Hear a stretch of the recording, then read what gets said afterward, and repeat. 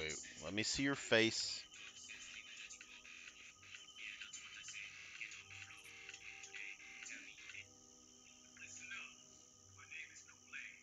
Hey. Surprisingly inexpensive fish for sale here. Just like you. Stealing car radios, joyride, disrespecting my mother, drinking wine all times of night, Hmm? running fast, acting like a knucklehead, 20 years plus in this spot. I wish I could go. Don't all crowd. What you want, cuteness? Plenty of perfectly edible fish to go around. What do you want? Maybe jack off. You want to lay in my lap? You want to sit up here? Oh, you think this shit is funny? Oh, come here. Oh, big baby. You ready to go to Bree's house tomorrow? Hmm?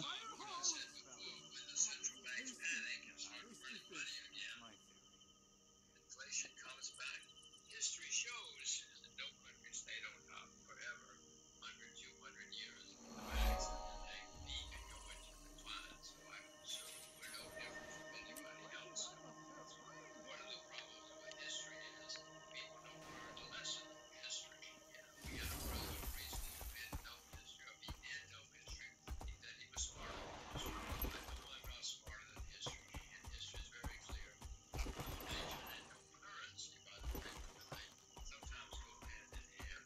They stayed on top forever. So America is now the largest debtor nation in the history of the world. We have troops in over 100 countries. There are people who would say we're overextended financially, economically, militarily. It looks like they might be right.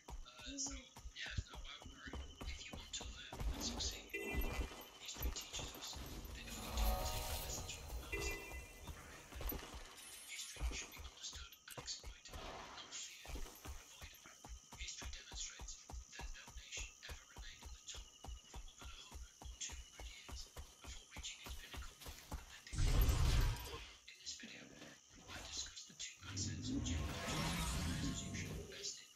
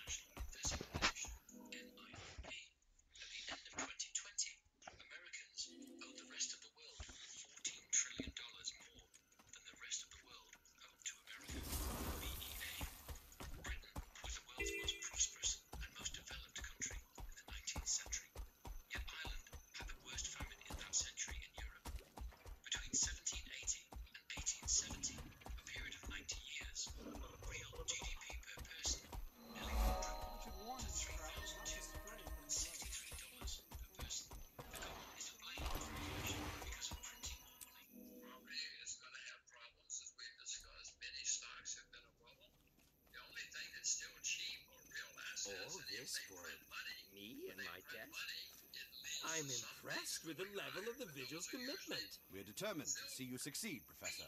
So glad to hear it. I need to complete a few calibrations, and then we can begin.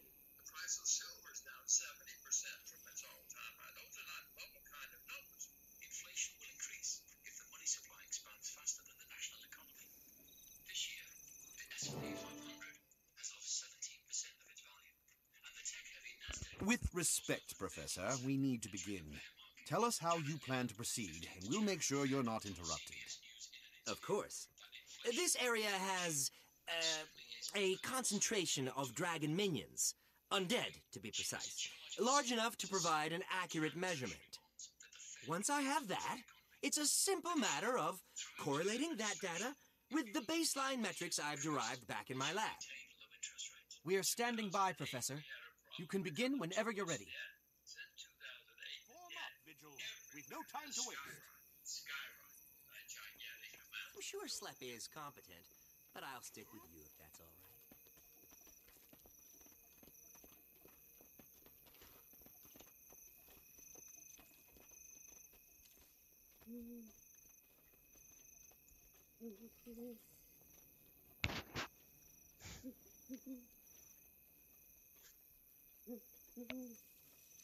You okay, pup?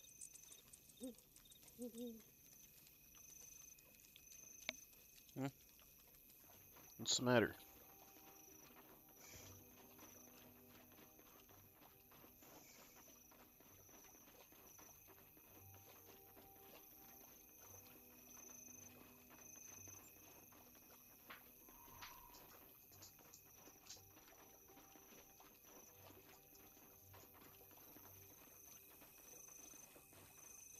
Yeah, you can put your mouth over that ball now, can't you, huh? Yeah.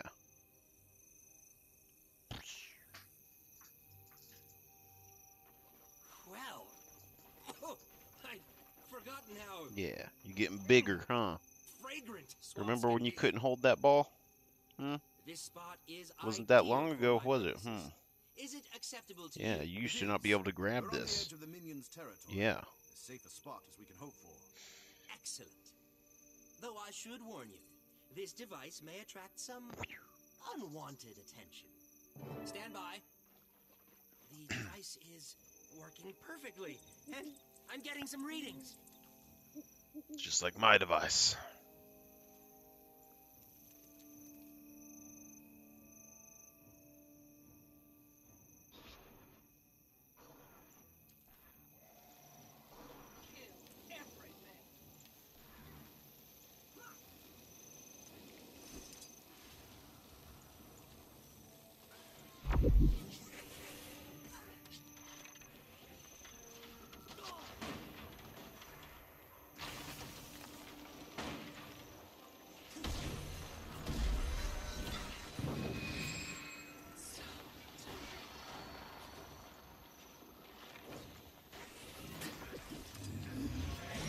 Not much activity here, on the scanner that is. Perhaps if we wait a little longer?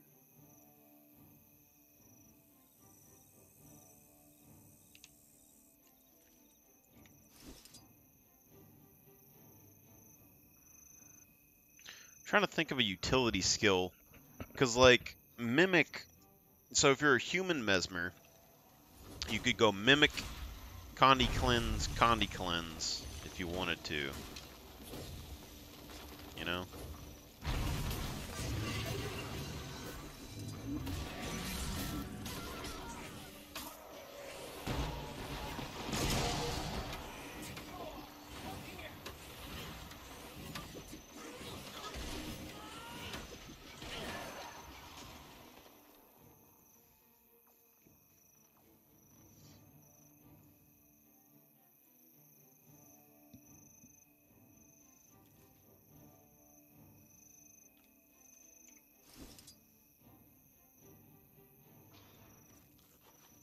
Protect Gore while he collects the data. We are besieged.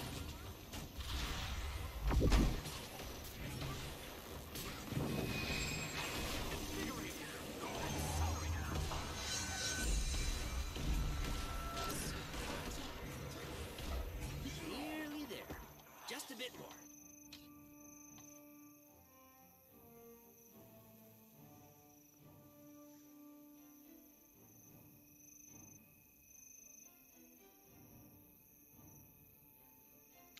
I need to relearn how to make gold in this game and then try to do some metas maybe.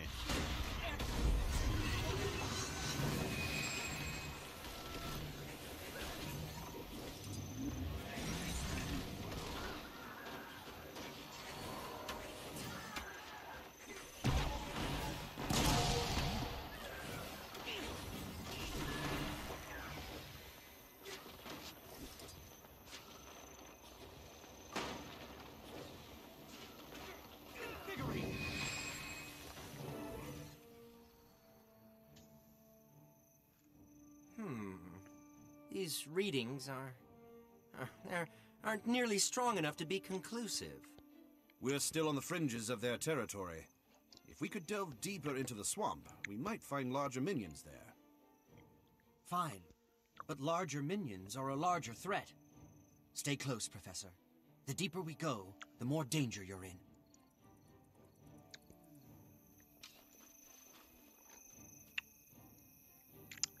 Gotta love the swamp. Swampa! Good thing we got our defensive goal.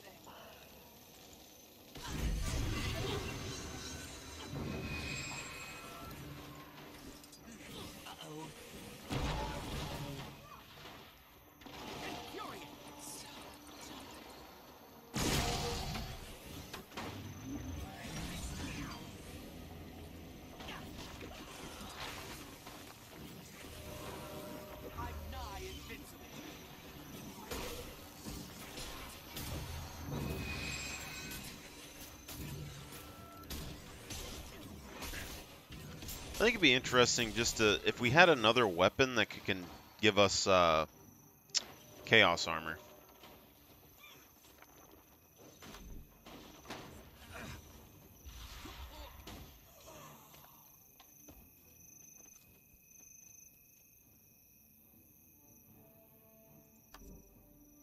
Oh. Oh, I didn't ever finish that. So we can gain stability when you use a shatter skill, gain an additional boon based on scatter. So you get might, vigor, fury, or regeneration. 8 seconds of vigor. Is it per shatter? No, this is per skill use. Stealth duration, gain random boons while you're in stealth. I mean,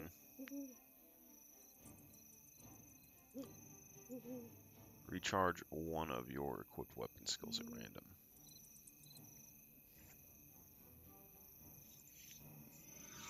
I like this, the chaotic interruption, but you have to interrupt a foe. The other thing, though, is that this is all stealth, so I mean, you could even do that on like the Snow Leopard Spirit potentially.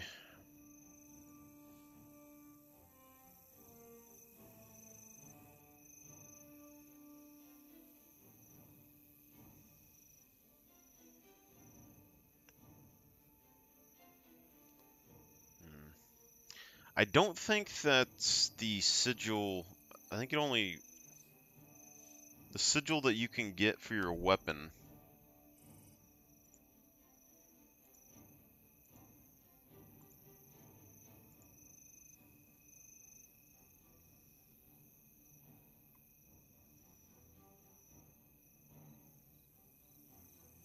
All equipped skills by 2 seconds upon killing an enemy.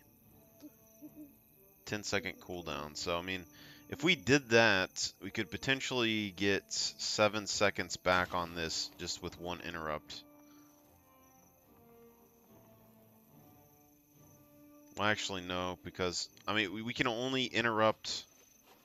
It really comes down to what you want. Like, so if we... Because we can mimic this, or we could mimic an interrupt skill. So there's kind of some toss-ups there.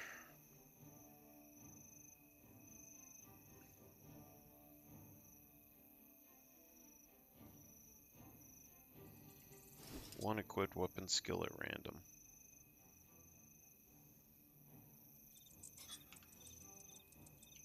Alright.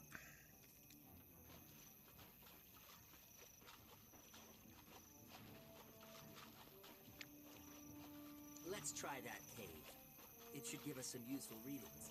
Just to verify, the division of labor says you fight that thing while I collect data. Yes?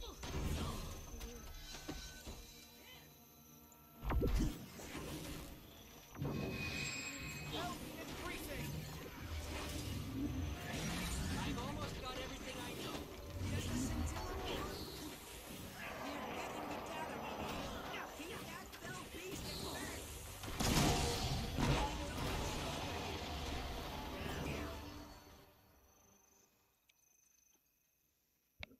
This is fantastic! The larger the minion presence, the less ambient magic. Finally, irrefutable proof of my theory. The dragons do consume magic. Thank you. Thank you for rescuing me, for helping me collect this data, for everything. I'm proud to be of assistance, but it's all part of my duty as Vigil to protect Tyria and its people from the dragons. Their effect on the environment is merely a symptom of the larger disease. But now that we understand that symptom, we're closer to a cure. We still have to convince the Arcane Council. And the Arcane Eye is still out to control the impact of Gore's findings. Our next step has to be precise and effective. For that, we'll need input from the others. Let's share this data with Zoja and the other orders.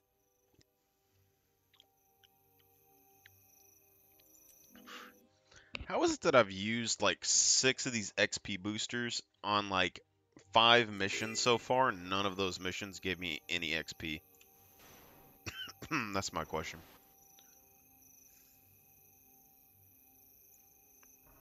Surely I can just go through here, right?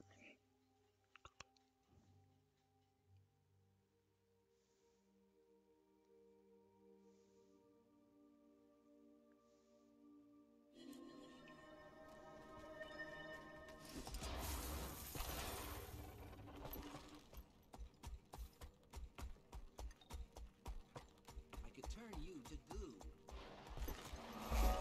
Maybe not.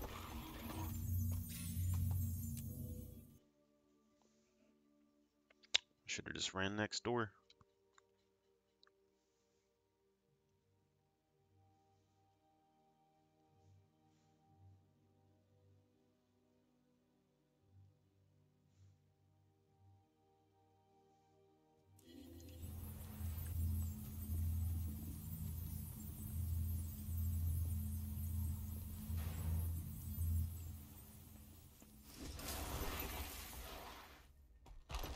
My counselor will hear about this.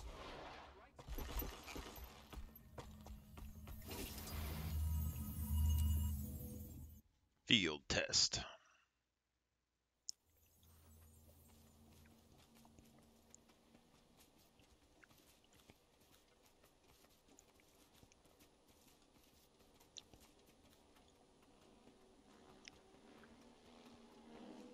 See, like, when you look at the Asura, you don't really think elementalist. Like, My theory Zoja's is an elementalist, Thanks to you all, we have but they have purple conclusive and blue proof power in that most the dragons places. are consuming the world's magic at an alarming rate.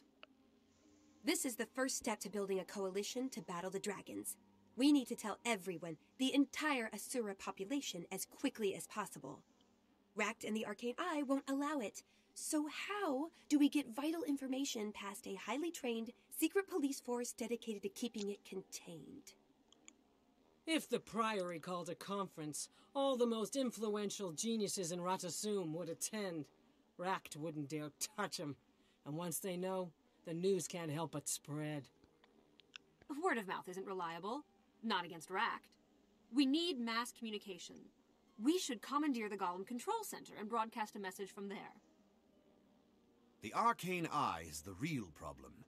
If we attack them head-on and take the fight to Ract himself, they won't be able to contain Gore's theory. This is it, Savant. All 3 orders want you as a member. If you're willing, the plan you choose now will determine the order you join. Permanently. Oh, I'm willing. That'll put me on the inside, with access to all of that order's resources from here on. That's what you meant by building alliances. Partially, yes. The rest will come after we present Gore's theory to the world. Now, select a plan and remember, the order you choose is the order you join.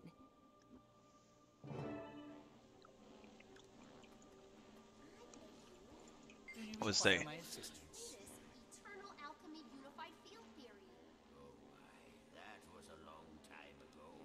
I was so young, so enthusiastic, so filled with ideas. History never lies. Any advice you would Historians, give as I pursue however. my alchemical career?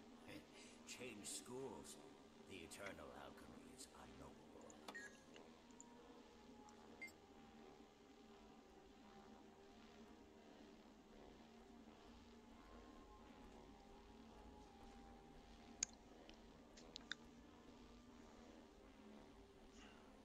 Tell everyone at once.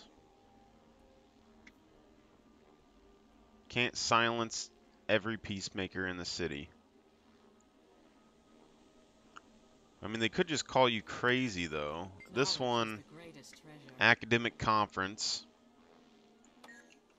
And then this one is just understand the problem. You know who the enemy is. The vigil is going to clear path.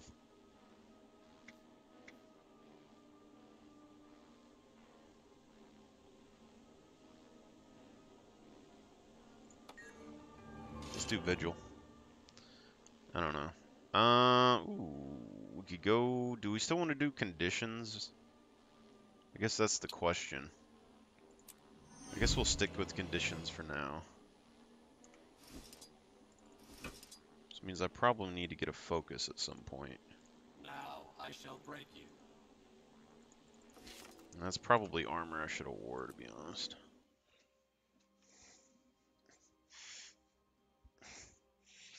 Yeah, but like if you look at Asura society, I mean, Zosha's an elementalist, but you see like all of their energy and crystals and technology that they use, it all has to do with blue and purple for the most part. Like these things are purple, and like the rest of the stuff is like blue, you know? Those are like the two major colors of the Asura. So you're thinking Guardian stuff, you're thinking Mesmer stuff. There's like a little bit of green, but like you don't think elementalists, you know? I mean, the Inquest have red, but you don't see them just like throwing fireballs. That's Fire Legion, you know? But like red energy, you would think Revenant, potentially. Maybe. Oh, crap. Oh, crap. Well, that's dangerous.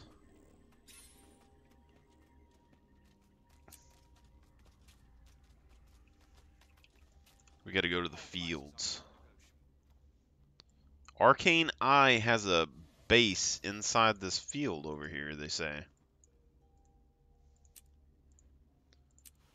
Interesting. Why is the Asuras over there?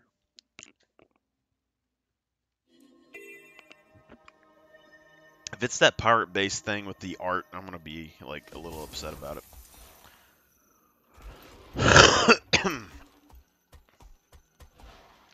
Yeah, where are all the art freaks in this game? People like should say something.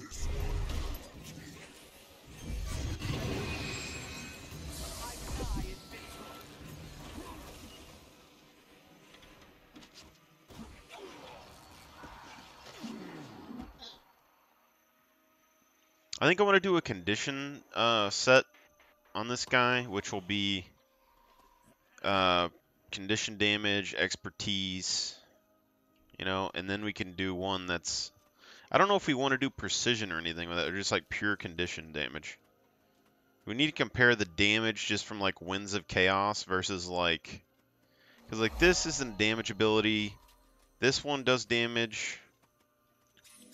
This really, not a damage ability. Kind of does damage, but it's more of a AoE condition thing. You know, this is AoE conditions. This isn't damage. This isn't really damage. This is damage. So I guess we could use this to, I mean, get more damage off. But you see how low, like this one's 170, this one's 50. Like they have, these are higher cooldowns though. But power-wise, you're getting like one additional thing. You got one for utility that gives Fury.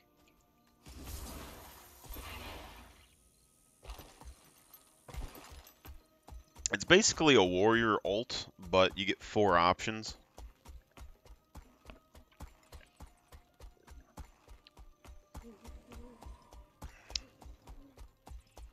I don't like having so many valuable staff around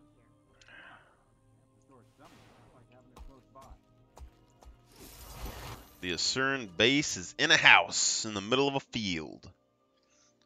So inconspicuous. Stay down. Down on the ground.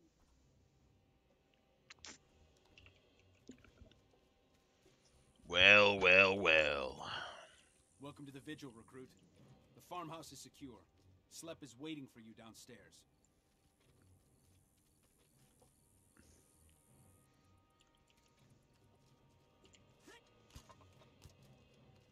We got a Fernhound.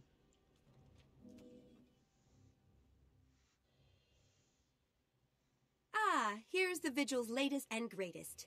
This is your order's mission, so I'll leave the briefing to Crusader Slep.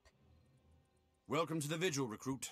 There's serious work ahead of us. Ract is somewhere in this complex. He's wily, dangerous, and he has to be taken down. This is a straightforward search and destroy mission. We search until we find Ract, and then we destroy. What about Arcane Eye agents? Destroy.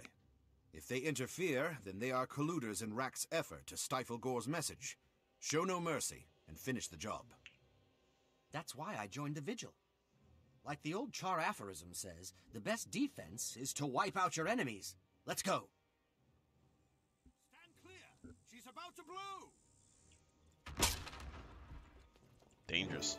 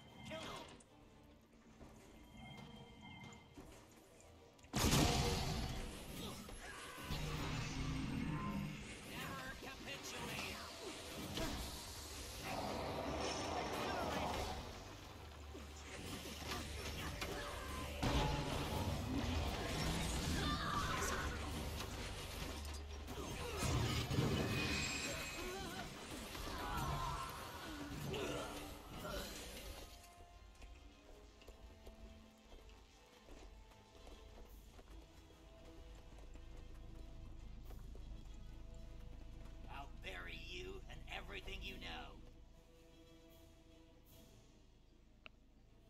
I should have known. A full frontal assault could only mean the Vigil. Look, you've even recruited the Snap Savant. Big mistake, soldier. Now the Arcane Eye will make a point of dismantling your little army piece by piece, starting with you. You trumped up little Martinet. Does that mean you'll actually fight us, instead of hiding behind the Council's authority? Don't bother taunting him, recruit. He's the objective. Take him out. Never capitulate!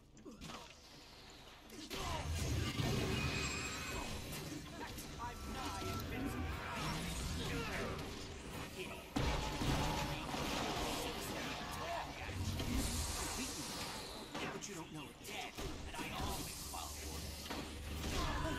You don't have a clear. I failed. This way, Counselor Flax. These people have rescued me before, and you can trust them. Follow me.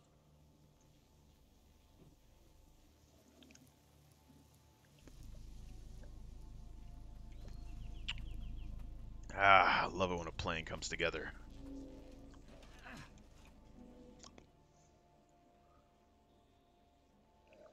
Here, you see, Counselor Flax? Everything I said is true. The Arcane Eye have been trying to suppress my theory that the dragons are eating magic. My correct theory, I might add. We now have proof that the dragons do consume magic. We know, Professor. We've always known. Preparations are being made to exploit your discovery for Ratasum's benefit even as we speak. Then Ract was working for you all along. You used the arcane eye to get Gore out of the way so you could stifle the truth. You won't get away with this. We'll tell the world. We'll distribute Gore's research. You'll make a lot of shrill noise, as always, and as always, no one will listen or care. You're wasting the Council's time. This audience is over.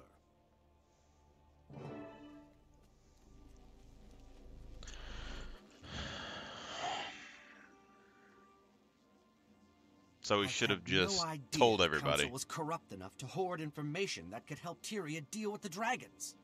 It's stupid pride. They think they can protect Ratasum while the dragons eliminate everything else.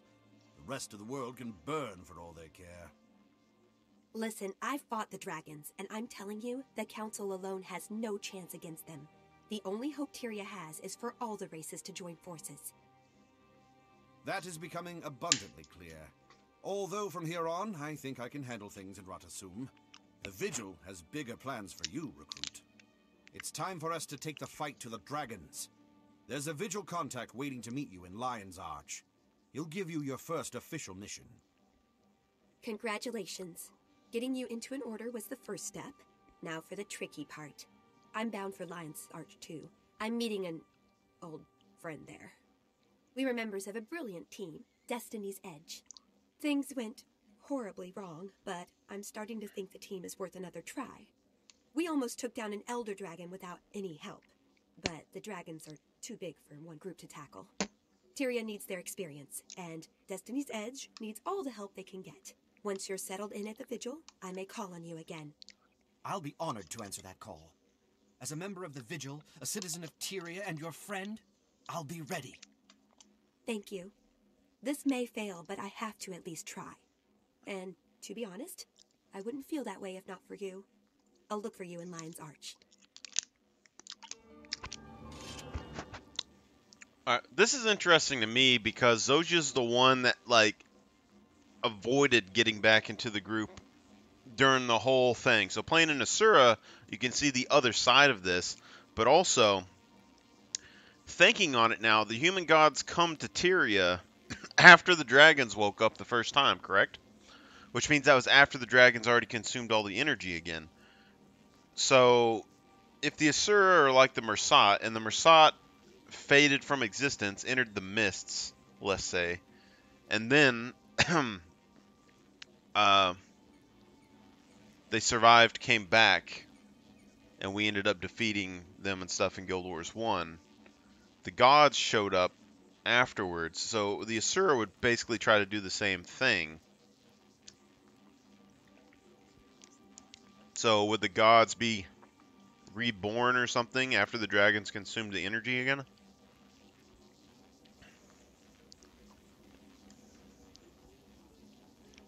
Although there's magic now stuck in the power stones, bloodstones.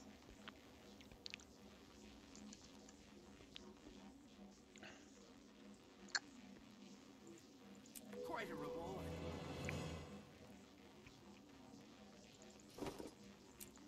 Vigil weapon container.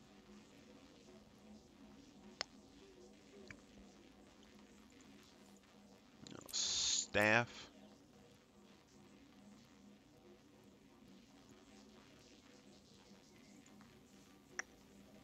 I'm about to focus. We got pistol. I feel like I've had the pistol at some point. I know I got hammer. Honor focus. Okay, the focus is kind of dumb looking. But let's double check what the focus skills are. Because this is the pistol's damage and an interrupt. So if you're using the interrupt thing to recharge your skills, you could go pistol into interrupt, copy, interrupt. That'll give you 10 seconds, and then you could do this, which will give you 15, and then you could do pistol again. So Torch, you get a stealth. Phantasm, strike and burn nearby foes, create an illusion that releases a massive wave of fire that burns confusion, interrupts foes. So here you can basically get the interrupt cooldown. But this is going to give you a defensive bubble, protecting itself and allies from projectiles. While you're swiftly allies across,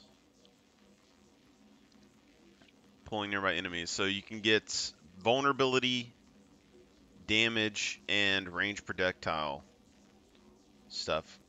I'm interested in the vulnerability and all that, so. Let's grab the focus. Boop. And then customize. Let's see. We're doing conditions. So, I mean, we got power and vitality still on here. But we also got condition damage and precision.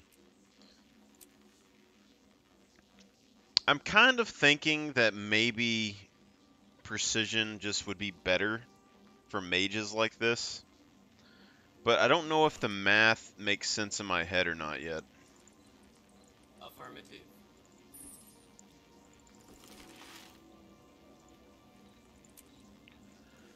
Because basically what I'm thinking is, like, classes like the warrior, which have a high power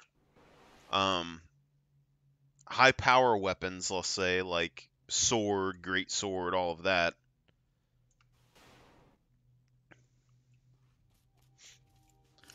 I would think, you know, maybe we should totally, you would want more power, more ferocity.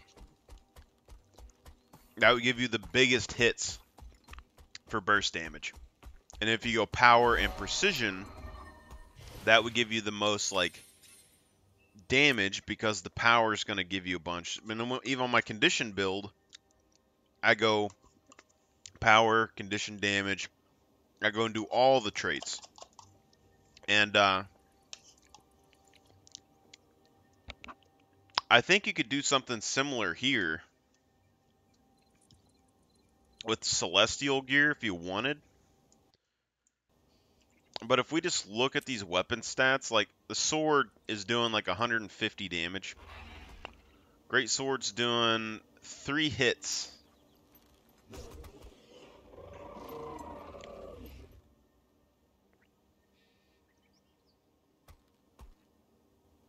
And it's doing physical damage. So, I mean, this is on par with the sword. And so this is going to be doing most of your physical damage, vulnerability, all of that if you're going to do the sword stuff. But then this is like, you get more shatter effects. You're doing less damage, but you're getting more condition damage. And like, is it worth it to build power out of these, you know?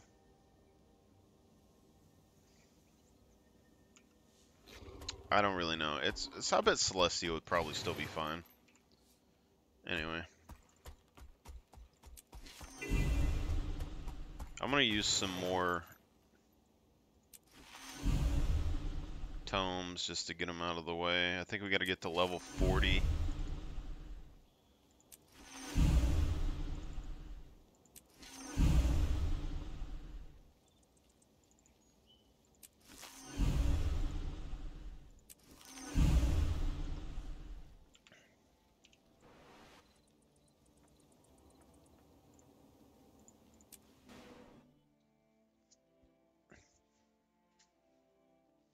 As for armor, we're not going to buy our armor. We're going to do the dungeon stuff to get armor, because we know we can at least get access to Berserker gear through dungeons, which is fine, even though you can buy them on the trading post fairly cheap as well, if you want to.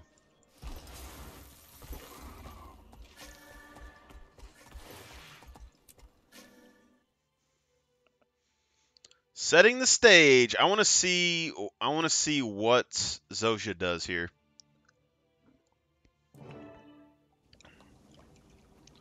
Because every other time, she is the one... Well, I mean, I guess here, she could probably still fight with air. but we never really see the other side of Zosia's argument. Logan and Ritlock and stuff are always like the main ones that have problems, but during the final dungeons, I mean, it's all Zosia. So if she's the one looking to join the group, you know, or maybe at least shows us that she was looking to join the group when she came here in the first place instead of just being here. And then she got angry at Air.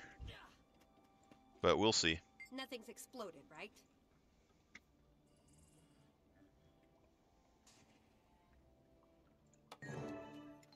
Yeah, she's already more aggravated now.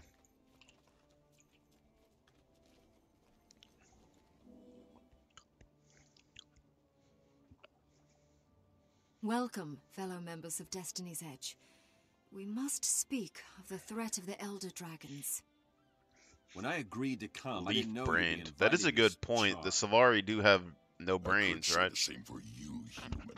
Finally crawling back for forgiveness, Logan. I've done nothing that needs to be forgiven.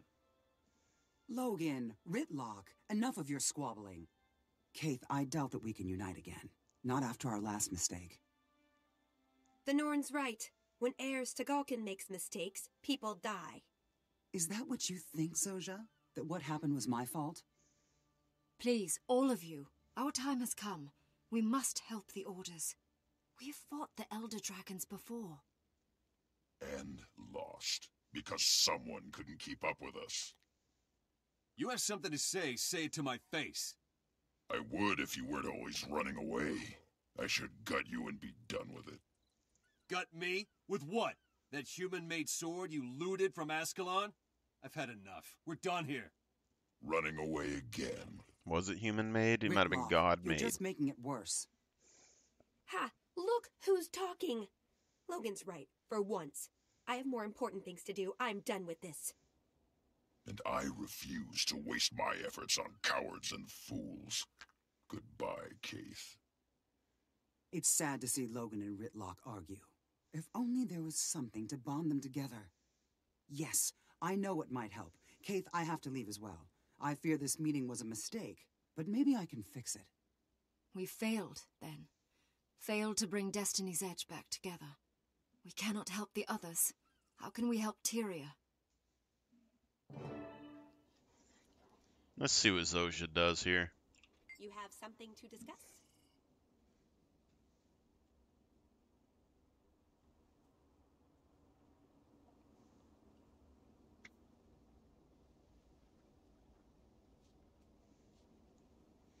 The finest guild in Tyria is a combination of 5 people.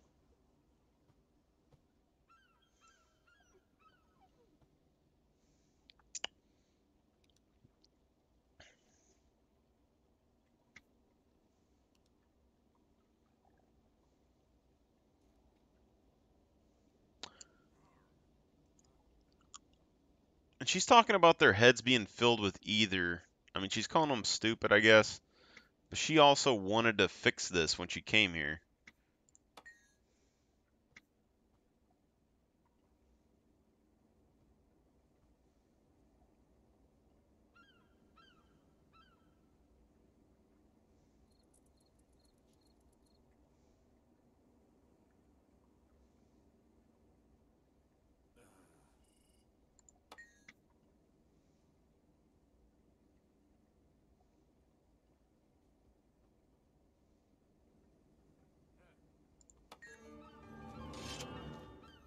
Damn, we were gonna talking sense to her and she shut us down. These female emotions.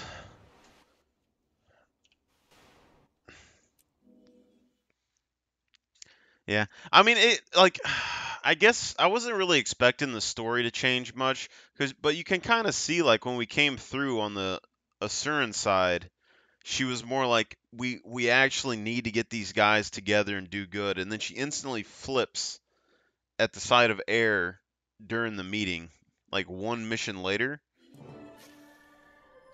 I was hoping to get like a little bit extra, you know? So now we got the Vigil Keep, and we can do the dungeons if we want.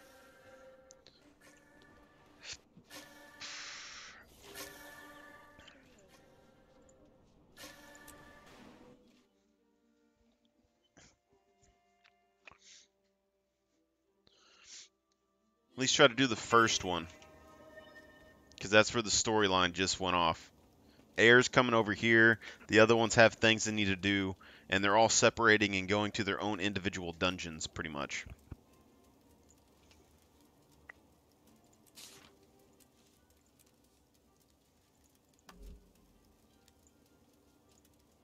Ascalonia.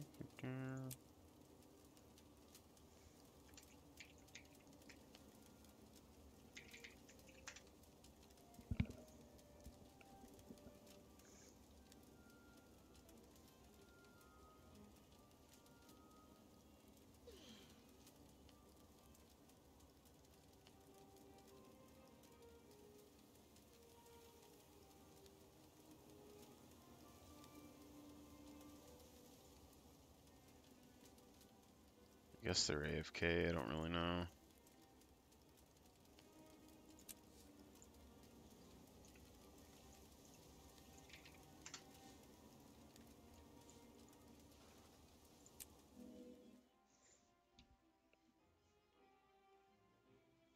We'll try to do it by ourselves first. You're not the reinforcements I expected, but you'll do. That fool Norn Air has stirred up the ghosts down here. Let me brief you. This place has a history, and I don't want your ignorance getting us killed. This was originally Charland. The humans pushed us out and built Ascalon on top of it. Over 200 years ago, we took our land back.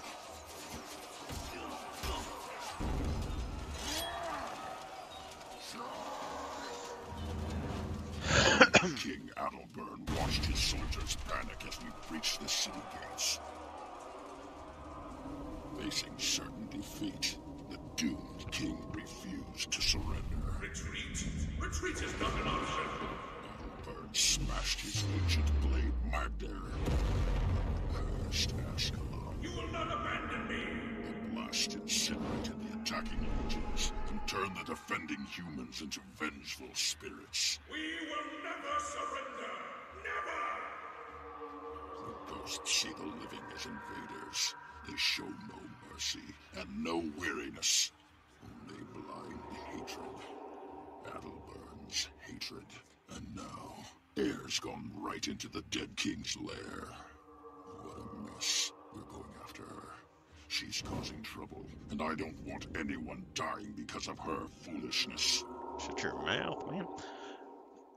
What I do think is interesting, though, is like during the Asura questline, when they were doing that meeting of the scientists and stuff, and they had that one speaker talk about the order of races from top to bottom, and they put like Asura, Sylvari, Char, Human, Norn, or something like that. That's the pecking order that the Asura look down on the races at, I guess. But why? I guess like I don't know exactly why the Sylvari would be second.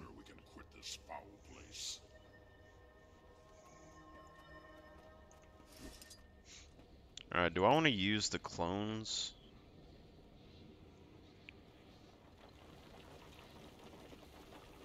We have the dome reflection. That might be better for us to reflect projectiles.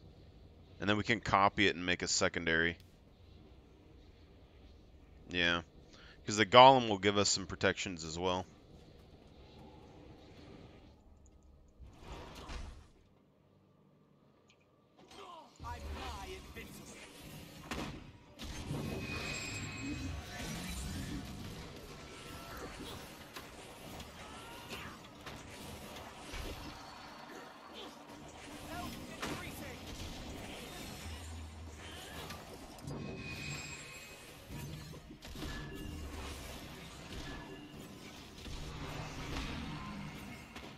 Might have some issues.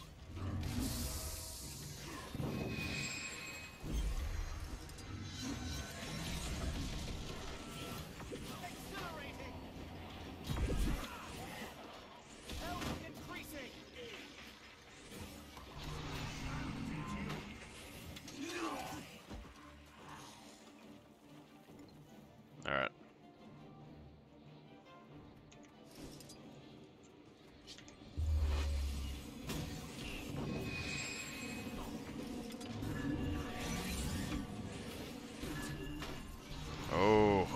Classic Guild Wars 1 interrupt mage. Annoying as hell.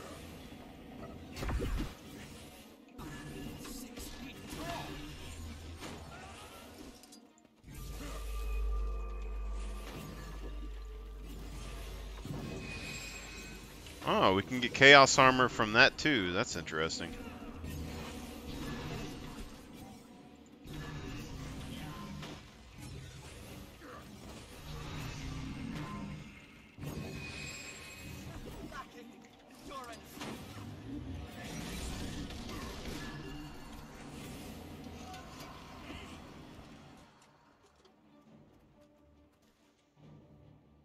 It's gonna be a little difficult. I think we knew that coming in.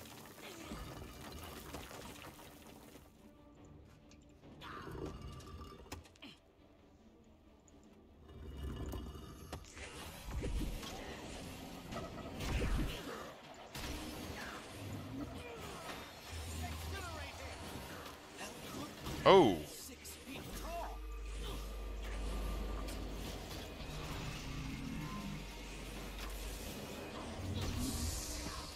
Yeah, I should have copied the other one.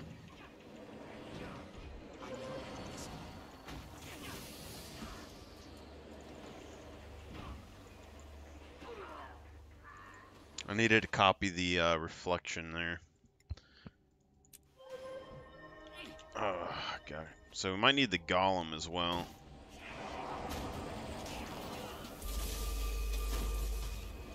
Oh, we got double barrier.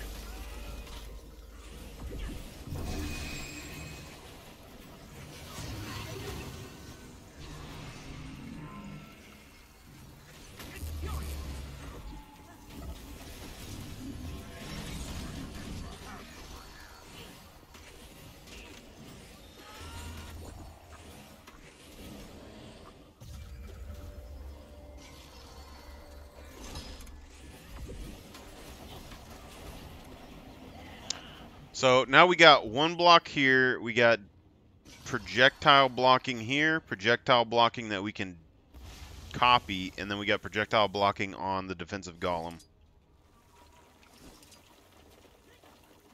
And we might be able to get a trait line for another one at some point. As far as I know, though, we can't mimic the golem, but once we get Chronomancer, we can get the golem cooldown, probably similar to what we had our human to, which is like 30 or 40 seconds. Ah, I did it again. Whatever.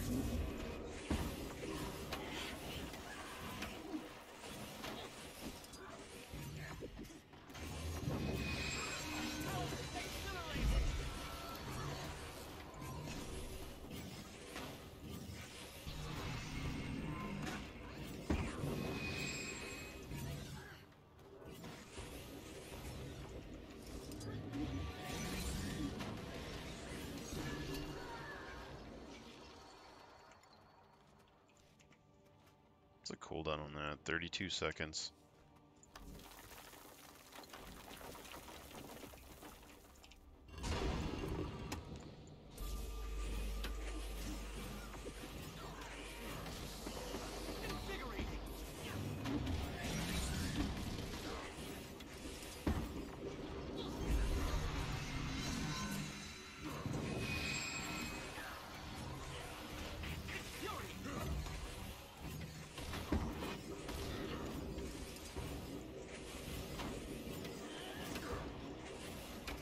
If we do the interruption, we might be able to get the Phantasmal Warden down. On interrupting a foe, because we can interrupt still with this, because we can pull them in. And we got that, so we could get at least... Well, I mean, we can at least get 5 seconds back, which would get a 15-second cooldown on the Warden, potentially.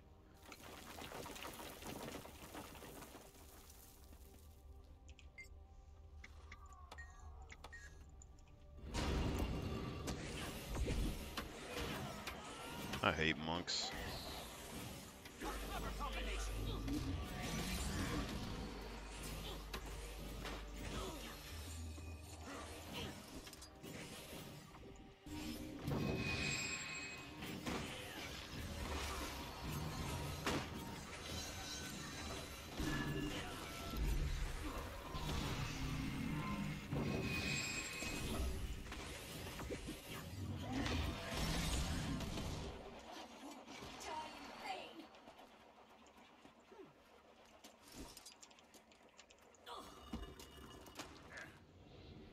Shoot. You have no right to be here. Go back to your rooms.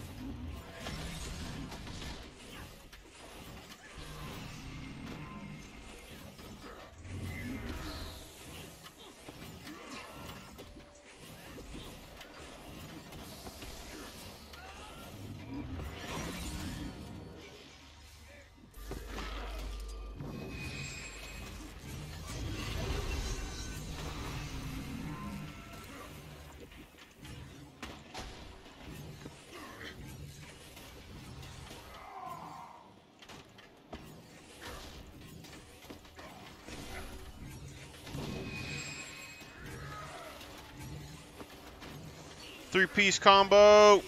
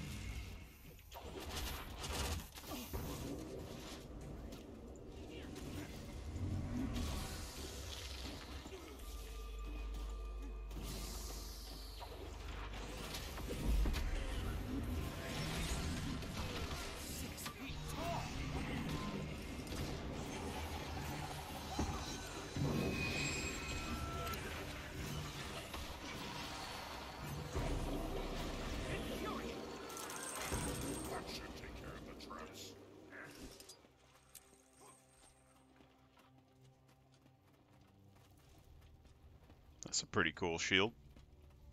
It's purple. We need to keep that door open. Put something heavy on the pressure plate.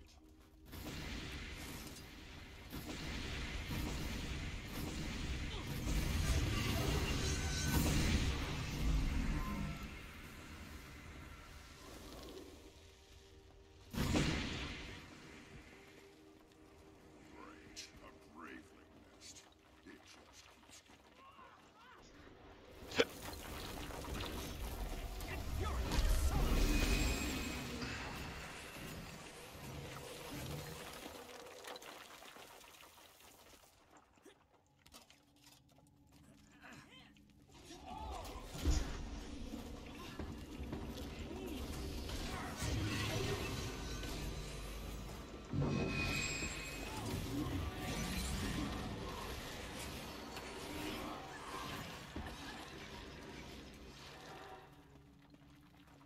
Could have swore there's booby traps in here.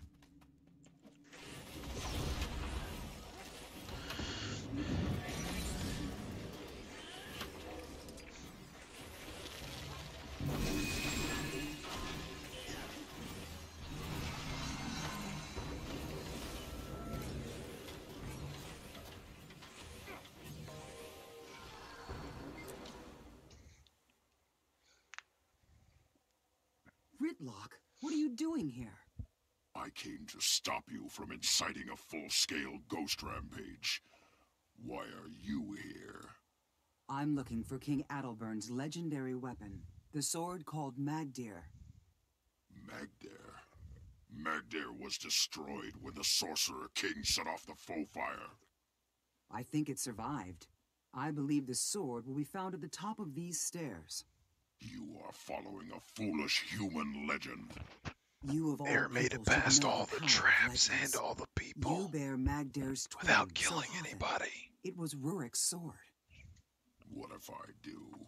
Adelbern's sword is no more, just like his nation. Then let us go up the stairs and see for ourselves.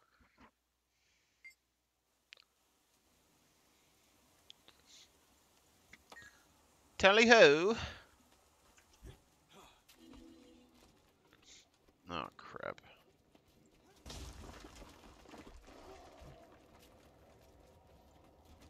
That's gonna be bad here in a second.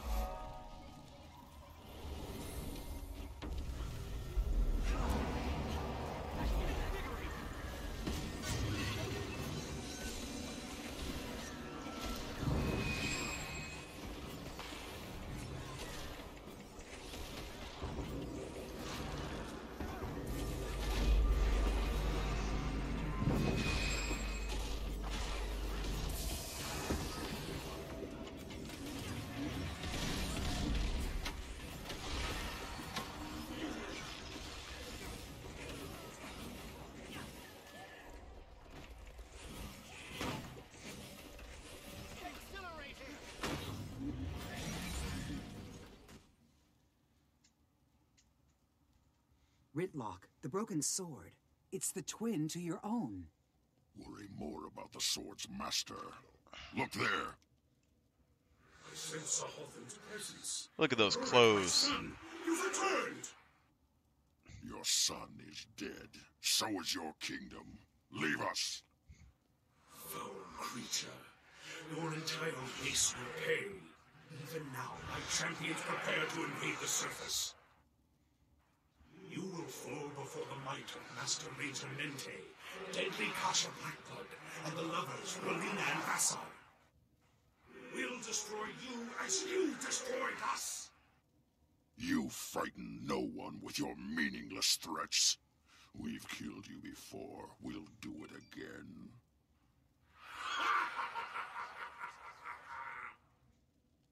Now you've angered them. They were already angry.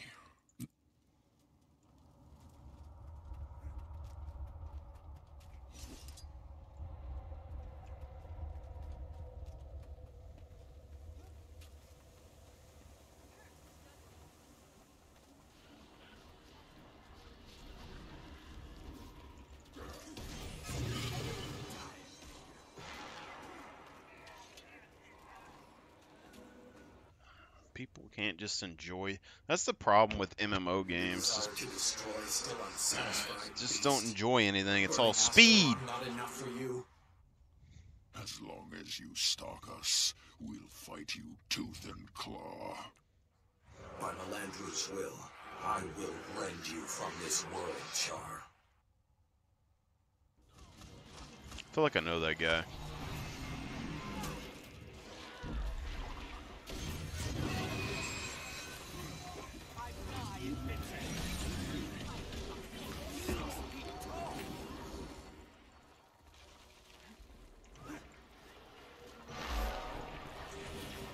If it's together, you is for you and me.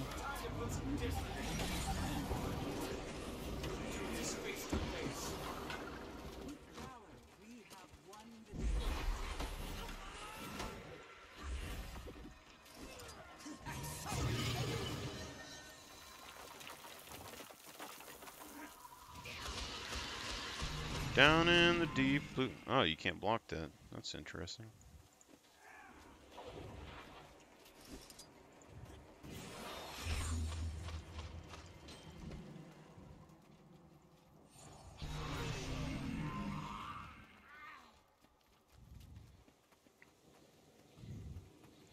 Like, why can't you like make an MMO world where it has like a real like developed story, where you don't have to put enemies everywhere, you know?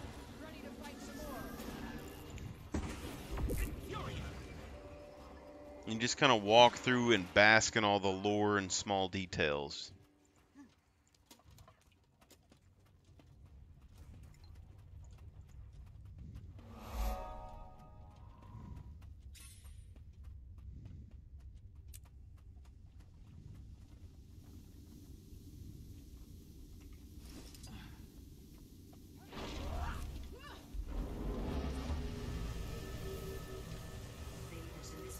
This person's doing the story mode, and they're like max level with an elite spec. You know, I'm not. The game's too easy with elite spec classes. That's all I'm saying. You know, just let me get some noobs in my group. That's all I ask for. You know, maybe one experienced person if you really want it.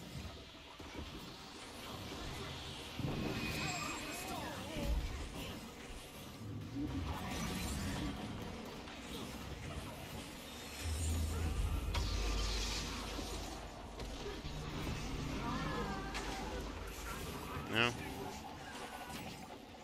So I think I should do all these solo. Like, I should have just tried to do it solo by myself.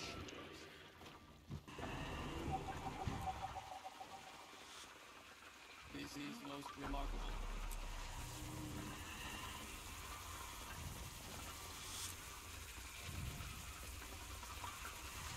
Affirmative.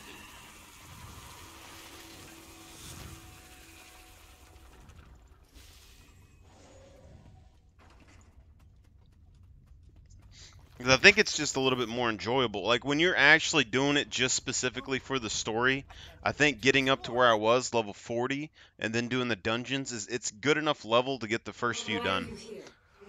What's odd about the dungeons is, as far as I know, Claudius Manor's like the only one that doesn't make any sense. It doesn't have anything to do with Divinity's Edge. It's all human.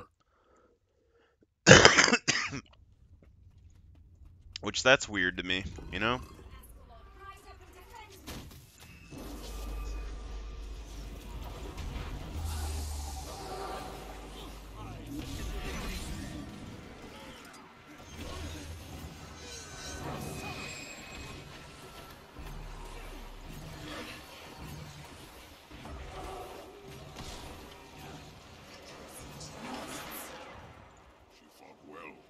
Trials in this world are over. Blood must be boiling by now. Perfect.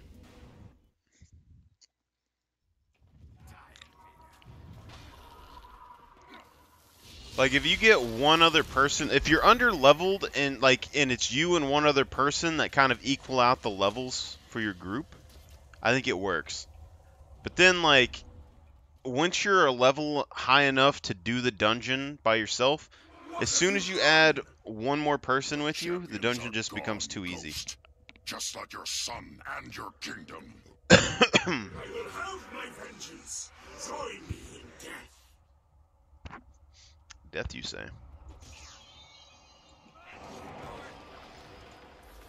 Alright, that's probably my fault.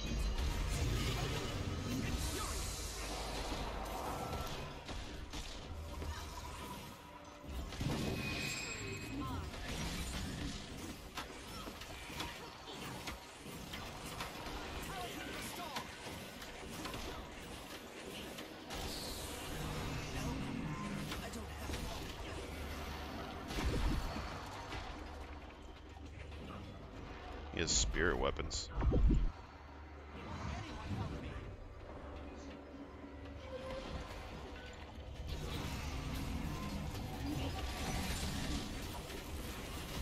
It's really hard to tell if my thing is what's doing that or if it's something else.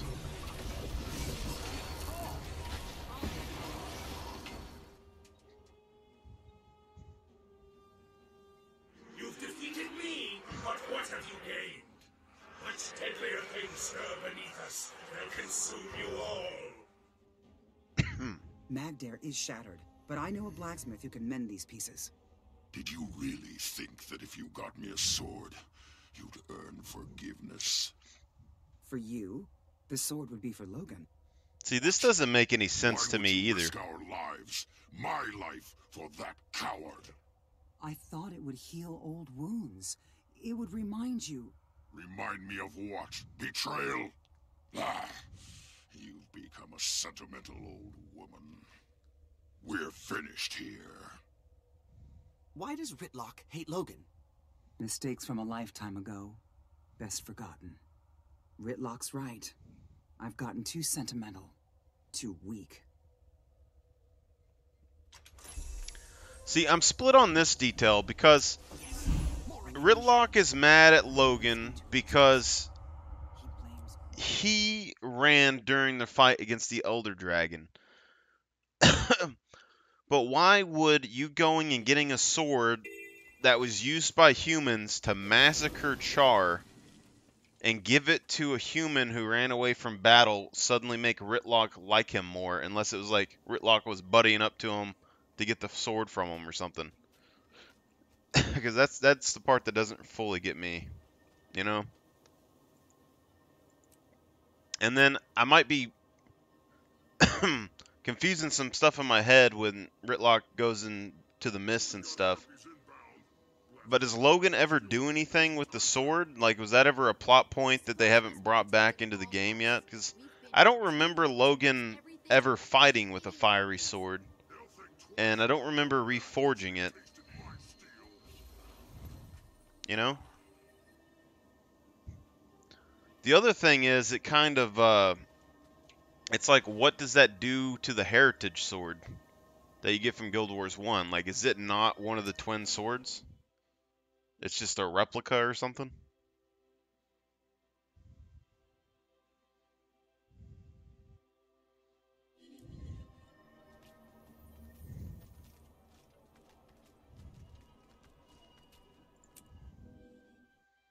Meeting my mentor. Oh crap, did I pick the right one? I think the Asura mentor is the Whispers one. I think I picked the wrong people to work with. Crap. If this is the Norn dude, I'm gonna be a little upset. I'm a little confused because it has to be the Norn guy. Or no?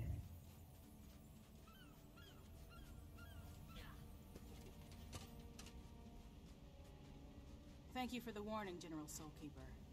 I will make sure Queen Jenna receives your news, but I cannot make any promises. Yeah, it is. The Ebonheart Treaty is Kryda's only hope for peace with the Char.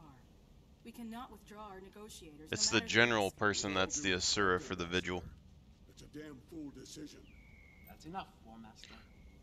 Thank you, Lady Versa. It would make The Vigil will do our best. it would make sense for the Asura to join into the Vigil though and become like a strategist leader of the Vigil, because like the Priory is a natural thing. You can basically take the Asura as a race and that's basically their Priory.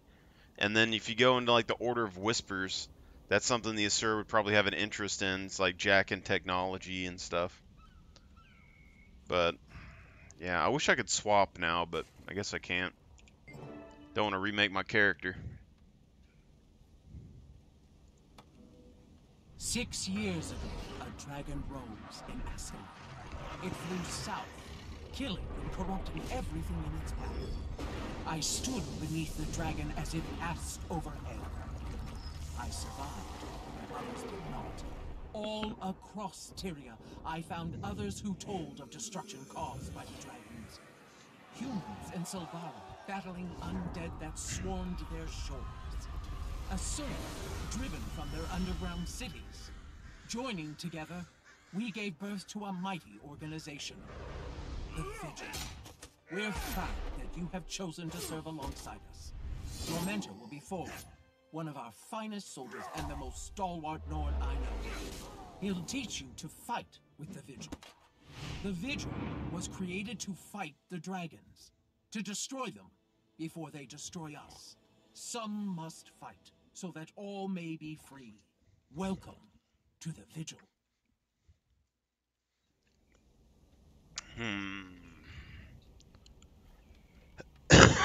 Dragon rose in Ascalon. And then she... Why would the Asura say that they had to leave their underground cities? I'm guessing after Guild Wars 1, the Asura went back underground when the Destroyer got put to sleep. And then when the dragons reawoke this time, they left again. And if that's the case, then there's whole underground Asuran areas that are left under there. But did they? Maybe they haven't explored anything else. Maybe that's what they're going to do with an expansion. My name is Almora Soulkeeper. I founded this order. Soulkeeper. I'm its general until I die in battle, or they find someone better. I'm better. Your We got it. representative sent me a letter saying that you were the best they'd ever seen. I look forward to seeing you prove that. I'll do my best, General. I'm dedicated to fighting the dragons. Just show me where to fight. Not with steel, but with magic. I like you already, recruit. I've assigned you to War Master Forgel Kernson for training. Look here, young one. I don't care what you've done in the past. The Vigil needs heroes, not tale-tellers. It's what you do today, not yesterday, that matters to me. Understood? Yes, War Master. If you give each other a chance, I think you'll get along just fine. Now to business. Renegades are threatening the treaty negotiations between Kryta and the Iron Legion. Where's my paper? The Vigil needs to ensure that the treaty goes through. Those two nations need to be fighting the dragons, not each other. You'll be dealing with Commander Samuelson, leader of the Ebon Vanguard and avid treaty supporter. Head to Ebonhawk and stop those renegades. So thinking on it now, if I was going to make a second Char character, because I haven't made a Char character in a long time because their armor's all wonky, I might do a mage, like a Firebrand, or a Fire Legion mage. Because when you think Elementalist, you think like, like when I think Asura, I think technology. And in this game, technology and magic are kind of together. But when you think like engineer, you're thinking like Char, human, Norn, when it comes down to like those basic rifle traps and stuff, and net traps and things like that. And then when you're thinking like magic, like Guardian magic, you're thinking Asura, Norn, Sylvari potentially, human potentially, but I don't think Char, you know. And then when you think like Mesmer, you think probably Sylvari, Asura, human. You don't really think Char or Norn when it comes to Mesmer magic. Fire magic is a very char thing, but elementalists are also pretty solid for humans. But like the Savari using fire magic, I guess it could be a thing, but it'd be kind of seems like it'd be kind of self-destructive. You end up lighting the forest on fire. I could see like earth magic, like healing magic or something. Unlike Zoja, like in the Asura, like she's a elementalist, but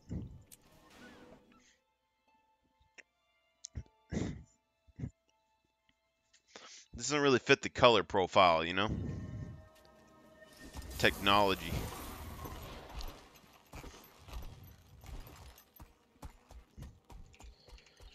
We got 7 more tomes of knowledge, and we can potentially get more by the end of the story. All these characters that I'm making, though, like I'm making a list of them. I got to get more character slots to finish those. But it looks like we're having human warrior and my Norn warrior, because my original Norn warrior is coming out of retirement. But the human warrior is going to be my main warrior. Probably from now on, unless something happens. Because the Norn, I like the Norn body size and the Norn voice model, but armor doesn't always like fit on them properly. Like it doesn't work very well. You know, it's kind of a similar issue that like the Char have. But we're making a Norn ranger, so we have a Norn ranger, an Asuran Mesmer, human warrior. You could argue that the Norn should have the human warrior, if we're gonna be honest, and probably that's what I would want to do if the armor sets like looked decent. But the armor, it bugs me. So toss up between those two. But we got human warrior, Asuran Mesmer, Norn ranger, Revenant Savari. I don't think we're gonna do another thief, but I'm tempted to do like a Savari ranger, but make him a thief build instead of like an actual thief.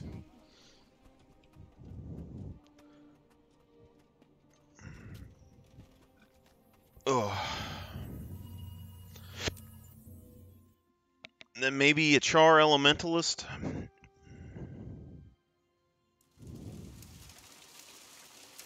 Secure the gate. Don't let the renegades escape.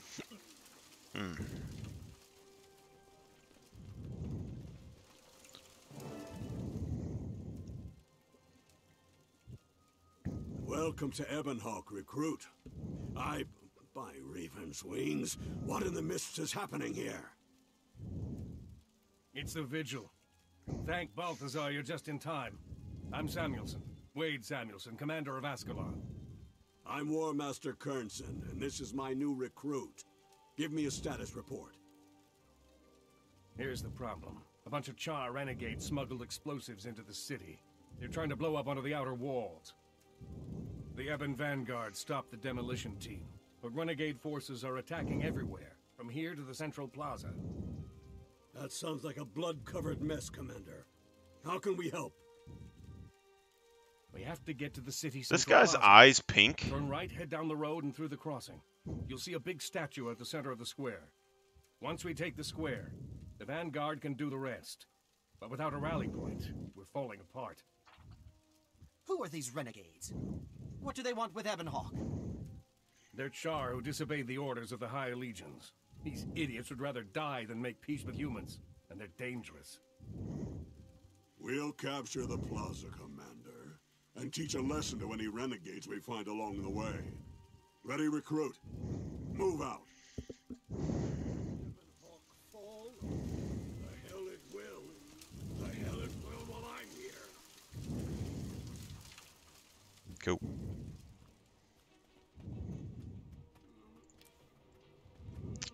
We stick with defensive golem. I kind of want to see the power suit, but it has a longer cooldown. But the duration is 60 seconds. I think the power suit could work on a Mesmer specifically if it gives me a second health bar, and I need to test it out at some point. Because it has its own heal skill built in. Yeah, let's test it out. Why not?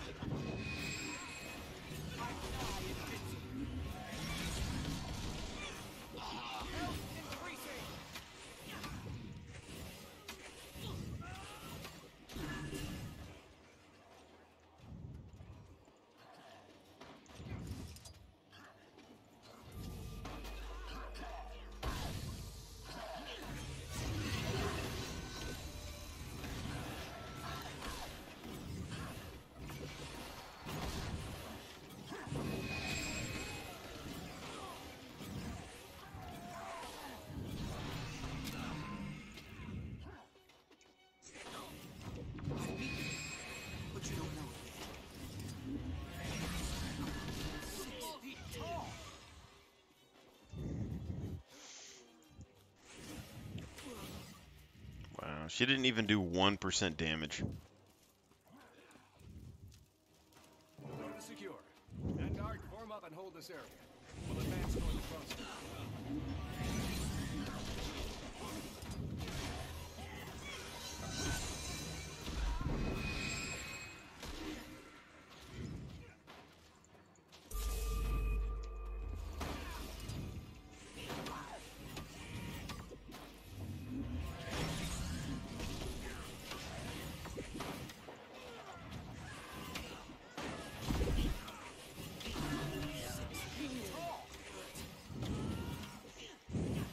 Wingardium Leviosa.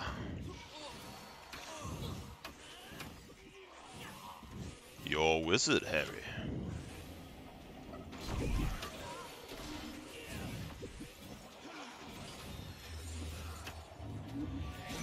Abracadabra!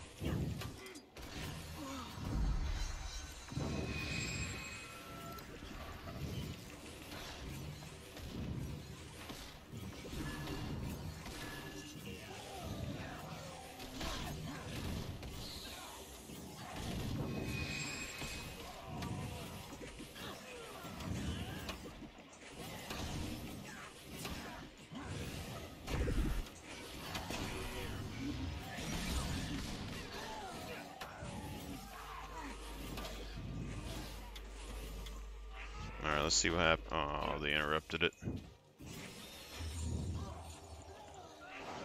See what happens. So we're at 3,900. We go up to 6. So we get a bigger bit, and then we can self-repair.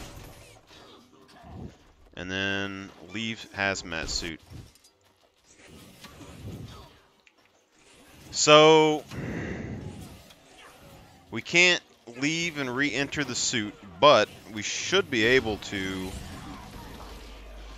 at least in theory, if we're a chronomancer or something, we could use our heal skills or whatever. When we're in trouble, we could drop the hazmat suit, jump in it, use the self-heal ability, and then hop back out. So we basically get, you know, twice as much health, some defensive stuff that we can use, and then we'll get an extra heal skill, which I think is pretty nice. Drop some of these around here. Let's do some of this.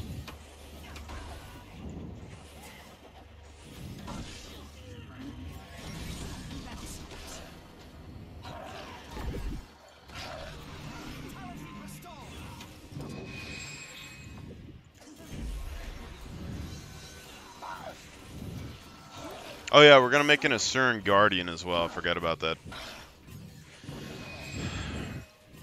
I was a little split on that one as well because, like, Guardian-wise, we're going for the Dragon Hunter, and Asura don't strike me as physically fit. But if they're using technology, I could make it pass, right? So if we do that with the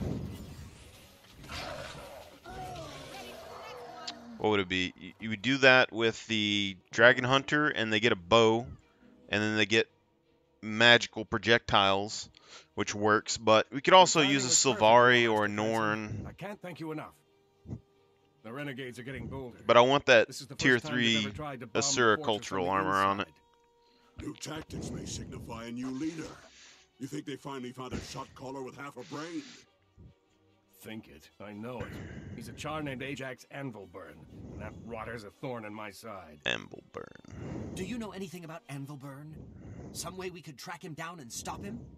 Scouts tell us the renegades have a camp outside Ebonhawk, but my troops are tied up defending the treaty location.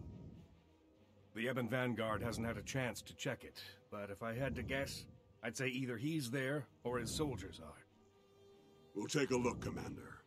Ill-disciplined thugs like these should be easy to find.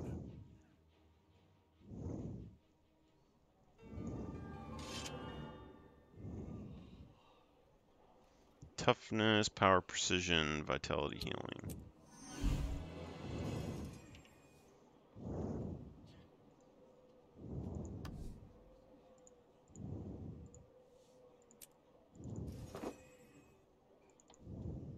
This is the only proper course.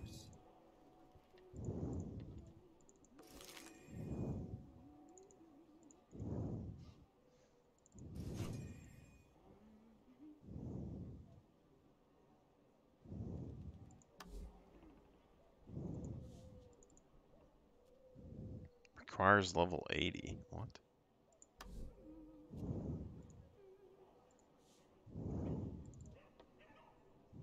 This is the only proper course.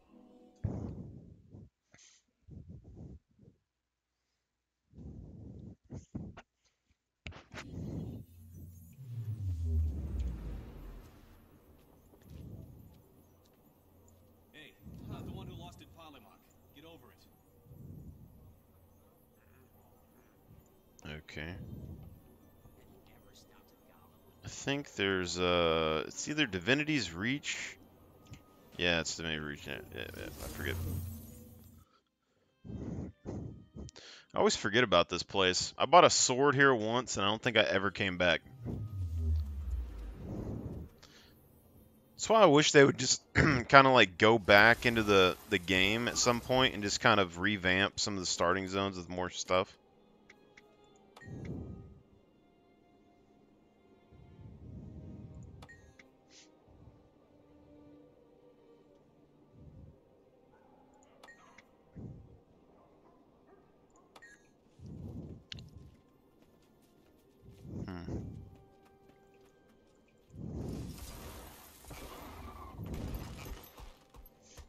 Because they have these little fetch quests, but like when you do the game, especially when you first start, if you're not paying attention to like stuff like that book, you're never going to go look for it, and then it doesn't really go anywhere, you know?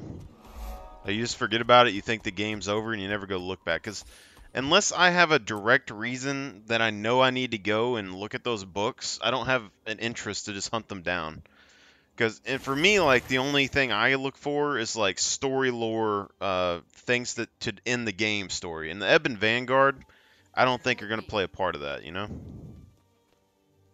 Royal Messenger.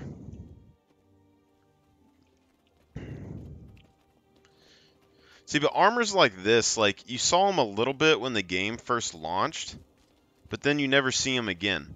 And the Ascalonian armor actually isn't terrible. Like, if you look at that, it's a decent little armor set, you know? And it can fit with so many other pieces to make combinations of gear, but you'll never find people wearing that stuff anymore. Like, I still really like the helmet and all that, and I hardly even wear it. There's the messenger. Kill her, and the traitors guarding her. Separatists. We are the Jedi now. 3-piece combo.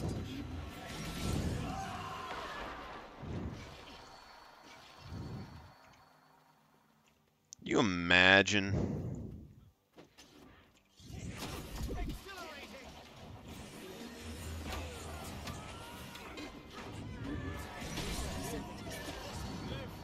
should be careful from Like if you were in Harry Potter and they like curse spelled you and they times it by 3, oh, triple life sentence.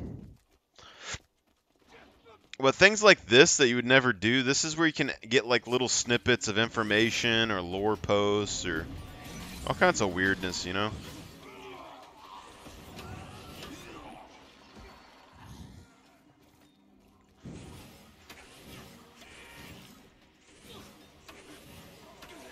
I'm thinking about starting to write down ideas for an MMO game though and put them in a book and kind of flush out the lore and stuff with it and maybe just write a book about it and then try to make a game afterwards. Because if a book sells and it's interesting, I think other people would play the game. And I'm kind of thinking about separating the like class systems up. So, like in Guild Wars 1, you had the ritualist and then you had the like necromancer, right? But what if instead of having separated classes like you do in like this game, for instance, they have the Guardian and then they have the Necromancer. The Guardian's basically like a combination of Ritualist and Healer together. If they had a scale, so as you like made your character, there's like sliding scales for dark and light, or like big and small, and they actually had effects on your character's abilities. And then so like in the Necromancer type category, I forget exactly what I called it before, but you'd have like Necromancer, and then you'd have Ritualist. You know, so one would do with spirits, the other one does with the Necromancer, but it would be one class, and then you'd have a sliding scale that goes in between. So if you're all the way over, you get access to like a bunch of the spirit abilities, and you're putting spirits in armor and stuff like that, and it would look really cool. And then if you're on the undead side, you're resurrecting undead corpses and things. But you could also slide it in the middle and get kind of half of both ability. So maybe you could like resurrect some undead corpses or put spirits in some things, but you couldn't get like the really big powerful abilities on either side, you know? But maybe they have like weaknesses or anything that you want. Or maybe your decisions in game, like if you built a like an evil dark necromancer and you wanted to turn it into the other class, you need to start doing things that make it good or evil in game afterwards. Evil.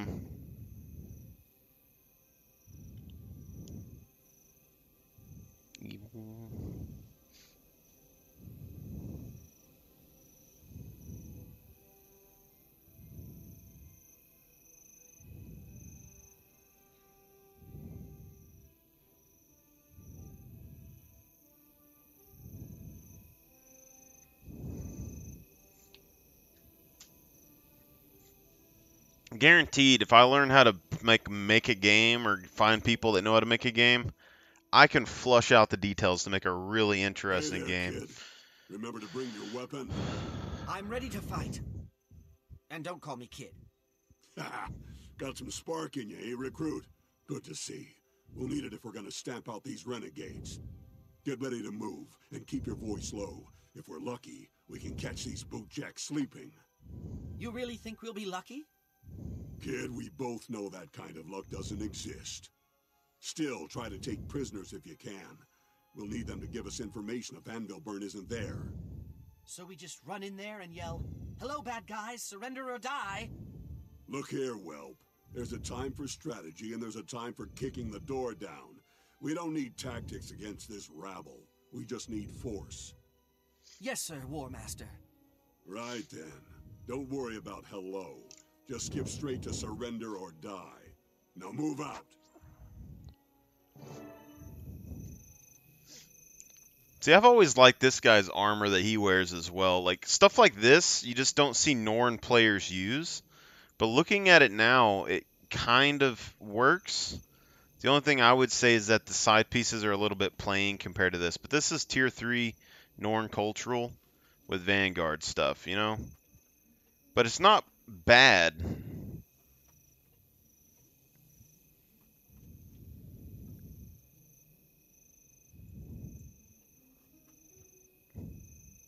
Anyway.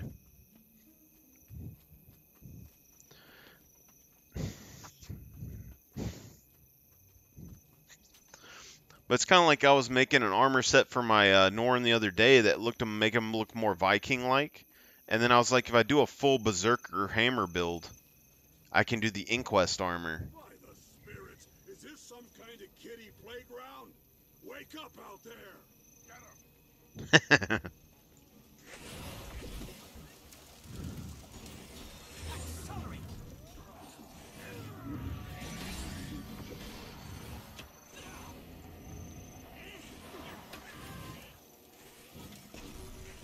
Abracadabra. You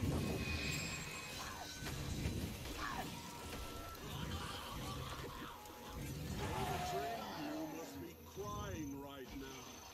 You best run.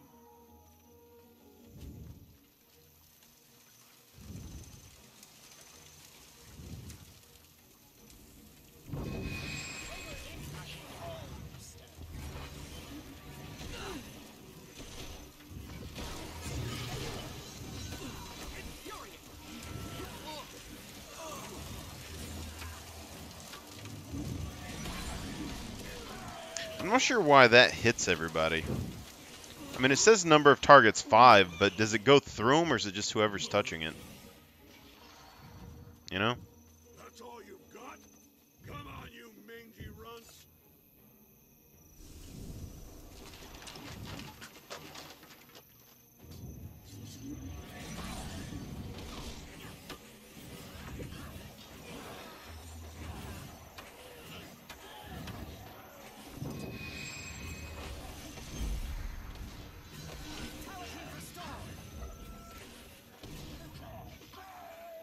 Three-piece combo.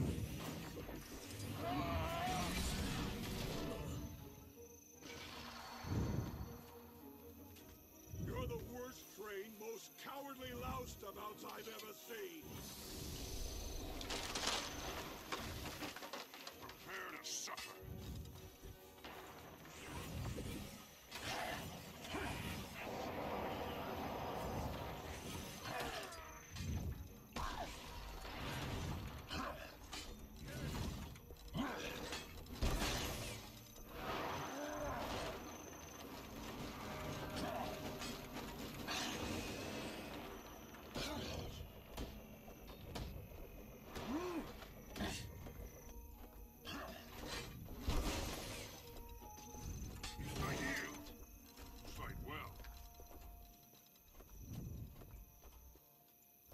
Yeah, dude.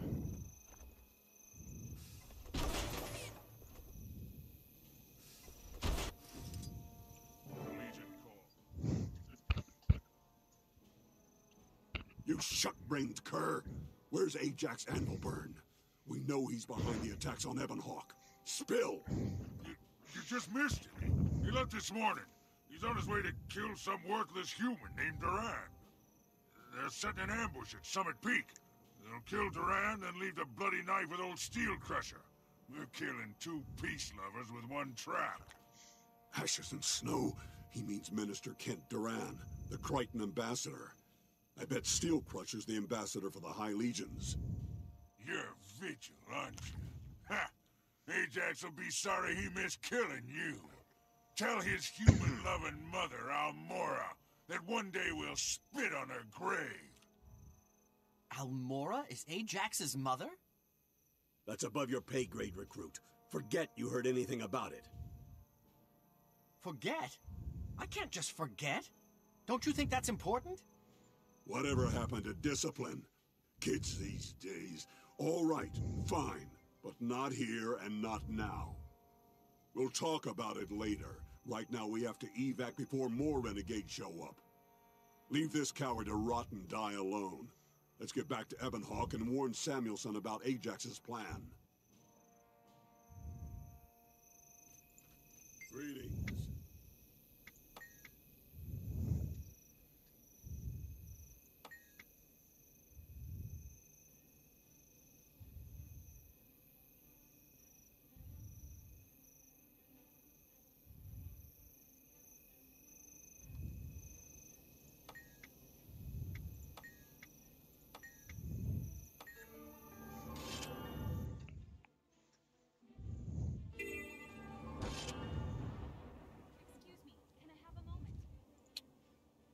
No, you cannot.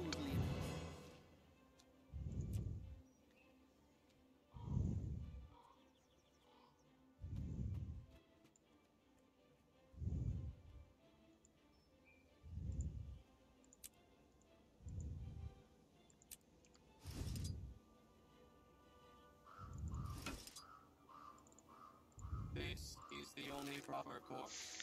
This is the only proper course. So we just got an XP booster from that, did we?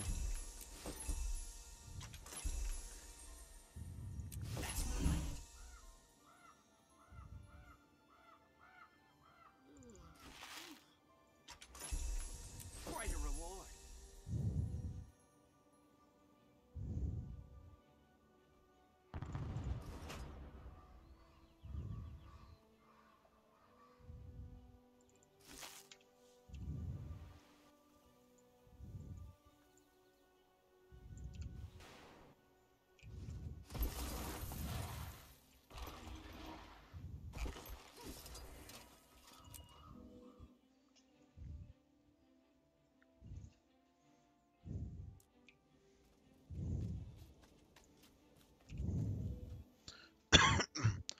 You can do it, put your back into it.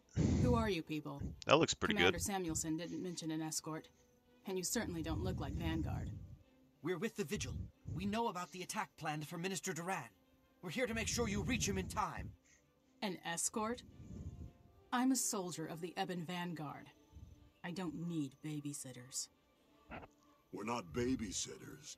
We're tourists, traveling the same road, taking in the same scenery, and beating the ever-living crap out of the same idiots as you. You look like a fine sergeant. Are you really gonna tell us where we can't go and who we can't beat up on such a nice day? I have to get this message to the Minister. I don't have time for this. Just keep up or I leave you behind. Head out for Summit Peak, and don't slow down. Vigil's my escort? Fine. Just don't tell the rest of the Vanguard. I'll never hear the end of it. If I'd had a daughter, she'd be a lot like Jane. Except smarter, stubborner, and better looking.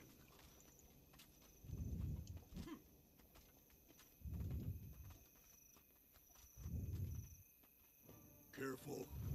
This has ambush written all over it. For the charge!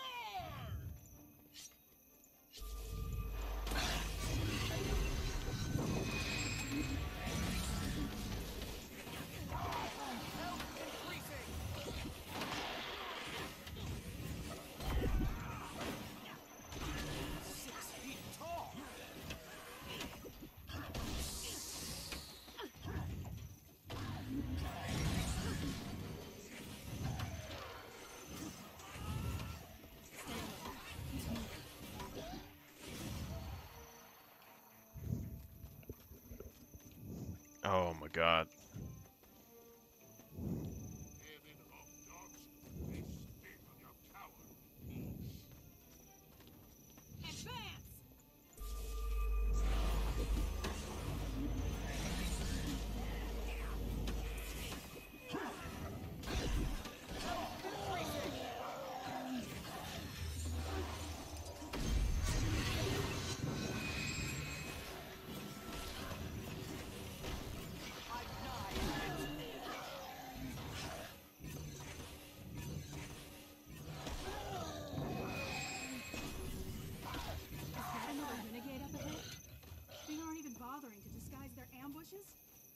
I see a survivor.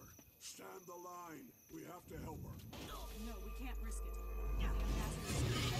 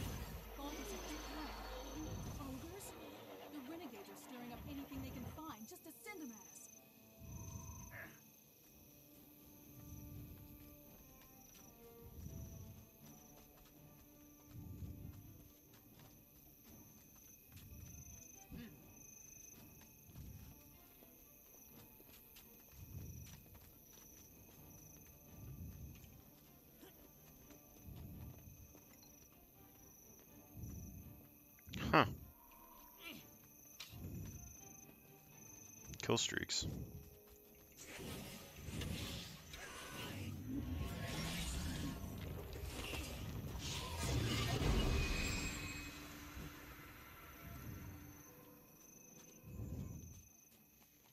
Gotta keep killing.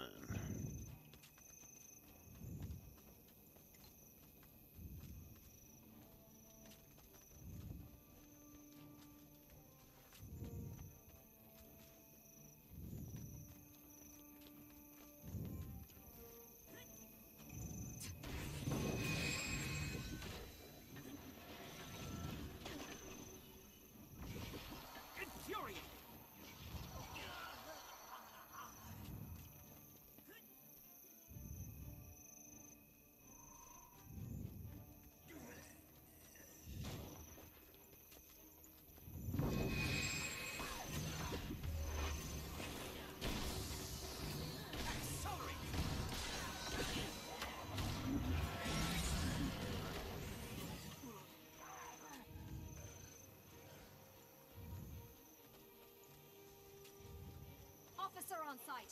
Stand at attention.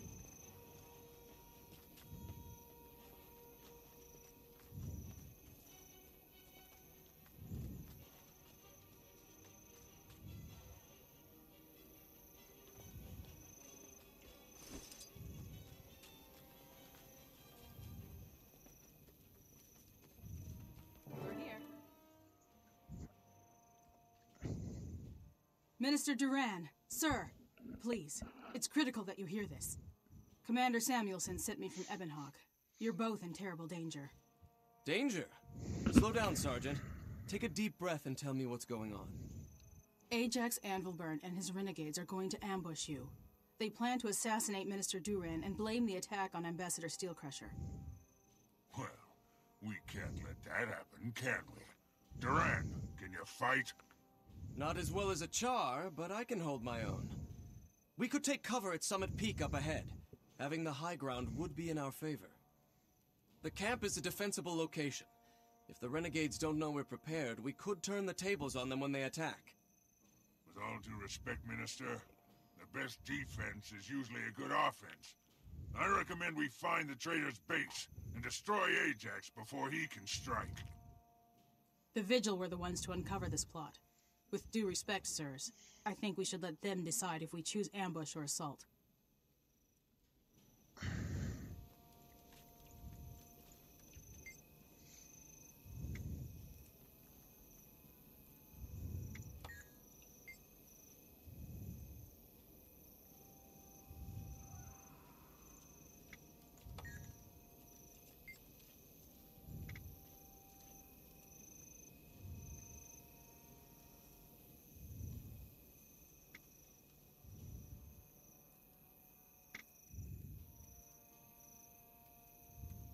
We'll head for the Renegade's camp and attack with all the force we can muster.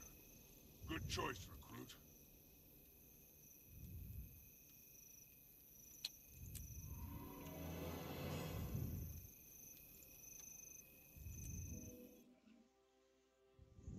I can't wait to explore this place.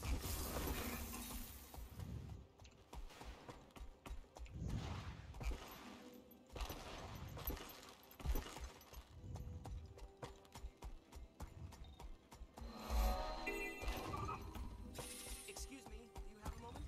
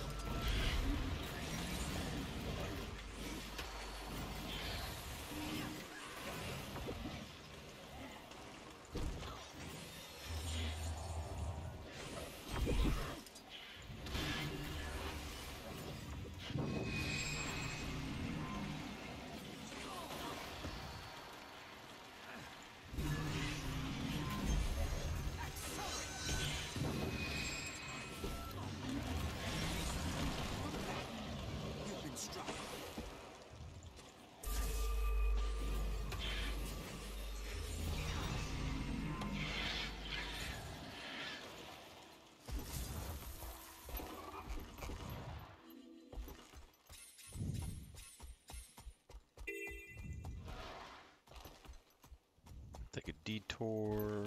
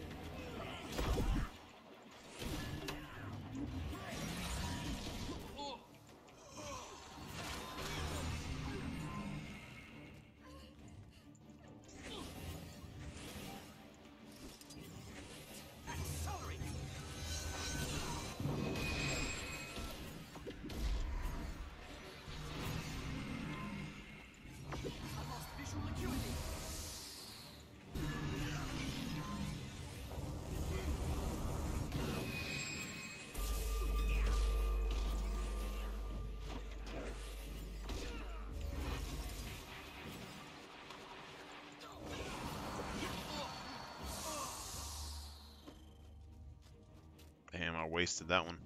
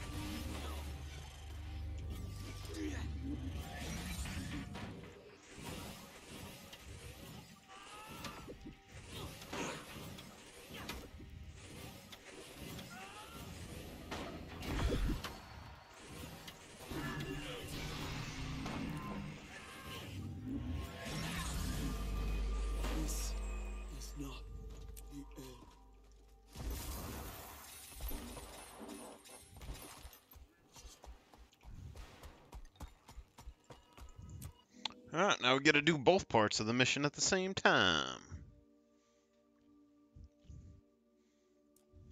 There you are, recruit. I thought you'd stepped out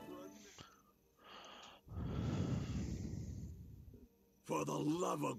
Recruit! Talk some sense into this woman. She's more stubborn than a goat shaman. Forgel, these are renegades. They're nothing but an unruly mob, and they're trapped in a cave with only one exit. If you seriously think this'll be a fight, then maybe you should start thinking about retiring, old man.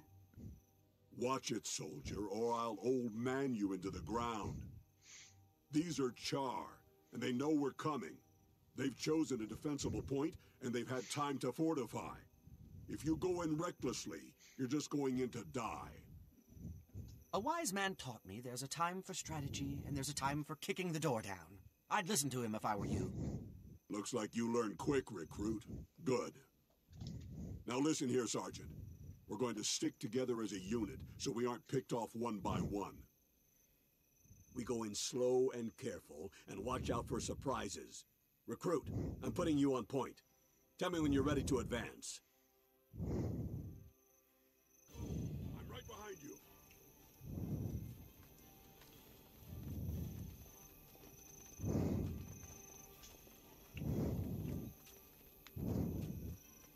Enemy spotted.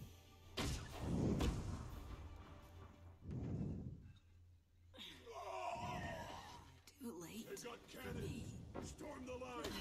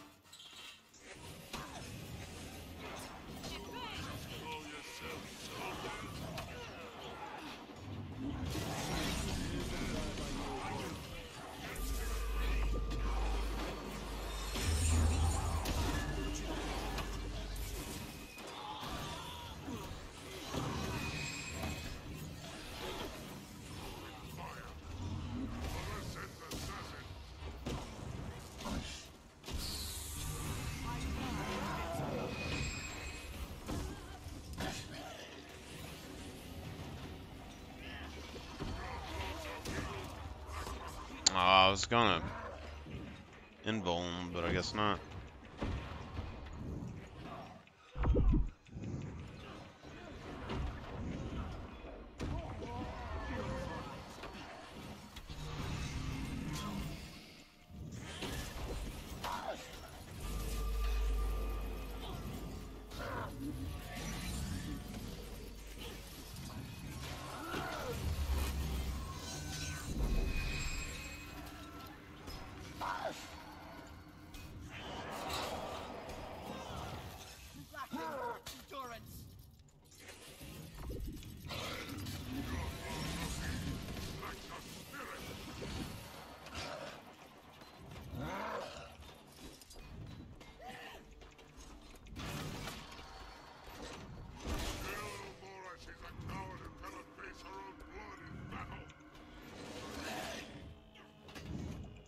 Sir Bursa's mech!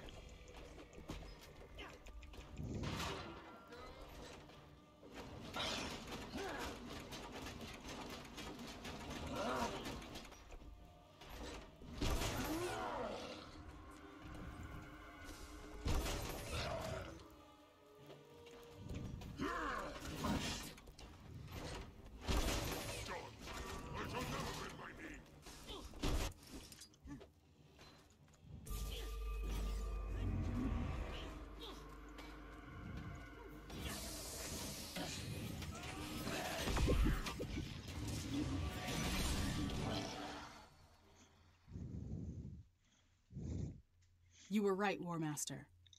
The renegades were ready for us. No, they just thought they were ready for us. They couldn't stand against the Vigil. I don't understand those renegades. It's hard to believe anyone in Tyria would work against peace. With the dragons out there, we can't afford to be divided. Some people can't see past their own noses. It's a good thing we can. This treaty will help even the odds against Zaitan. Count on it. You did well, recruit. You learn quickly, you adapt, and you know when to put hammer to steel. I wasn't sure I'd like you when we started this operation. Amora kinda twisted my arm to take you on. Said you were special. But damned if you didn't live up to every word she said. You aren't like the rest of these youngins hanging around the Order. I'm field promoting you to Crusader, but don't let it go to your head. I won't, old man. And thank you. It's an honor to work with you too. Old man, huh? Don't push your luck.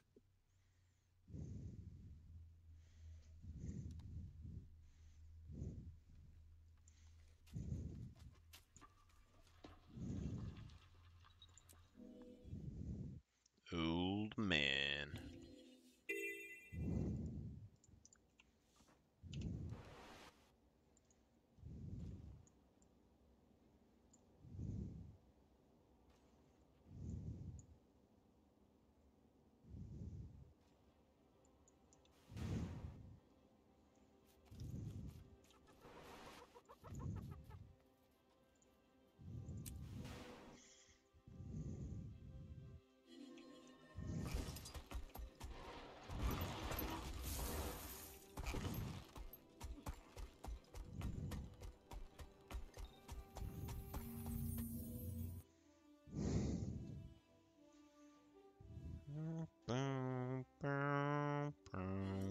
Any idea how much it costs to ship something by a sewer gate?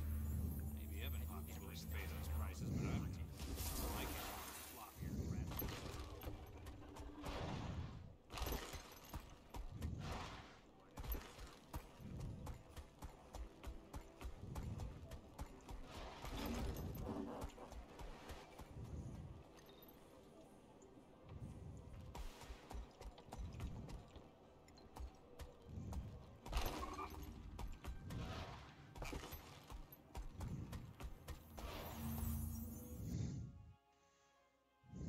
Am I stupid?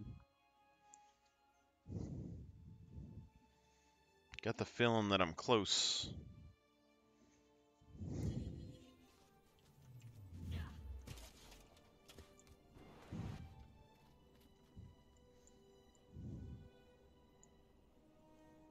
Carry on.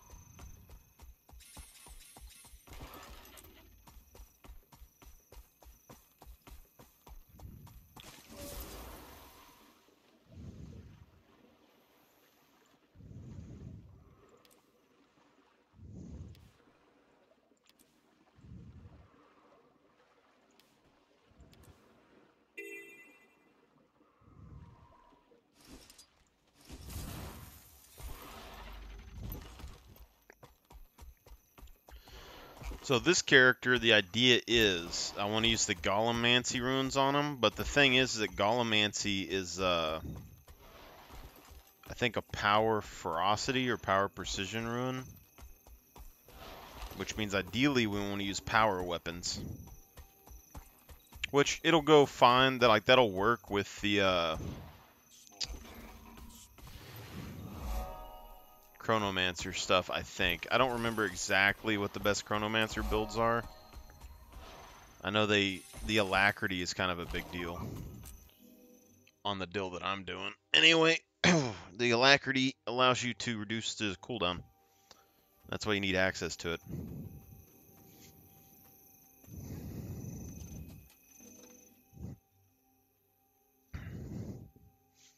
Well done, recruit. You saved the treaty between Kryta and the Iron Legion. I hope they manage to create a lasting peace, General. We can't defeat the dragons unless both nations work together. General, may I ask you a question? Ajax Anvilburn, he was your son, is that correct? Stand down, Crusader. That's none of your... No, War Master. I'll answer the question. After all the two of you went through, the Crusader deserves that much. Ajax was my son. As is our custom, I didn't raise him. I left him at the Farrar, and he found me again after my warband was slaughtered by a dragon. I tried to explain to him why I founded the Vigil, but he said I was wasting my time. He never really understood the threat the dragons pose. Like many in the legions, Ajax never looked beyond the Char. I will grieve for my son, but I will not look back. I'm sorry for your loss, General. But Tyr is safer because of your sacrifices. Thank you. I agree. General Soulkeeper, I'd like to request that the Crusader be permanently assigned as my partner. That's a surprise, Forgo. You going soft on me? I don't have time to break in anyone else. All right, I admit it. We work well together. Consider yourself so assigned. Crusader, I've briefed Forgo on some options for your next mission. Speak with him, and then decide. Do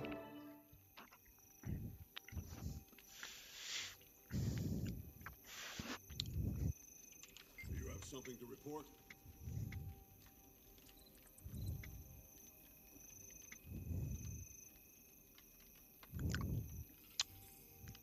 We learned about Helic and the Quaggan through priority trait lines, but we don't have access to the Grawl, so we're going to do Grawl. The Grawl? Very well. I'll meet you near the Kenning testing ground.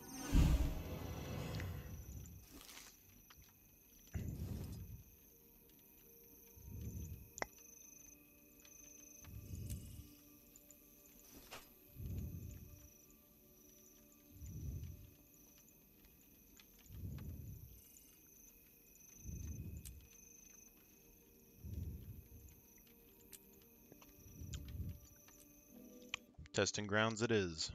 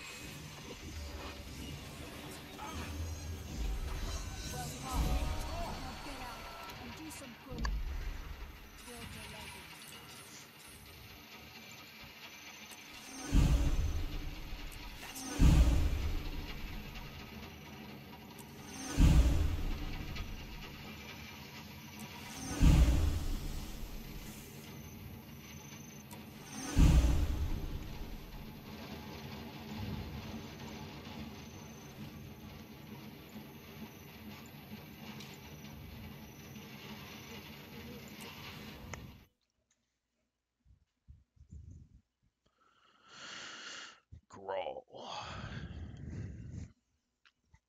Yeah, from what I understand, when we do the priority quest lines, you get access to Quaggan, Skrit, and the Helic. And unless he does a different tribe, we should be able to do all those there for the most part. Grawl is the only one that I've seen options for with Vigil. And as far as I know, Grawl are one of the like really old races, like Ents, that used to be a civilization or something, and then got destroyed with the last Dragon Rising.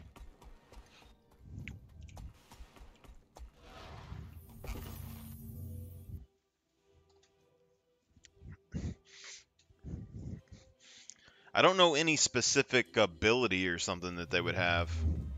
It's weird because the game has like a strange fixation and interest on ancient races, ancient cultures, kind of inclusivity. So I really think they're going to tear down the gods and stuff and make it more inclusive to all the races instead of them just being human in the end. And then it opens up the possibility of more and more races in the game, but depends on how serious they want to get into it, I guess.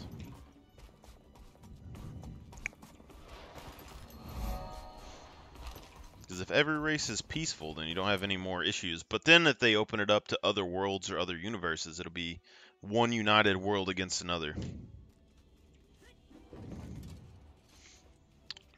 So this mech suit actually works decently, but I'm going to swap back to, I guess, the bubble golem.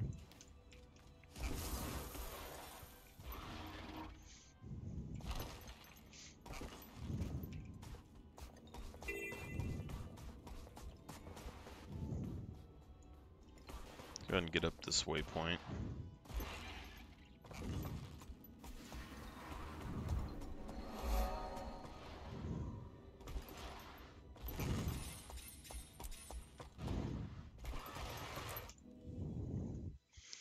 Doubt. So, like, the Grawl look almost human, sort of, like human beast.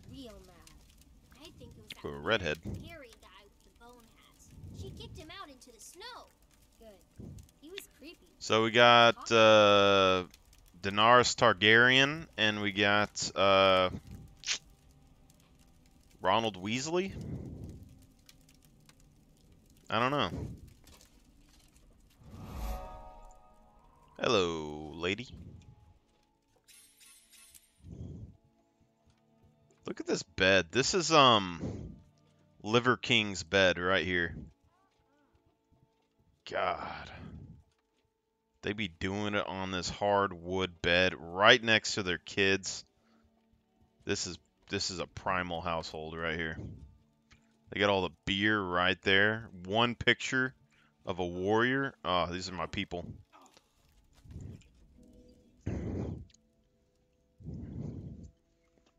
Did you really toss a wounded Grawl out into the snow? Which spirit of the wild teaches you to treat travelers like that? The spirit of shut your stupid face and mind your own business, Grandpa. All he did was grunt and bleed and moan about his false god. I'm as charitable as the next person, but he was stinking up the place, and I didn't want him scaring my kids. So out he went. Well, young lady, the next time you get lost or hurt in the snow, I hope you don't seek shelter from someone who calls on that spirit. Come on, Crusader. With all the wild beasts around here, that shaman is anything but safe. But I think we can still pick up his trail. Interesting.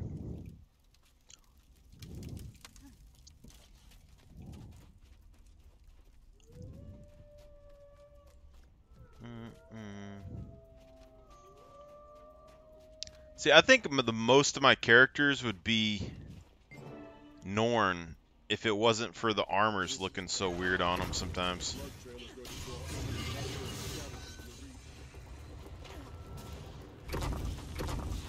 Grawl, we got footprints this direction.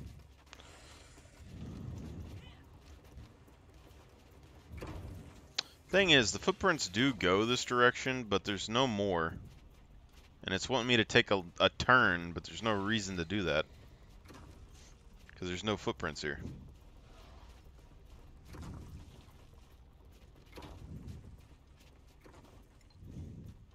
By bear. What is that? No, get away. I will not die to feed a mad beast's hunger.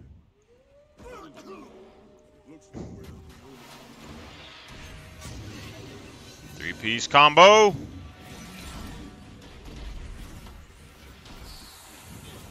Poison combo.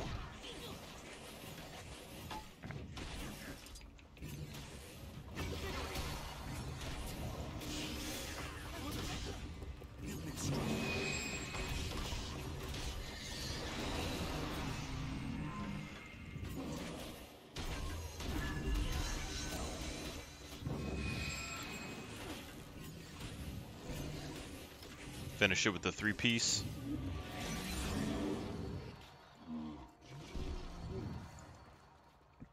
See, it's like human foot, but 4 toes.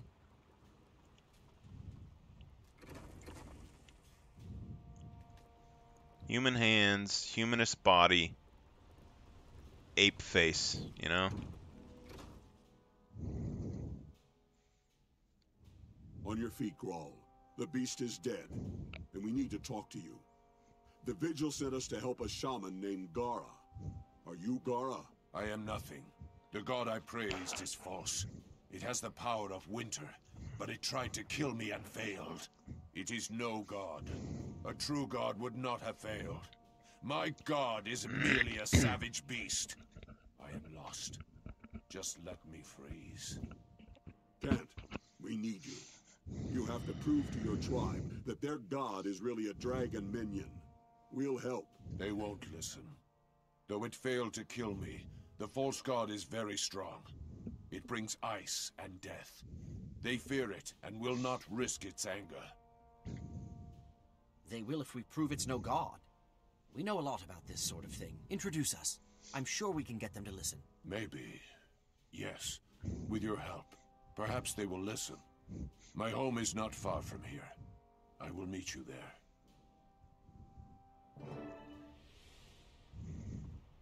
Thank you again for your help. I will meet you back at the village. Limp.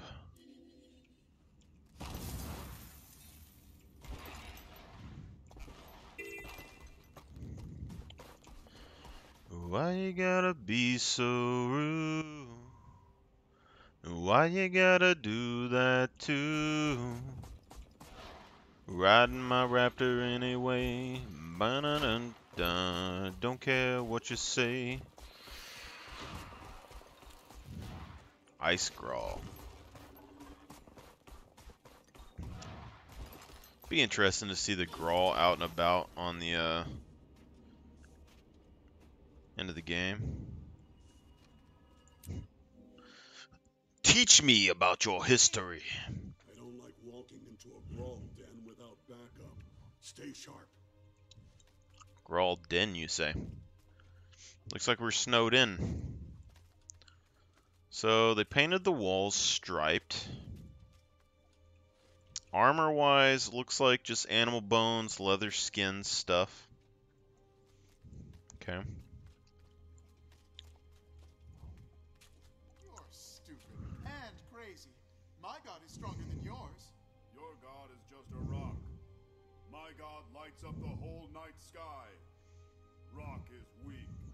Rock is strong, but the ice god is stronger. Stronger than yours, too. So his is earth and his is the sun. Or a torch. Who knows?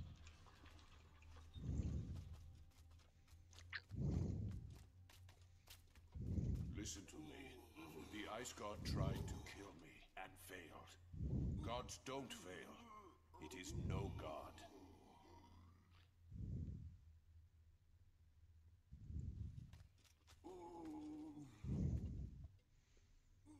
Do these have a female? I'm assuming the chief is going to end up being female or something, but...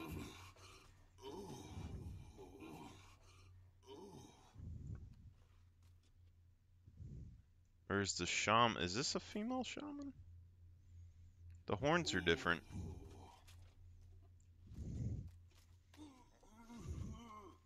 This just looks like a simp ring right here. These guys are making some weird noises. Ooh.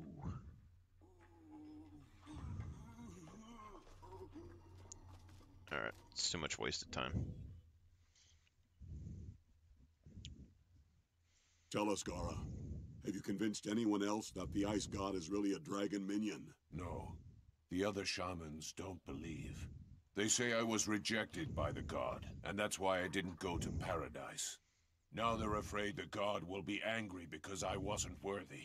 I can't convince the tribe until I convince the shamans. Then we'll have to find a way around the shamans. We'll take your plea straight to the people. Right. So we'll need proof. Or we'll need to keep the shamans and the supporters quiet so Gara can make his case. Either way, the clock is ticking. What do you think, Crusader? What's the surest way to complete this mission? Bring back proof from the False God's cave, or help Gara convince the people directly? Easiest would probably be just to get stuff from the cave if we're trying to change minds, but if he can convince them, that could be good.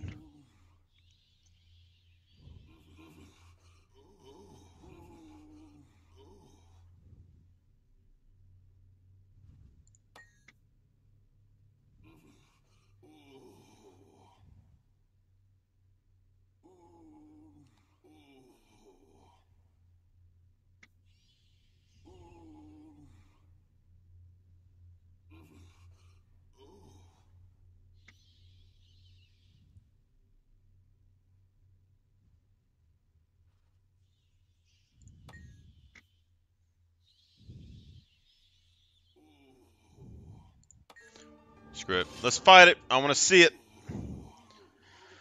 Show me False God.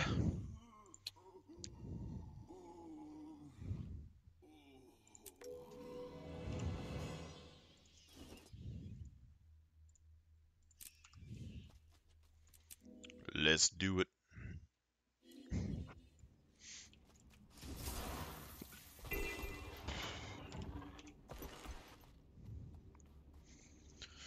Where is this God? I need to deploy my God Slayer 5000.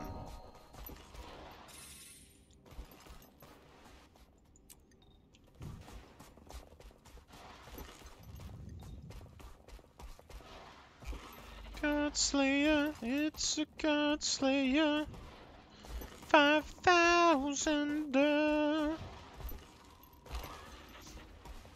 Let's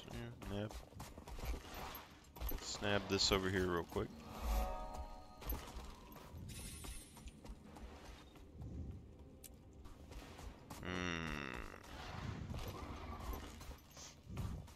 God Slayer, it's a God Slayer.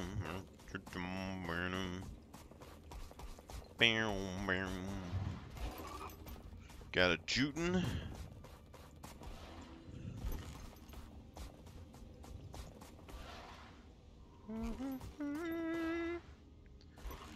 End of the road and let it go. It's so natural. I belong to you.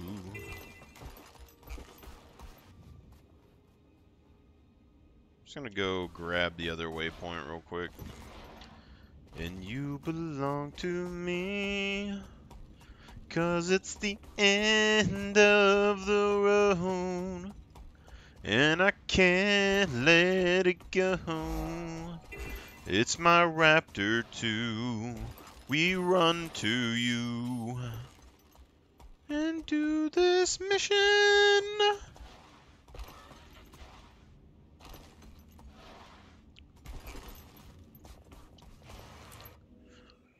The False God's lair.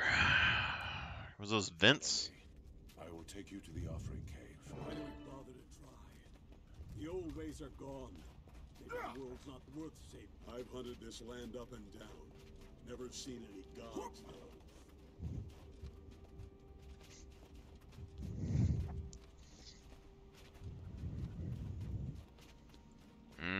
It's... The entrance is sealed tight.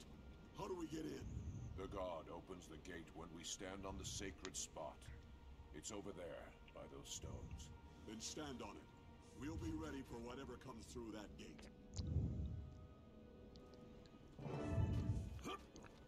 Yes, stand on the stones for me. Stay alert. We have no idea what the brawler... I want to see where he stands. If you could open this in the open world, that'd be cool.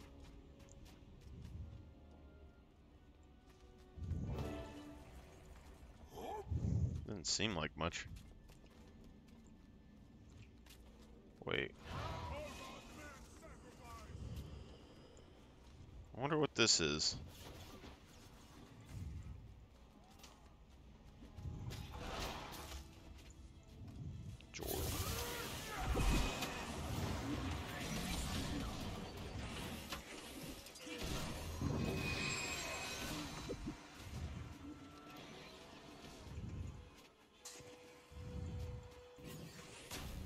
Rock dogs.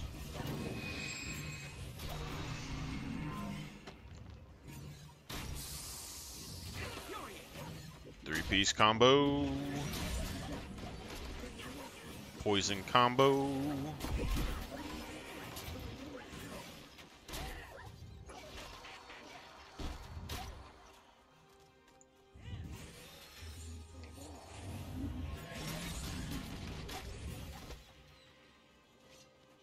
Kind of feel bad for that.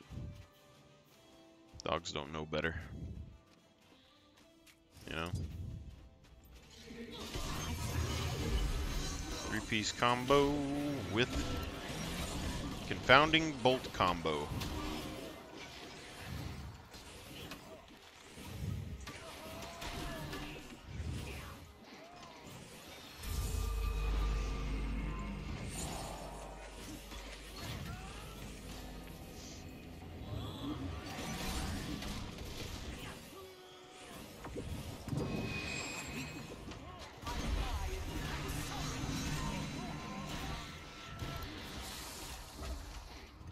That's not good.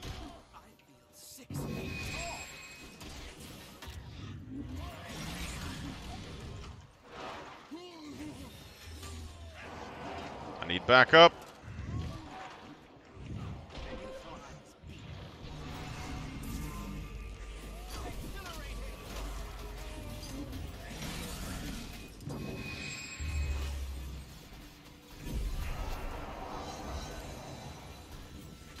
Oh, that's the wrong golem. Whatever.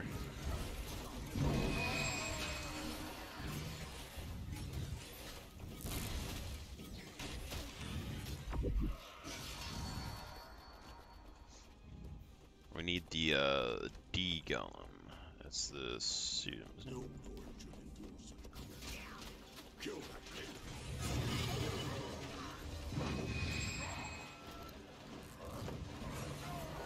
three-piece.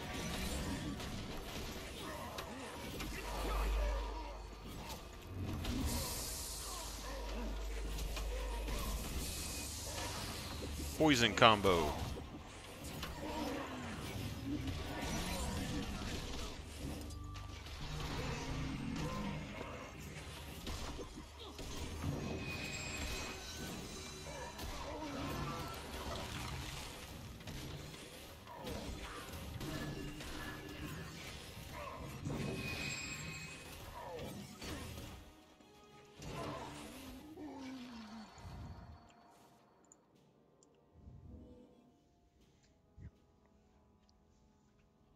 Take a look at this, God. Do your gods take people to paradise and leave their bones behind? No. This should prove that the false god is eating the offerings we send. But the false god will keep coming. If we don't give it the offerings, it'll come to us for its food. And it won't come alone. That's not a problem. We'll come with you. No false gods or sons of Svanir will ever bother your people again. I mean, for now.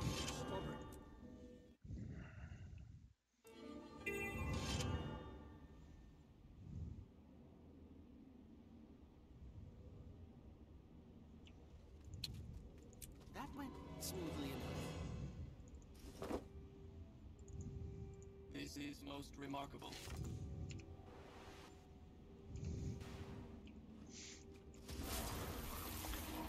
Ritual in progress.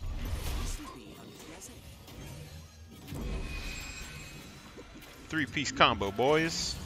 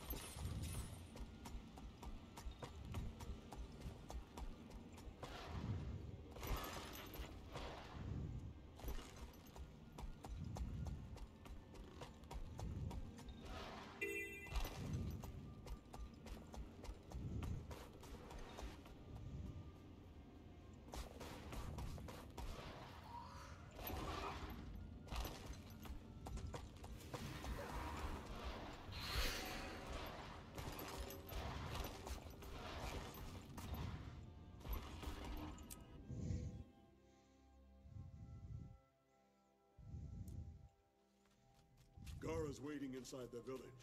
Let's get this operation started.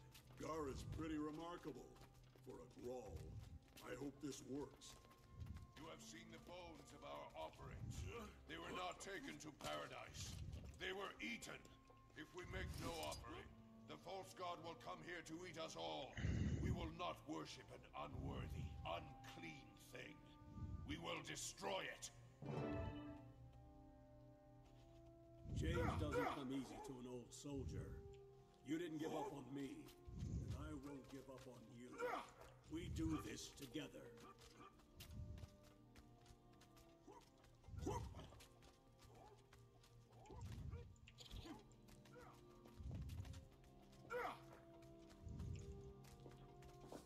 Watch out for the false god's minions.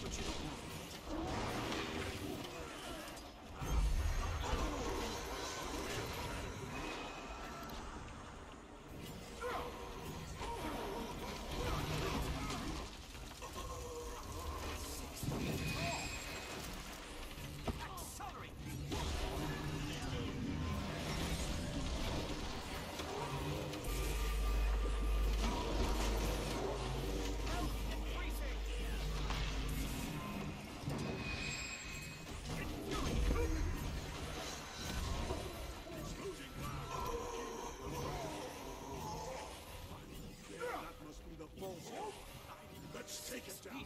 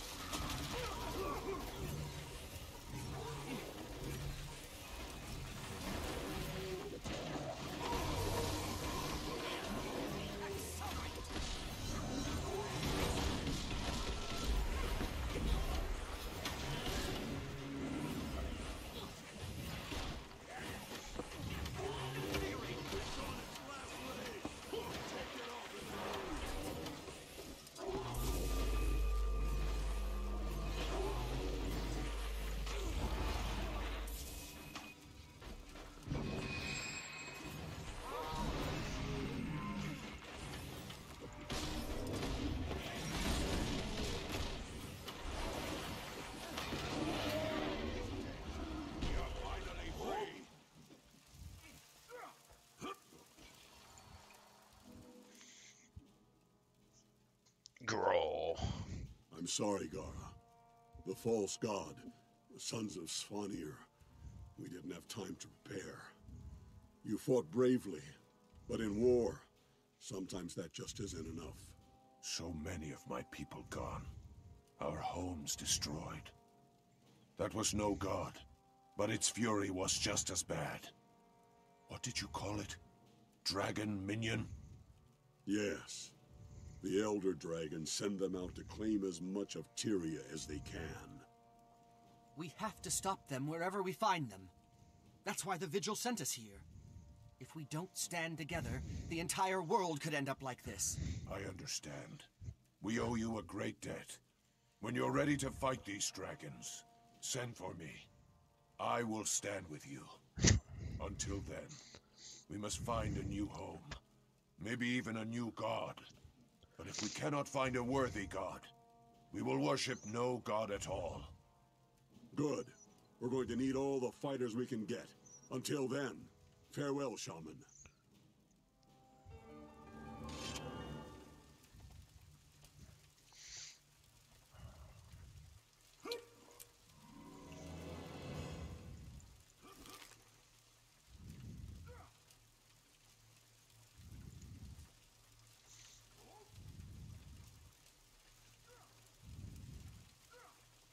You can get Celestial. It's interesting.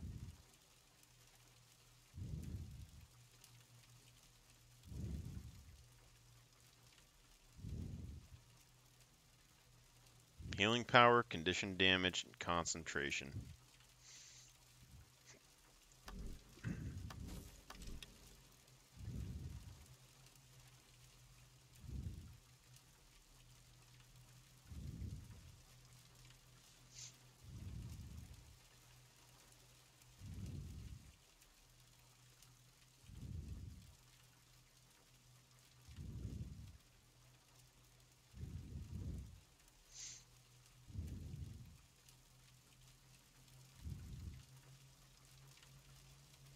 Trailblazer.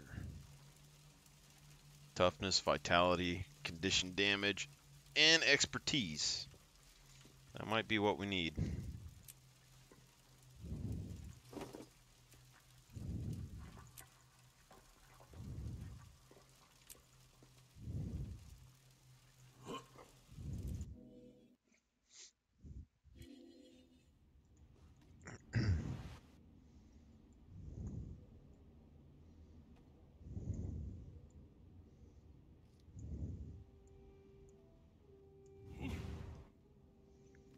Dude, we've hit 3 leveling walls so far today.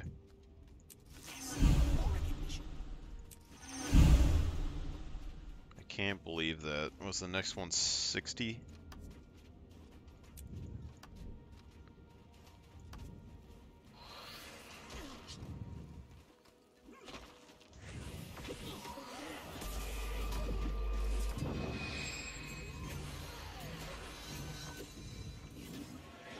Has to be 60. So, we already did Ascalon. We have Claudius Manor that we can do, and we have Twilight Arbor.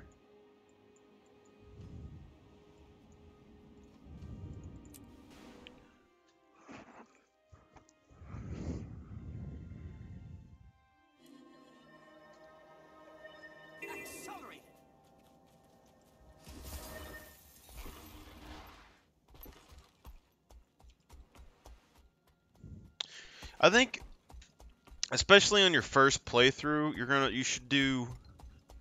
I don't know if you can solo it or not, but you should do the dungeon, and then you should go and do all 3 paths of each dungeon to get the full story, right?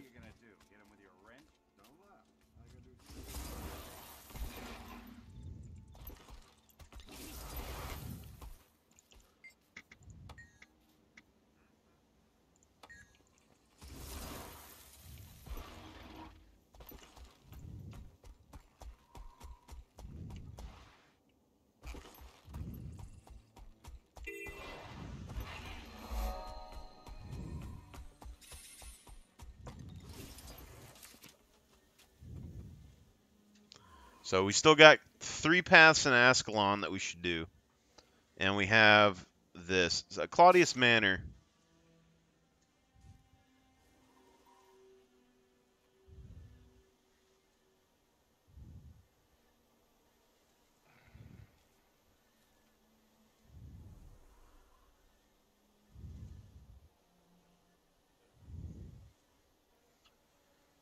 Oh, so this is the whole thing with this is that you're freeing Logan up. Okay, I get it now.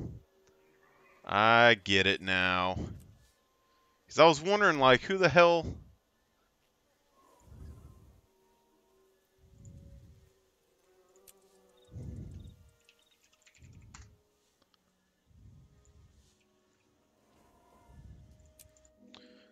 Because I was like, in the back of my head, like, it didn't click. Like, I was like, who is Claudius Manor helping?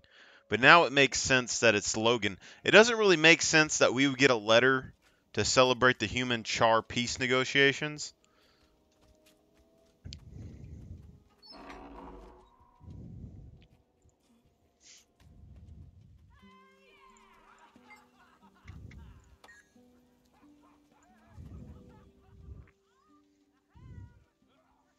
But Zhoja is here. I'm not sure you and the ambassador should have come here. That's ridiculous, Captain. This is the perfect place to celebrate the détente with the Char. There are separatists that want this treaty torn apart, and for all we know, Codicus is in cahoots with them. Minister Codicus is loyal to the Crown, even if he and I disagree.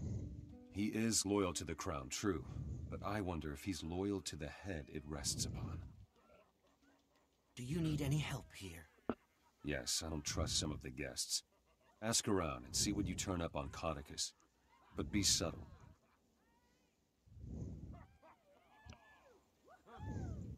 Greetings.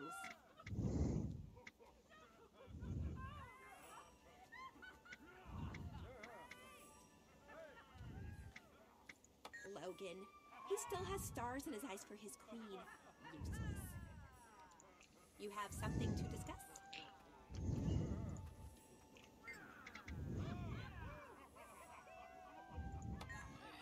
Zhoja's here, and this Uzalon cretin. No one wants to talk to me about my interstitial spellholder. That Uzalon seems familiar. I think I've seen him in Ebonhawk.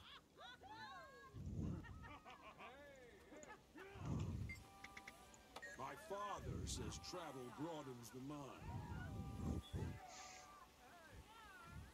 This is the only problem I have with wearing that uniform when I make my Norn Ranger, is because it doesn't seem to me... Greetings. I understand the Ebonhawk separatists oppose the treaty. Dragonette. I don't think Codicus likes the Queen very much.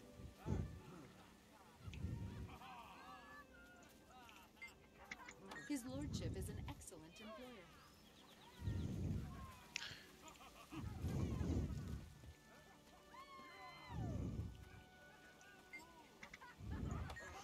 That Uzalon character is sweating more than I am.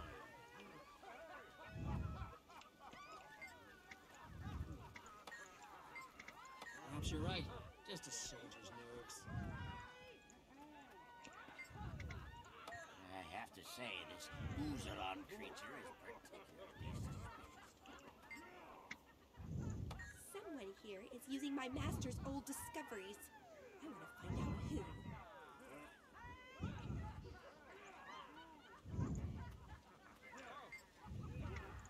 It's not horrible. I've had it before in Ebonhawk.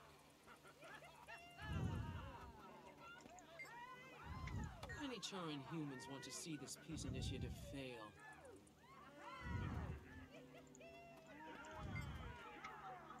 He seems like a bright sort for a human. You have my attention. Take a number. But you're right. There is something up.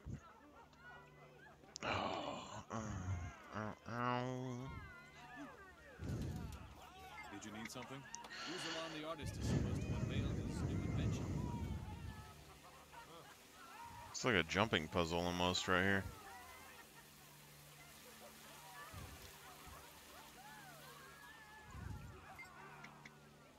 Yes, the Asura ambassador really likes it. Zhoja likes sausages in a blanket. We've learned something new. I find Kryta to be very pleasant. I didn't see you there. We have a lot of new people who have come in for the party. I'm trying to get all of the dialogue options just to see. So we already got everyone up top. Appetizer? Sausage in a blanket? Oh, he knows. He knows.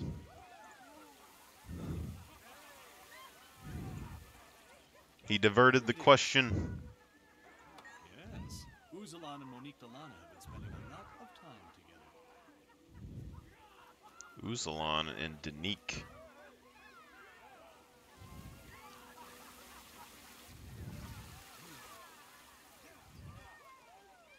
Monique Delana.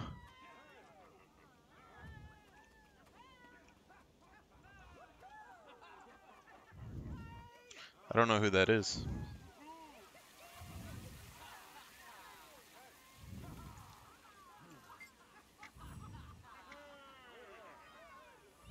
He surrounds himself with people who do not like Queen Jenna. Oh, many things. Uzalan has been extremely secretive about his new invention. How many dialogue options are there, do you think?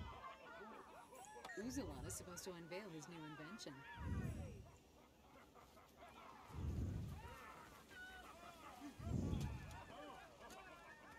I don't know who Monique Delana is.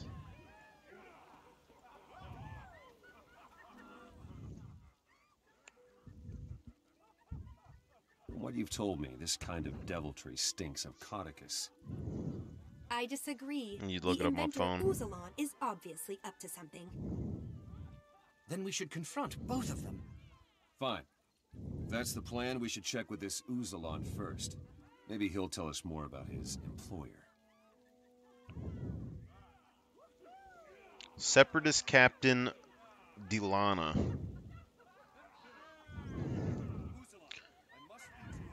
Was the leader of the Separatist fortress that attempted to assassinate Queen Jenna.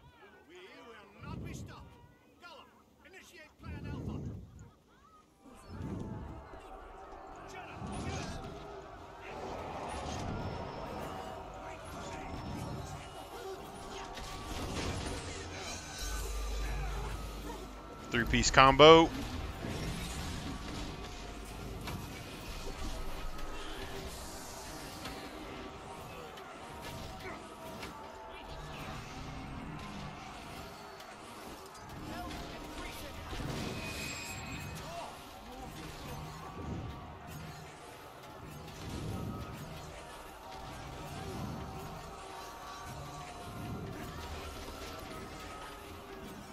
The only thing that bothers me a little bit about, like, the golem thing I'm trying to pull off right now. Ooh.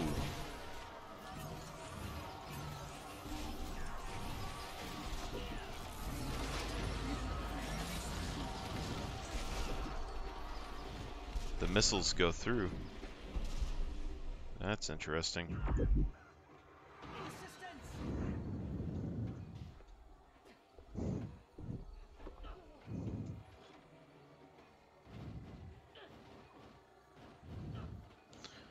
But no, like the crap.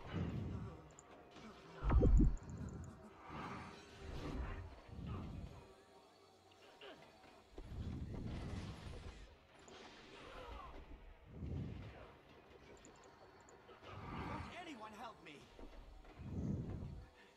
Thought Zojia would be in this fight, but I guess not.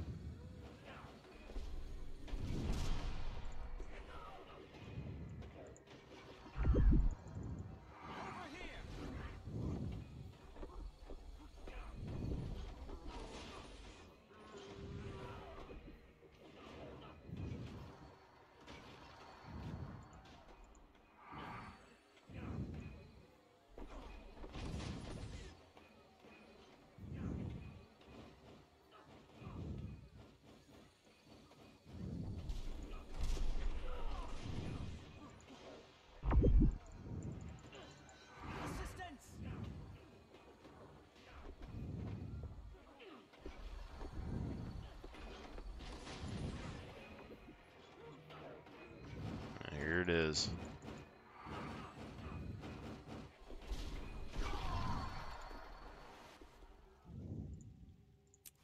Damn.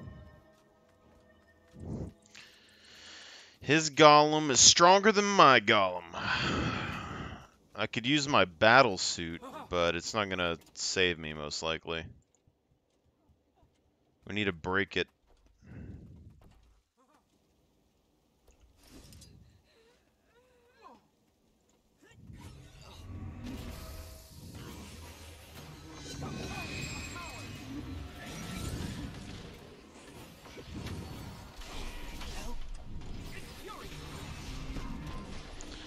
The missiles, you can't block them.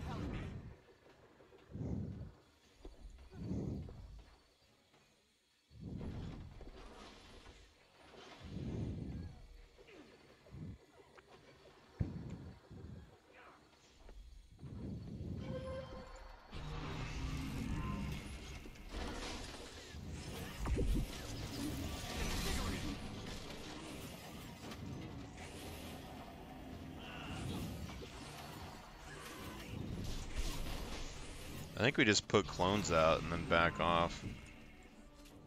Might be the only thing we can really do.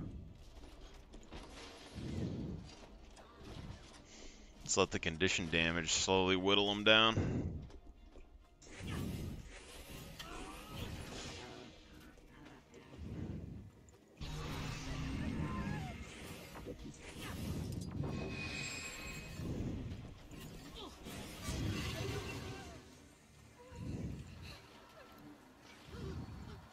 I need that trait that passively makes clones.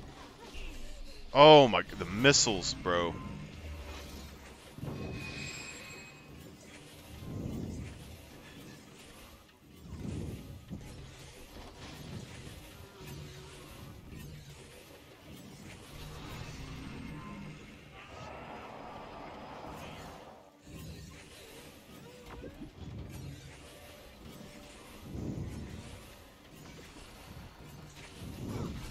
Golem v Golem. Oh my god. I keep falling for it.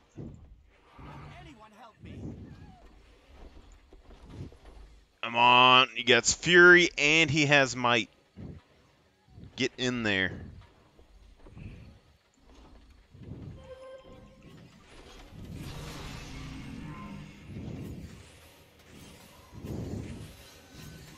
Ooh, the Golem can block the rockets.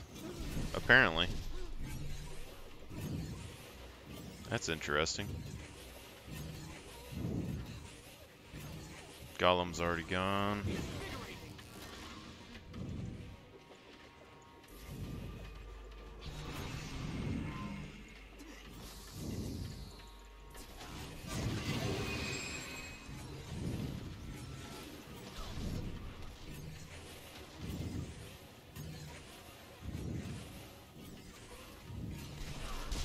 Oh my god. Why is it so difficult for me to dodge the rockets, man?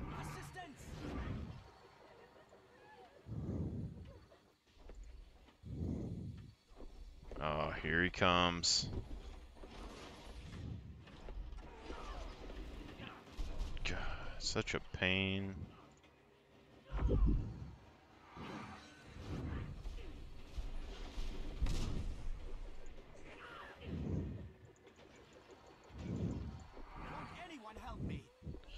It's literally just the rockets I'm having problems with. Because you can't block them, and they're really small, so they're kind of hard to see. And there's not any telegraphed thing on the ground that I noticed that you can look for. But if the reflection doesn't work, we could always swap this out for something else, potentially. I mean, we could go for more crowd control. That would be the best bet. Go Technobobble. Oh. Yeah. Let's get Technobobble out. And then we can get another trait line. One of these is an interrupt.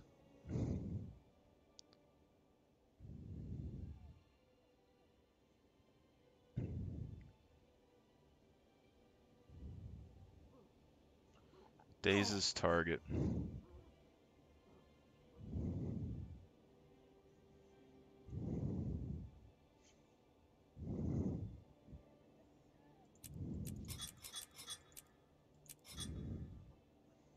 I believe there's a signet that does that as well. Stun foe for 3 seconds.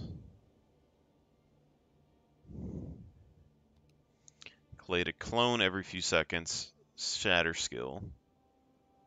It recharges shatter skills.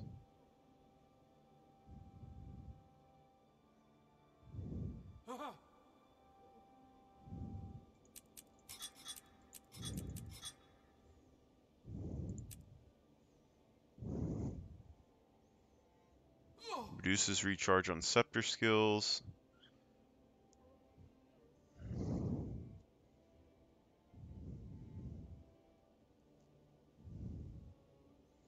Cripples foes.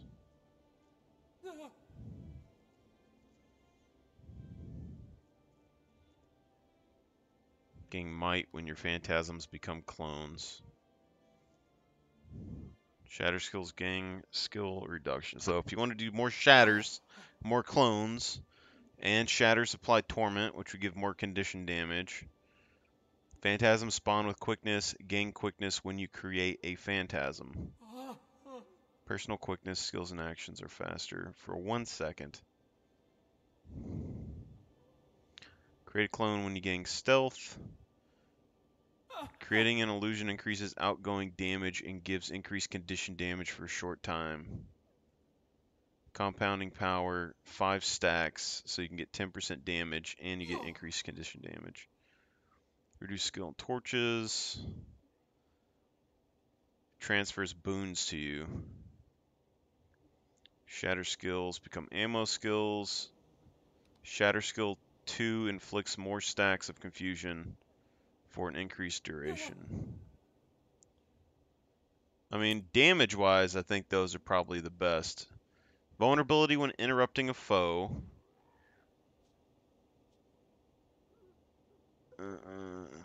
Phantasm Berserker summons an additional Berserker, but deals less damage.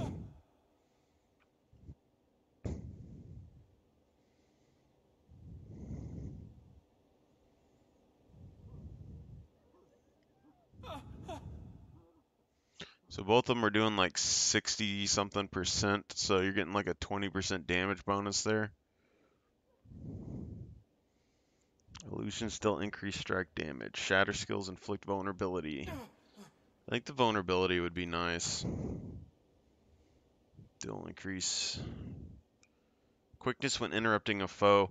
See, some of these, like, it looks like the greatsword thing. If you can interrupt foes, then you could do Berserker, and then you'd have interrupt on your skill bar, reduce your greatsword ability cooldown by like 5 seconds, and then you'd be able to like interrupt again with the clones to decrease it by 10 seconds.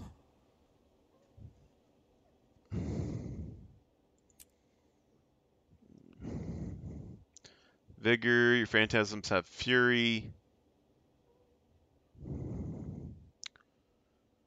Gain stealth and summon illusion to attack your foe. Pistol attacks from you and illusions have chance to cause bleeding. Interrupt foe recharges pistol skills.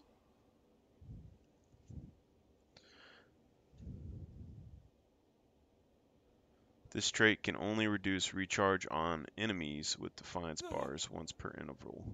Interval's 3 seconds, percent recharge on interrupt 25%. But with this together, you could say use the pistol barrage skill and then interrupt with the second skill, which would then recharge one of them by 5 seconds, and you'd have the 25% increase.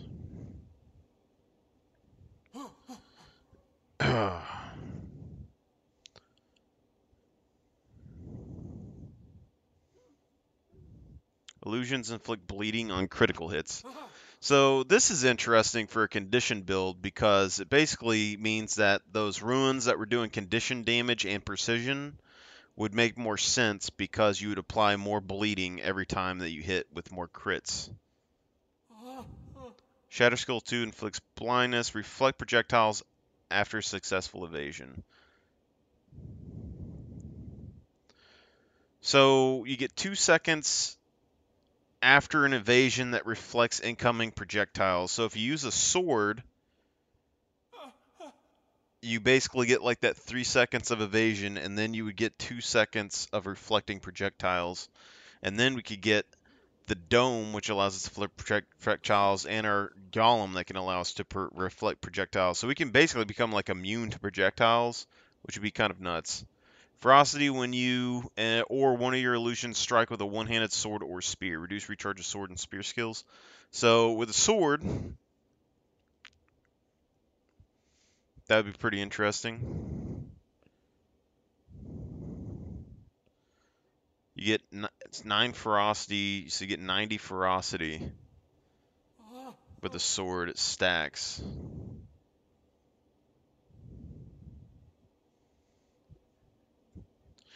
The only difference is that your sword's illusions, they don't deal condi damage. They might do vulnerability, I don't remember though. I don't think they do vulnerability though. Granting fury to yourself and nearby allies when you critically strike an enemy. Critical hits do more damage. Critical hit damage against the favorable foes or foes below the health threshold is farther increased. So crit.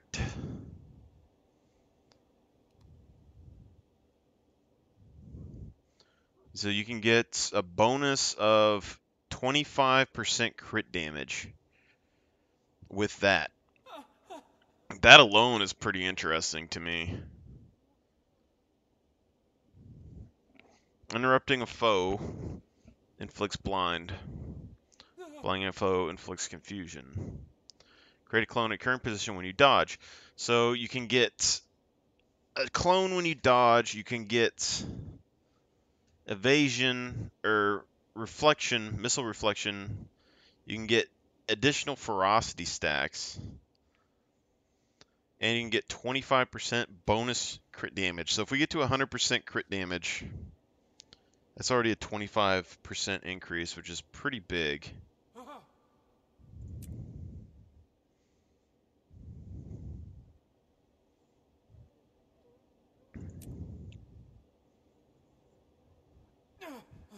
Some of these don't really matter to me. Like, the Fury is nice, but I don't think it's going to matter too much if we have Fury or not. I mean, apparently we're already getting Fury off of Diversion. That's 10 seconds of Fury, but I believe we also get it off of this. So, like, we can give ourselves infinite Fury just with the Winds of Chaos. So, if we can get increased crit damage just off of that, I mean, I'm not going to be super impressed with the damage output probably, but it gets 2 bounces, so if it bounces and hits multiple targets, you're looking at 100 damage per bounce. You know, plus condition damage. But, I mean, this one doesn't really have a whole lot that it can do other than that. Like, physical damage-wise, it's going to be kind of poo, you know? This one, I mean, the physical damage is not really amazing on it either, but we do have options. We also have multiple vulnerability options there as well.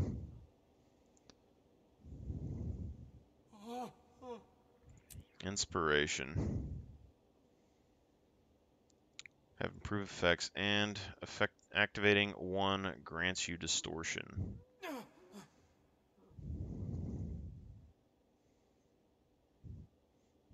Immune to conditions and damage for 1 second.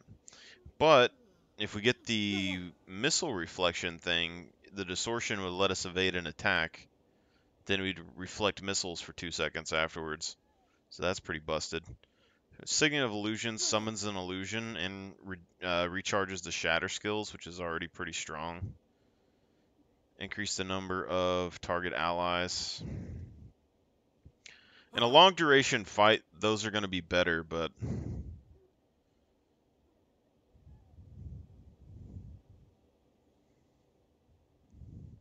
allies around you.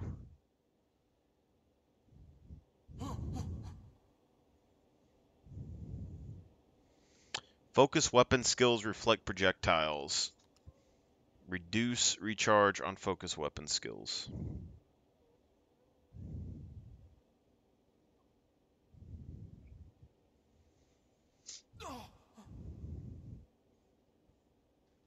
Now, if Temporal Curtain reflects projectiles as well, that would be nice. But we already got quite a lot of projectile reflection in this. And other than that, there's not...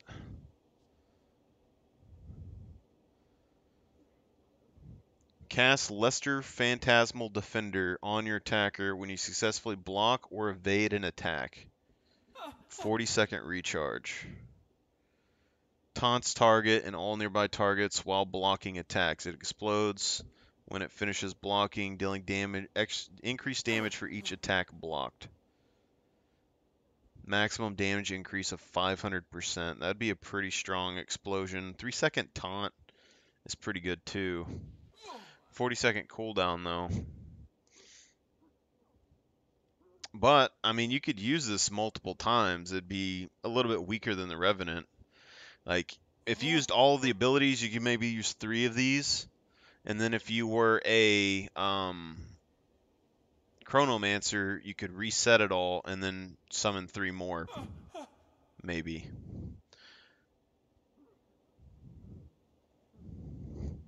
Summoning an illusion heals allies around you. That's new. I don't think this is worth it, though. I would say that we have quite a lot of infliction. I think the bleeding on critical hits, if we're doing a Condi build, I'm interested in that. I would like to go... Yeah. I don't know if I want to go full Condi, but if I did... Plus we can get an evasion, reflects projectiles for 2 seconds. And then we get the, bonus of added ferocity. I'm really iffy on Mesmer-wise. The weapons that have low power, is it worth getting more power? Like, if you're understanding what I'm saying. Like, if you're playing a condition-based weapon and you're mainly focused on condition damage, is it worth it to get the crit chance and ferocity still because you would be doing more power damage that way than building power? Or is it always better just to build power? That would be the big one.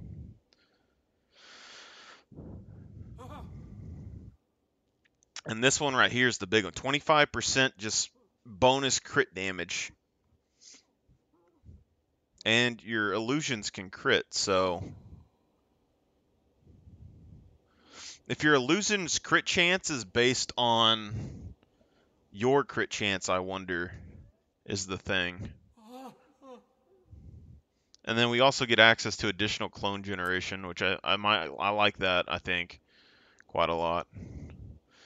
This interruption one, I think, would be interesting because you could do increased damage, like the illusions dealing increased strike damage. Illusions, I believe, affects clones as well as the phantasms. So that's, if you did crit chance and you had 15% there, you'd be able to get like an additional 40% illusionary damage on all illusions, but clones don't generally do that much damage anyway. But if you could just sit there and keep summoning them, I'm sure they could do a decent bit. Like if they do, 40% increased damage and they're doing bleeds. The vulnerability, I think, is also really good. If I make a build like my warrior that does vulnerability stacks.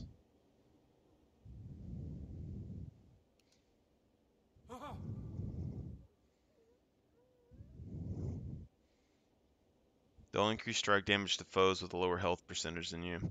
This doesn't say that it applies to illusions, though. So, quickness when interrupting a foe for 3 seconds could be really good as well.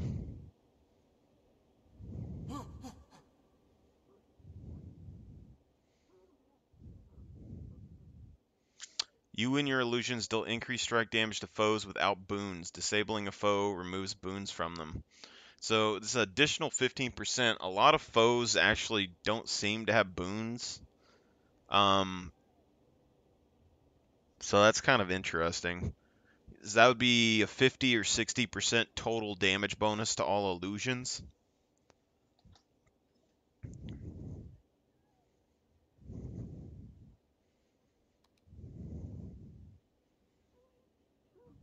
Interrupts deal damage and inflict weakness. Enemies that you interrupt have increased cooldown.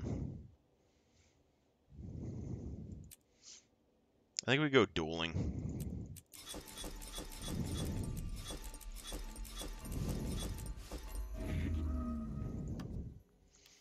Okay, so let's pop dueling in here. So now we gain vigor whenever delivering a critical hit, which will give us more dodging. And then pistol attacks have increased chance of bleeding, interrupting foe, reduce Phantasm Set Fury, or we can go invisible. Illusions inflict bleeding on crit hits, which we don't have access to any bleeding in our build, which I'm very interested to see. Because that's the one condition I don't have access to for the conditions, besides burning. Yeah.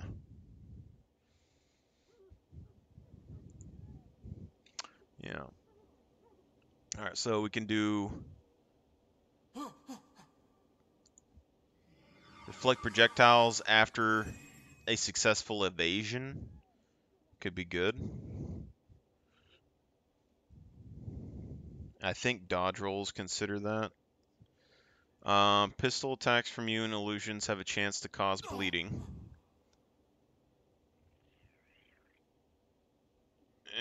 You and your illusions have a chance to cause...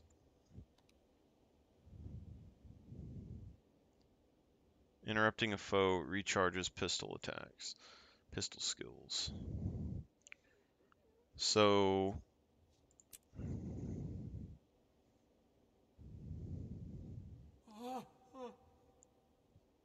There's not a pistol main hand, sadly.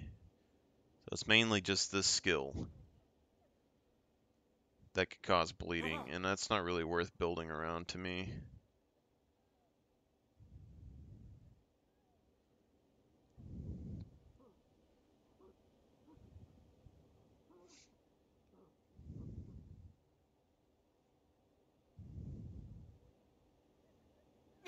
If this just allowed your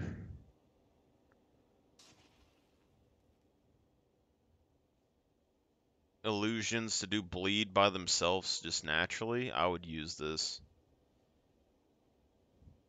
I don't know, let's see if it does it first. You know, we can do and our illusions. I don't really care about that. Do reflection, the ferocity stacks could be interesting. Bring fear to yourself and allies when you critically strike an enemy. Illusions inflict bleeding on crit hits.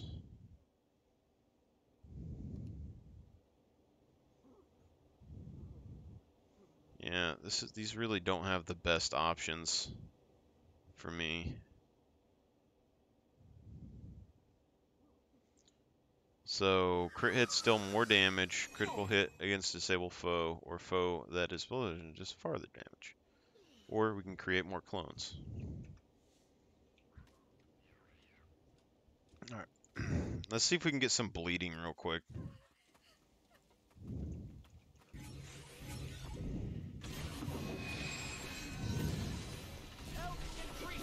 Yeah, so we have no bleed. Well, we got 1 bleed, 2 bleed. But we haven't got any extras there yet. Oh, we're getting a lot of bleed. Wait, whoa. We're getting a lot of bleed from something there.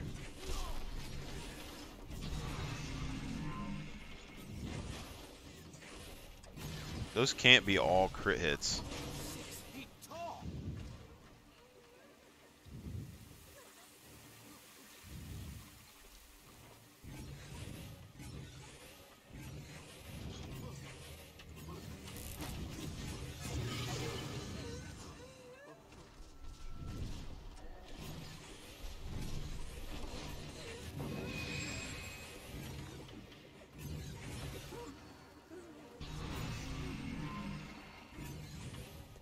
I think we got this. We got a little bit more bleed damage now. Ooh.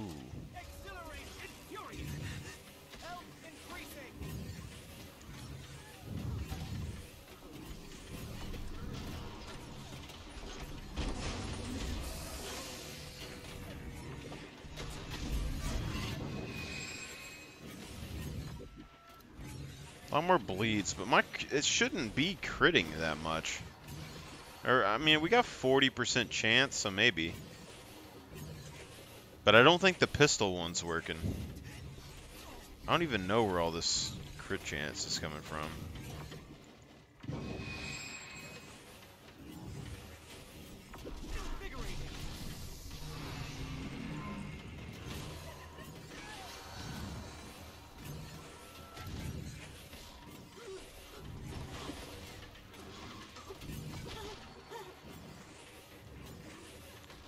If my clones get access to the same crit chance as me, though, I'm interested to see.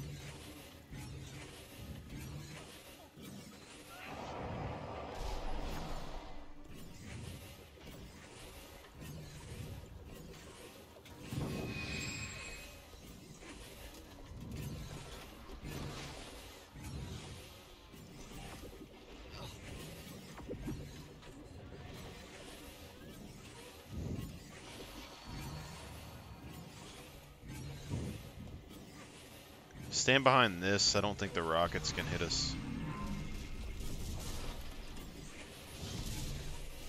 So I think we got it in the bag this time.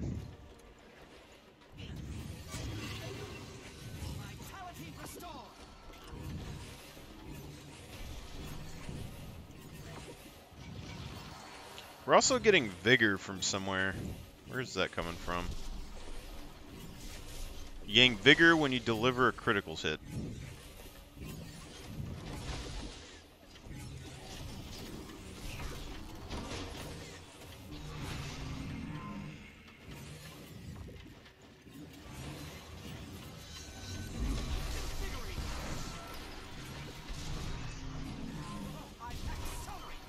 Wow, he's shooting way more rockets right now. Oh, crap.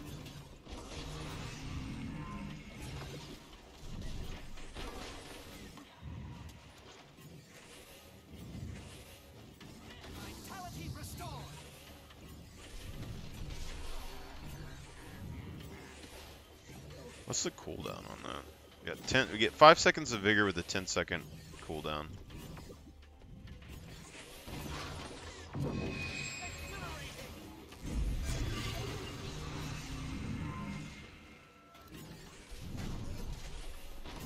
Was it perfect? No.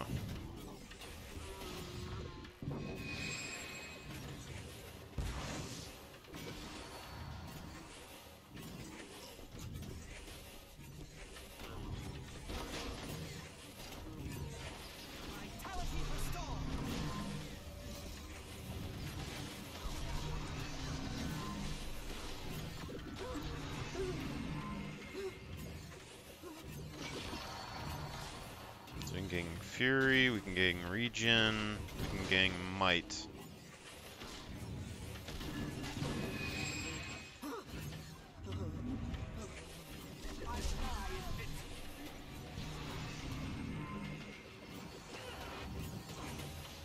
And then we can gain...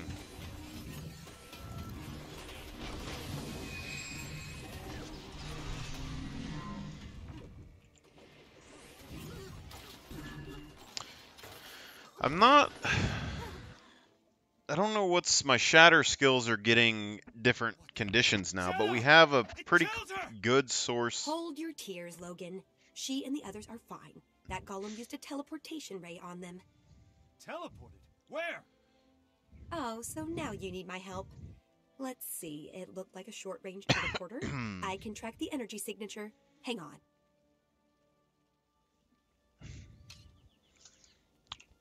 Let's look real quick.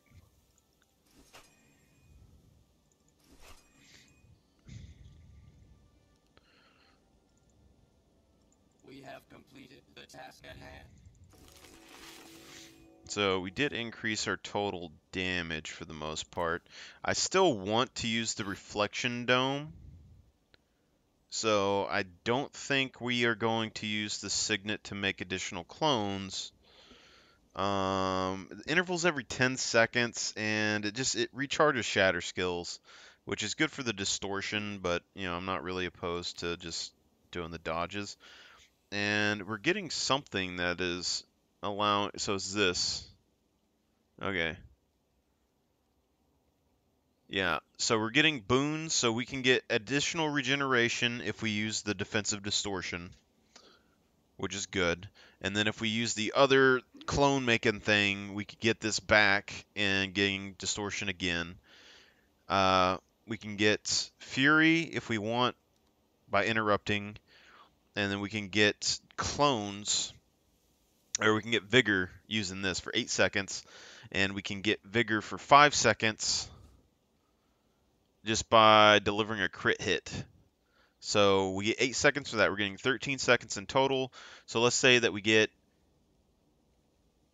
use this for 8 seconds, and then we will have 5 seconds here, and then this will activate again for another 5 seconds, which would then allow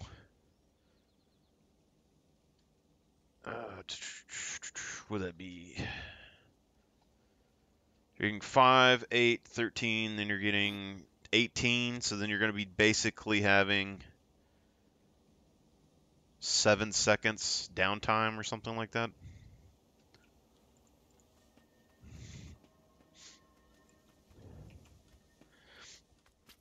And we're getting missile reflection when we evade an attack for 2 seconds.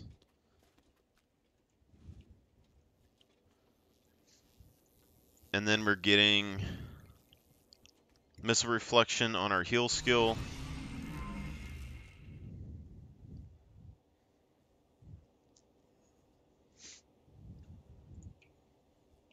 So we're pretty protected versus missile damage for the most part. One side, we're coming through. No one gets in here. Uzalon's orders. Uzalon is a traitor. Stand aside.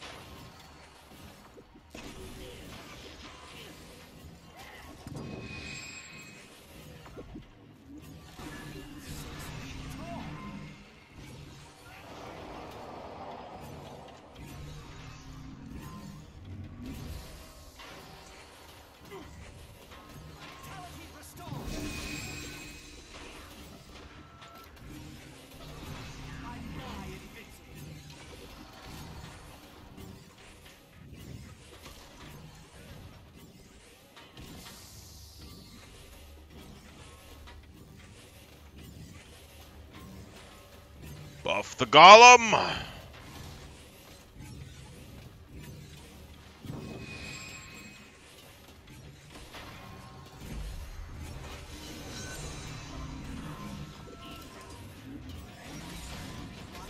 Oh.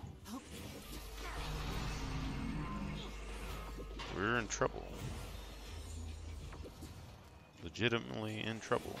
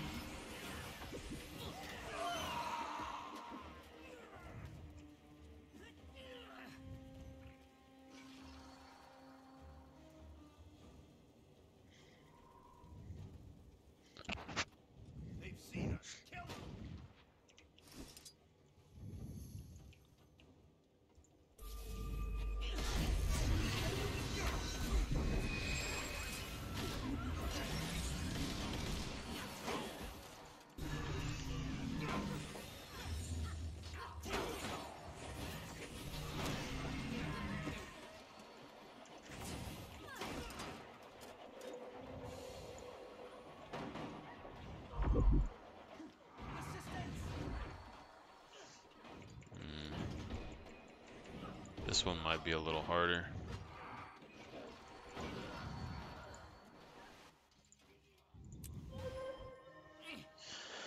Bump down, bump down.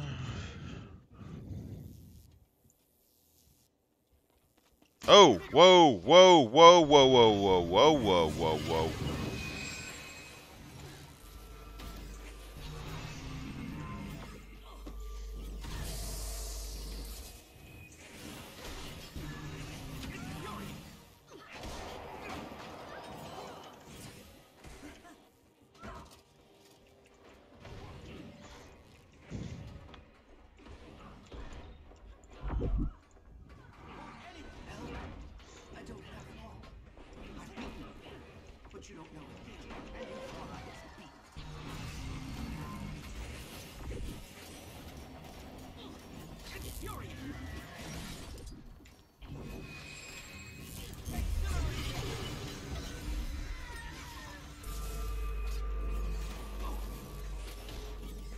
Time for a three-piece combo.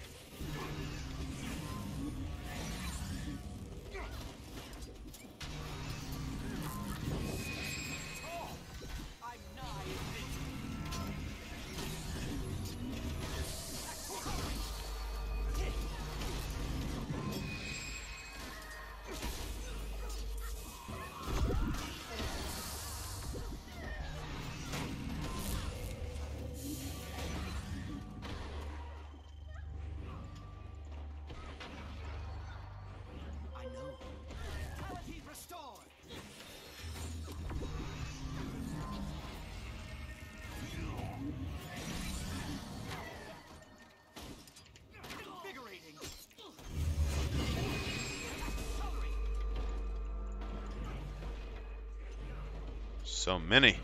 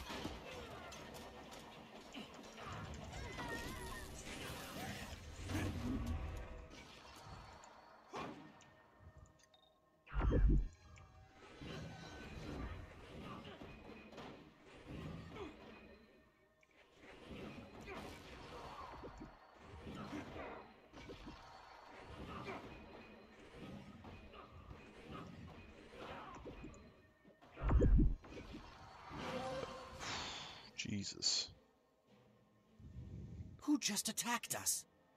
Separatist scum trying to sabotage the Char-Human Treaty. Uzalon must be working with them. And I'd bet my left arm that Codicus is also involved.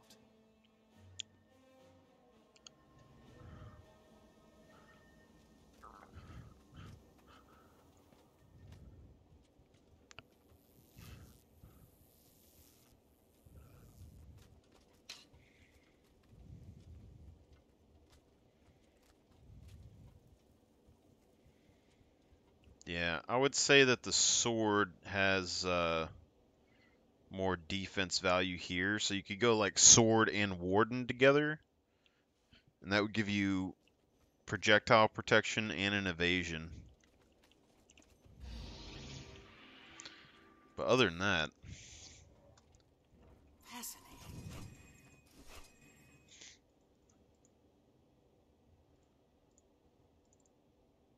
This is the only proper course. it's the only main issue I'm having right now is like I want to make my character a little bit more tanky, but probably won't happen, you know? Invigorating.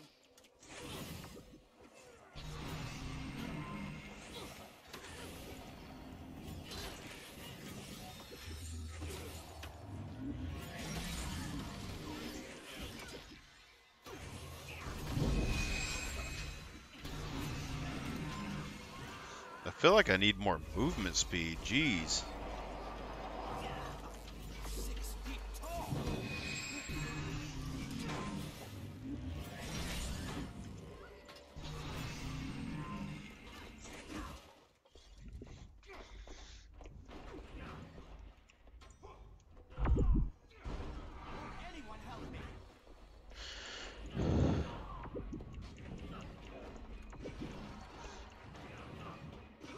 My golem, he's weak.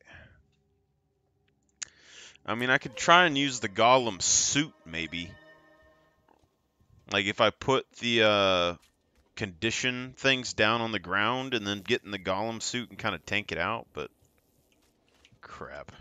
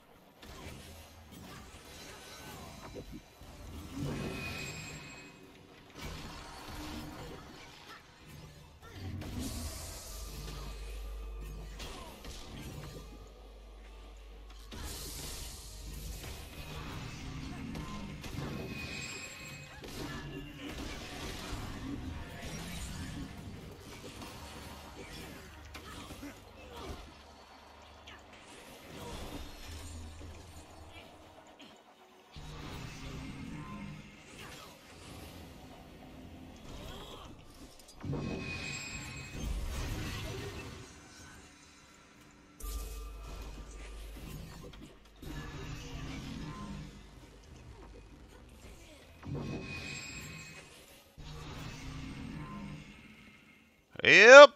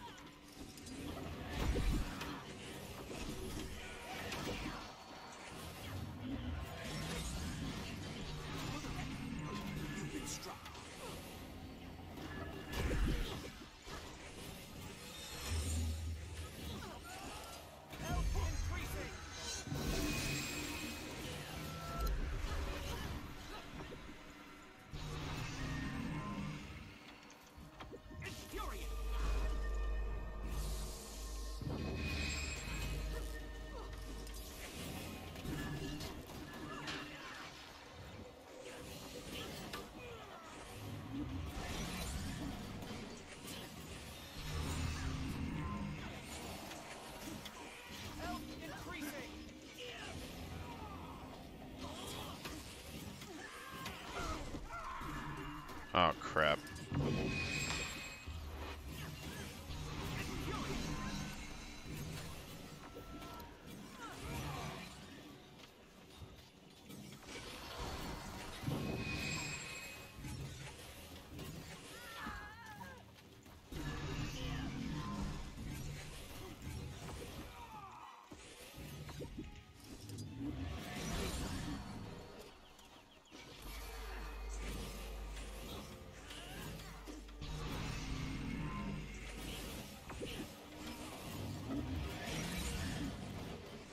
Abracadabra.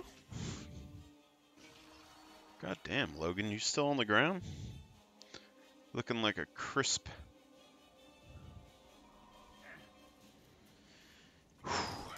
Don't you worry, buddy. We got this.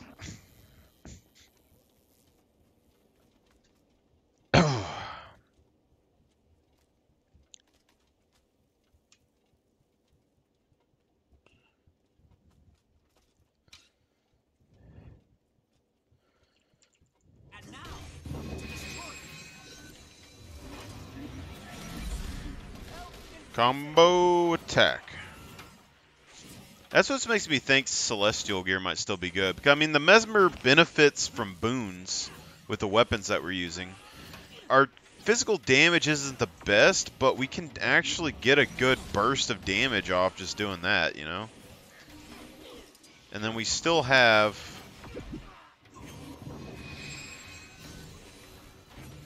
auto attacks, crit damage, which applies more bleed.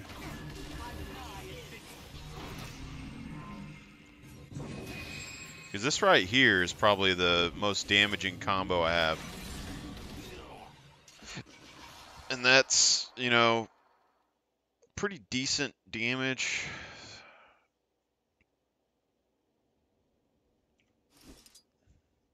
In combination with this.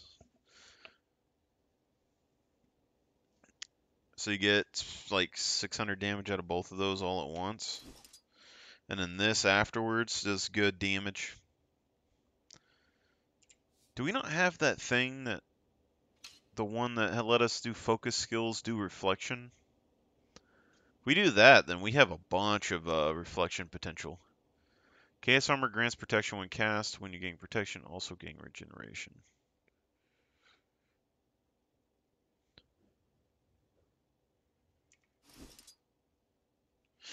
I mean,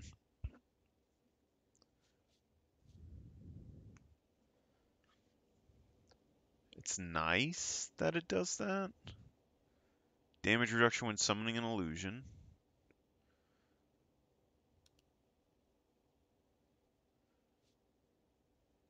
Lesser Storm when using a healing skill. Doing that every 12 seconds. So it's probably better just to use that. While you have regeneration, condition damage you deal is increased and condition damage you take is reduced. Convert damage conditions to boons whenever you gain distortion or become disabled. Protection regeneration. Gain condition damage while gain additional condition damage while using a staff. And then we get reduced skill recharge. So that's 20 seconds and 25. Okay, that's better. This means that if we did the interruption thing here, we could use this, interrupt, and then use it again. This, or, I mean, this, we need like 2 interrupts, and then we could use it again. But this gives us our vigor. And then this is, yeah, I mean, that's important. And we gain concentration and expertise when affected by regeneration. Which we lost the regeneration, but we can get it from this for 10 seconds. And then we get it for 10 seconds when below 75% health, which probably won't be very difficult. And then we gain Clone, Fury, Reflection, Crit Supply, Bleeds.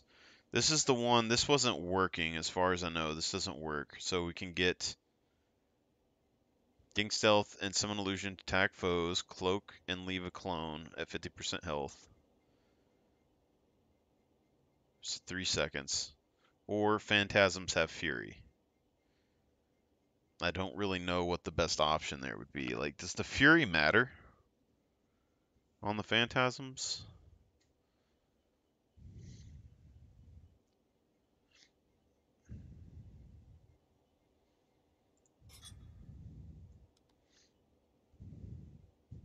Surely you just do that so it transfers to you.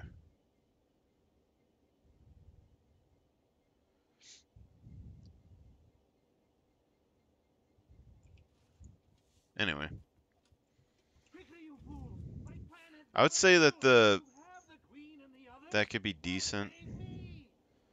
If this thing, I wish this thing just let them deal bleeding automatically.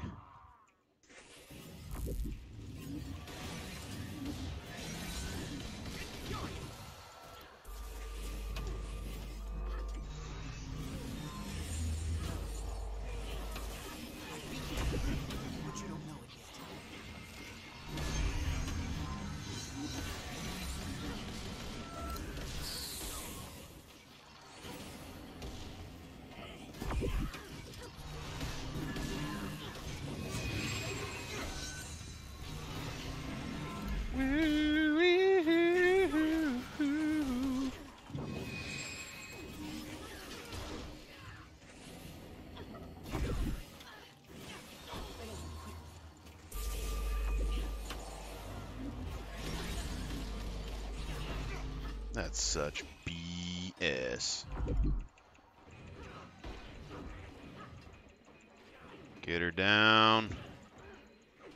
Get her down, assassin. Damn.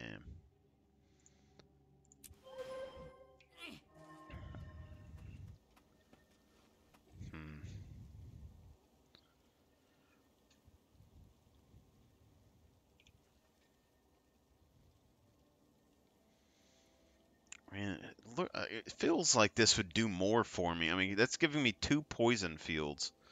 But if I get rid of Mimic, I can get, you know, maybe better short-term damage.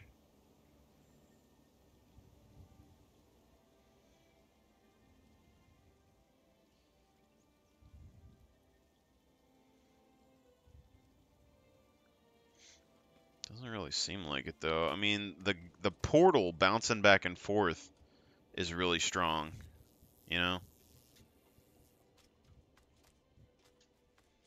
Especially for fighting the melee people, like teleporting and all that, and the portal are all really strong abilities.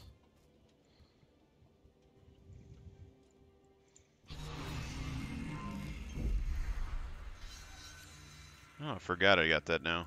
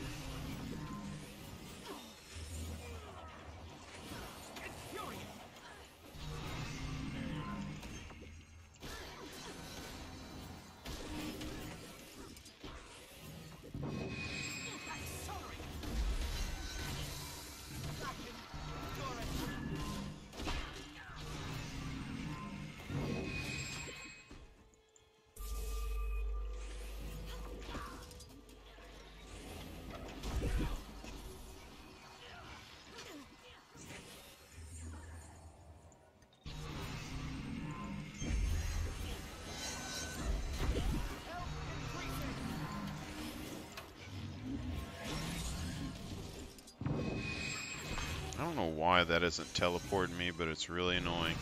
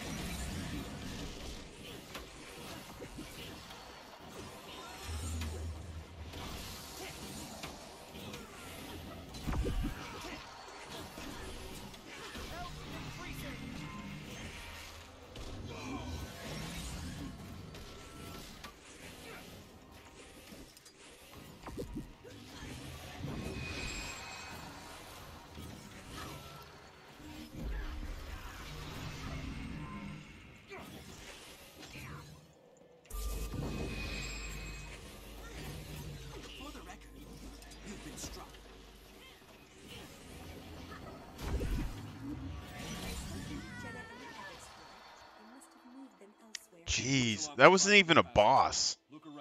I don't Must be think. a secret lever somewhere.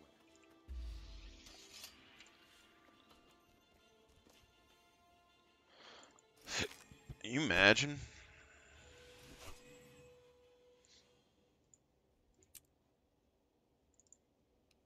Affirmative.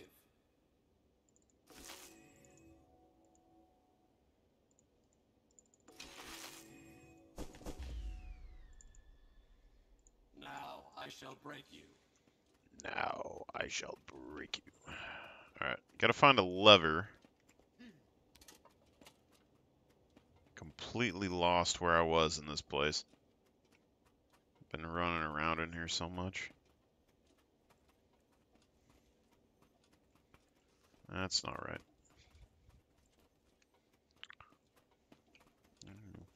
Maybe this way?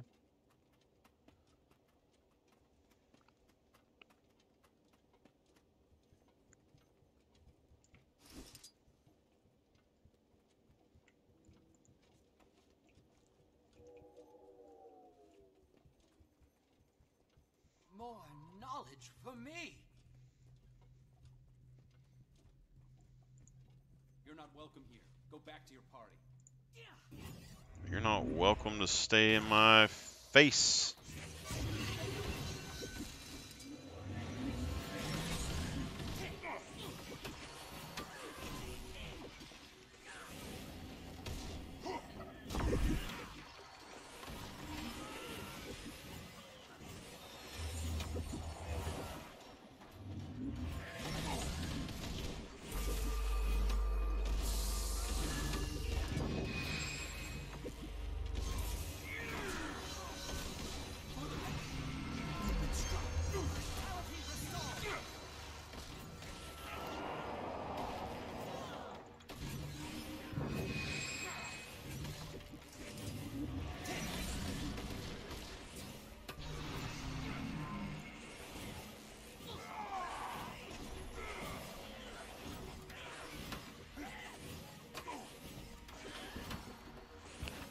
Imagine having quickness on this, you know?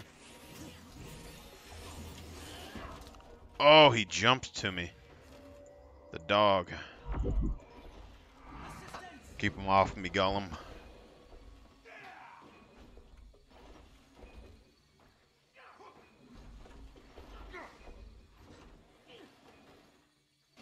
Terrible timing.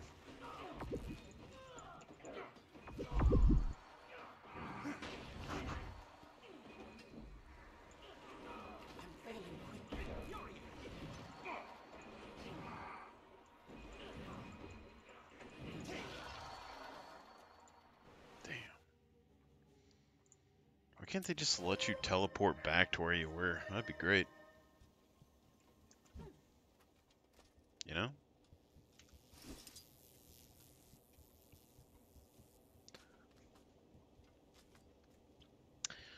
I've kind of overplayed my range projectile protection because every time I've used it so far in fights, their attacks have been like unblockable. But also, like, it doesn't seem like the radiation field's doing as much as I would like either. The mobility, like the portals would probably be the best option. Just taking the portals back and forth against the NPCs. And then with Mimic, I could use the portal twice. Be really strong, you know?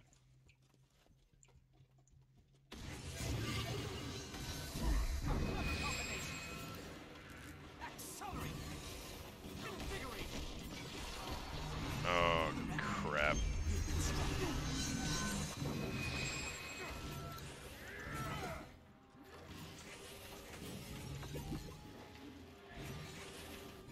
I wonder what happens if I just run off.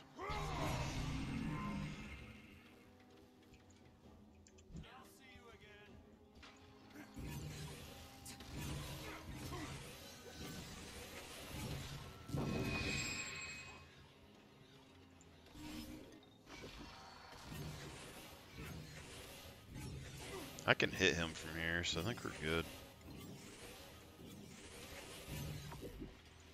Until they die. I mean, yeah. 'Cause they are gonna die.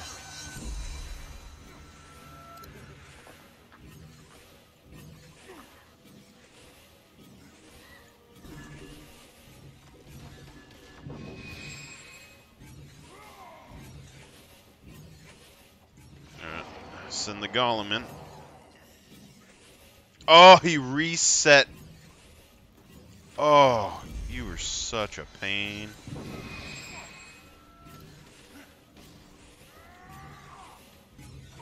Get him clones.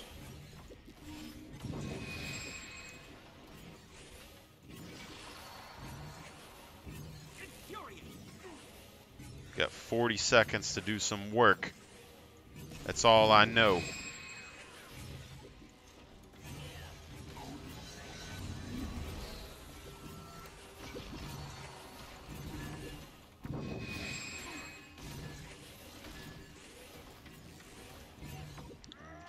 Crap.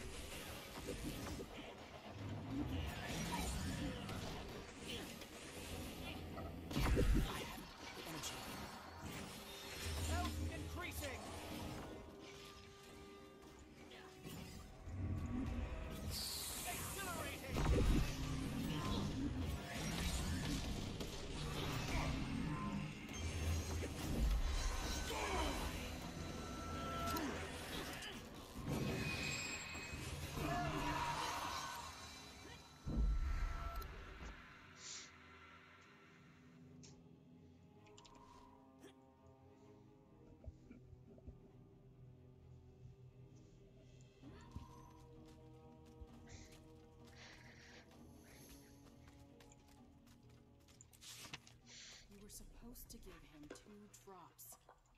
How are we going to move the big oaf now? It's not our fault. He grabbed the bottle and drank it in a single swallow. Pour some water on him.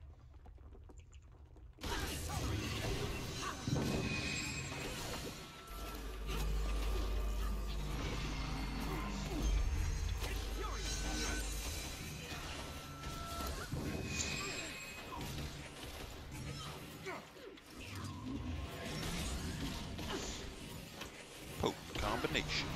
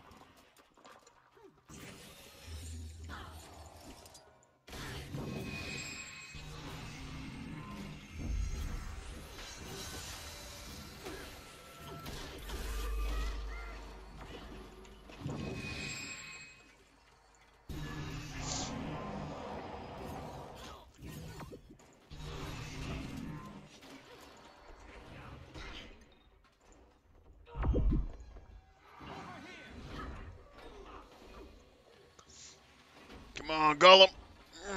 Get in there, Gollum. Crap.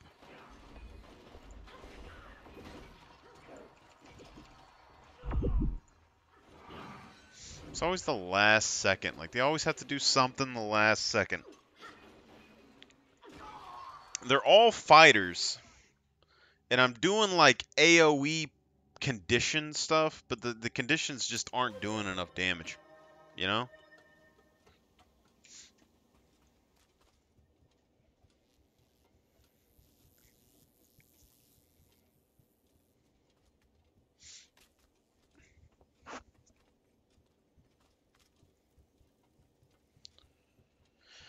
It's a hard knock life for me.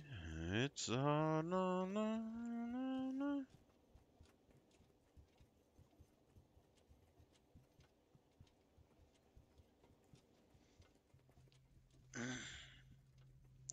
I'm pretty sure there's a point where they stop chasing you around here that I've found before, but I don't remember exactly where it was.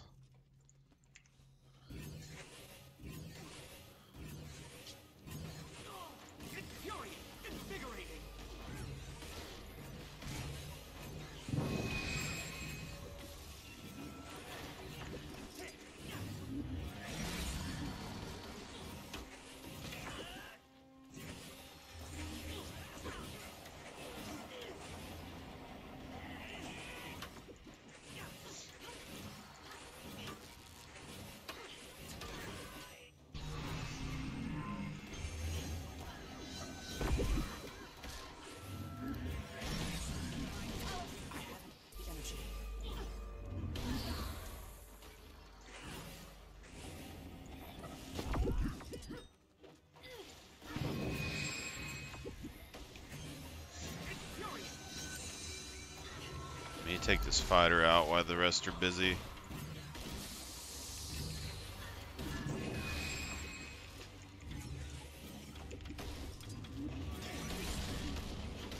You're all by yourself now, hombre.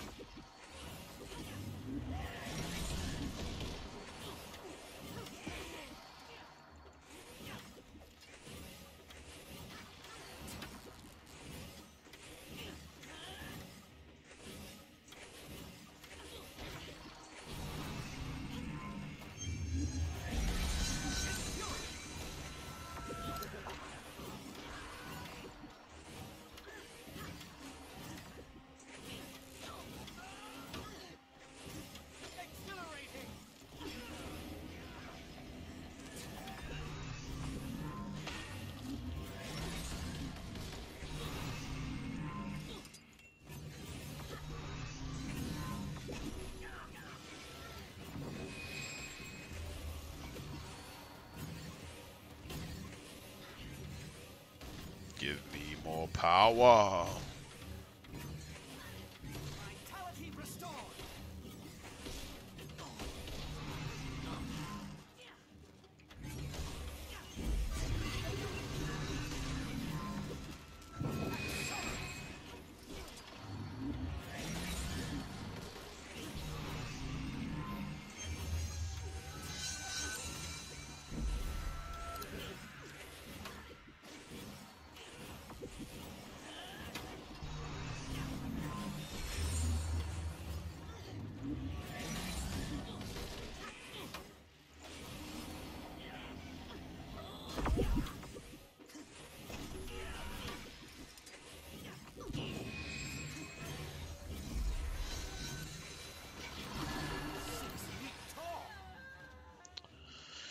Oh, slowly getting there.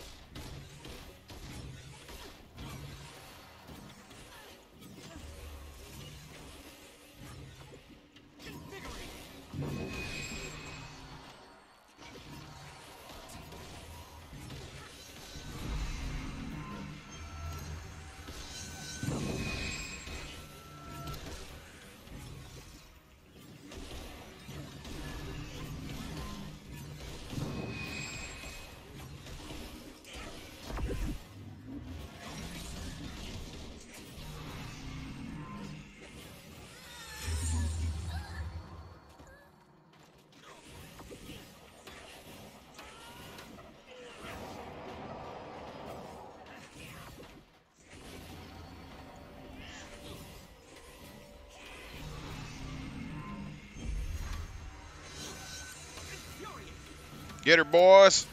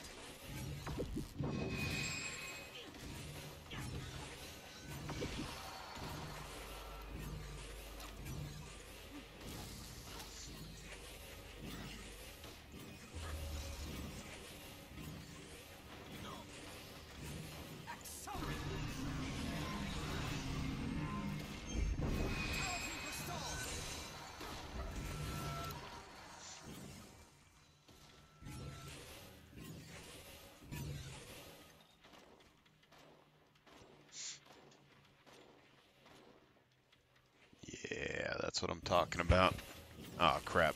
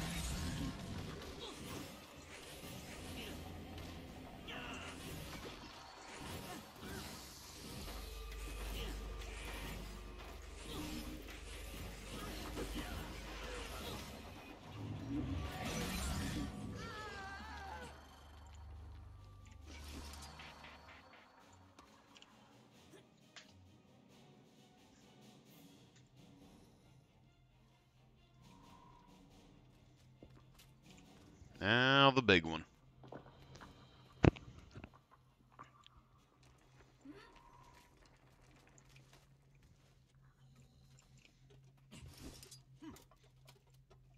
This is how the story missions should feel, right here. Every one of them. Every story mission should feel like this. You know, doable, but kind of a pain where you'd almost want a second person with you. Wench, bring more beer. Oh, it's only you. I was having a wonderful dream. They must have taken your human queen and the char up this passage. I'll return to the party and tell the others what happened. Good luck.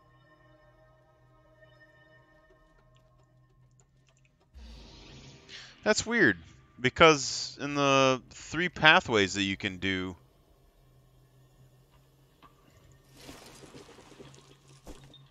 you have to fight him. Now I shall break you. But maybe it's because you wake him. If you wake him up while there's a bunch of bandits, he's bad, and if you don't, he is good. Well, he walks off because he's scared, perhaps. Okay.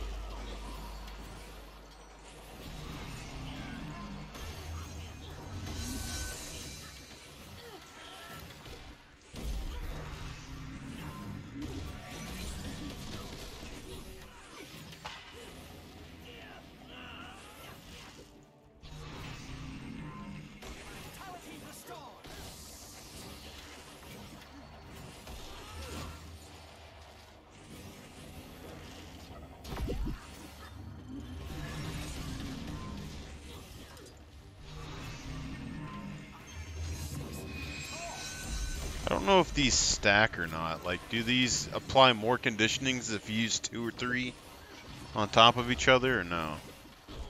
You know?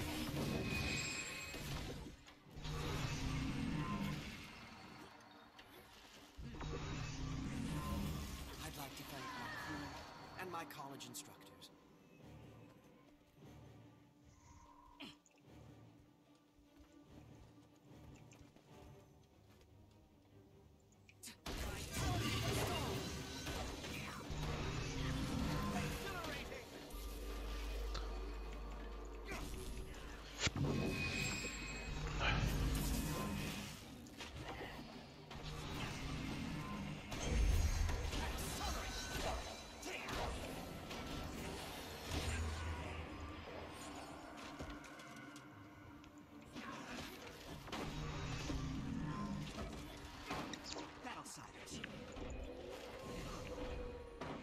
I might not physically be able to fight these guys.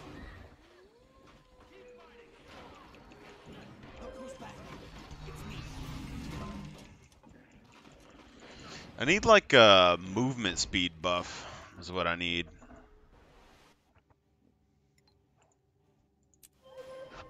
I need like constant, oh crap.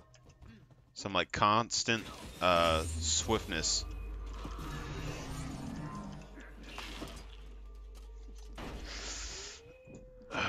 I gotta use the staff.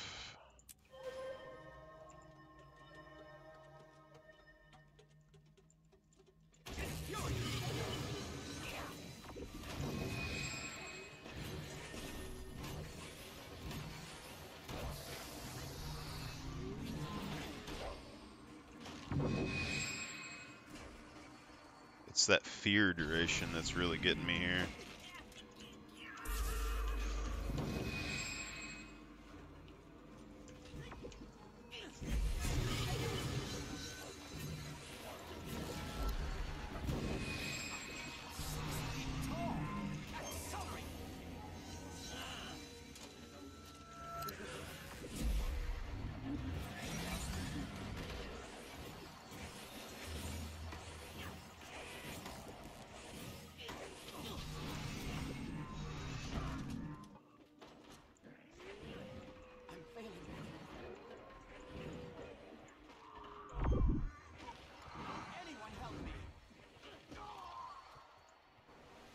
I don't know, did we kill all the small ones? I think we might have gotten all the small ones right there. I'm not positive though.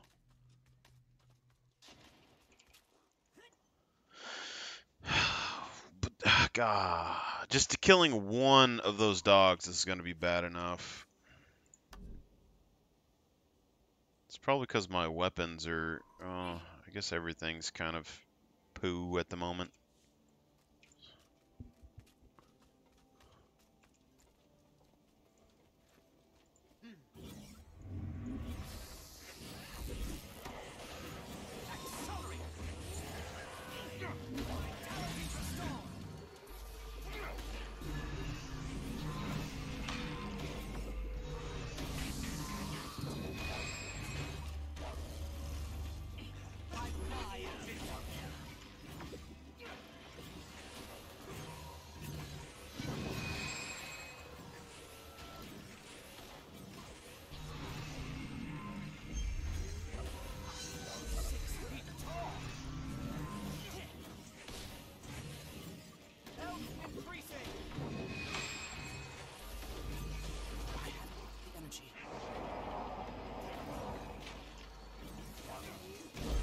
Gollum, I choose you.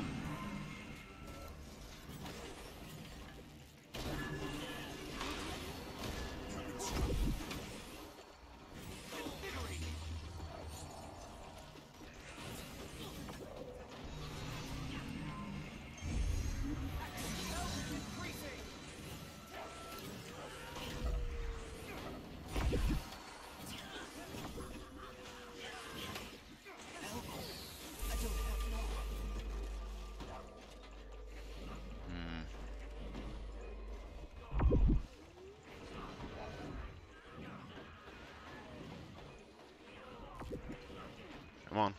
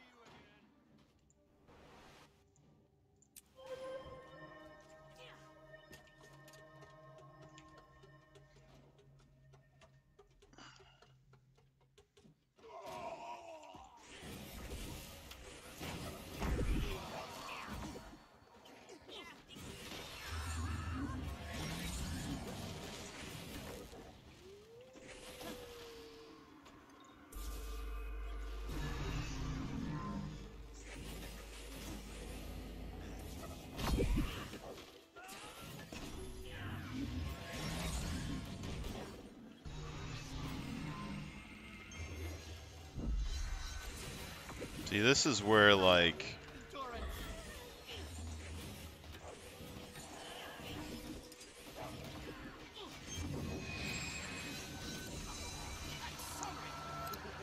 This right here is where invisibility would come in handy.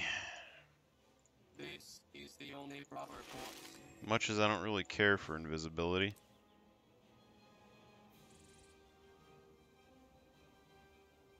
"40-second cooldown.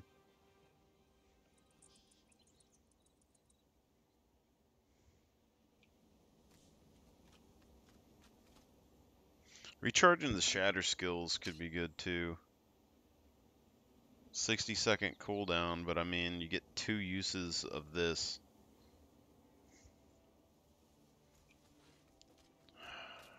Okay. Let's get rid of the second one real quick. Might just wait for the golem.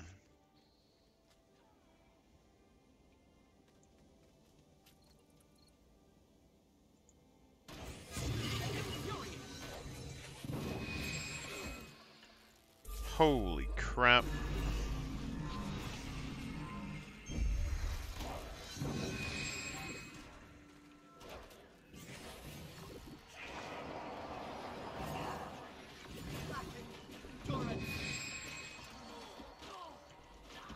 It'd be great if I could stand. Can't just use golems every day, you know, guys.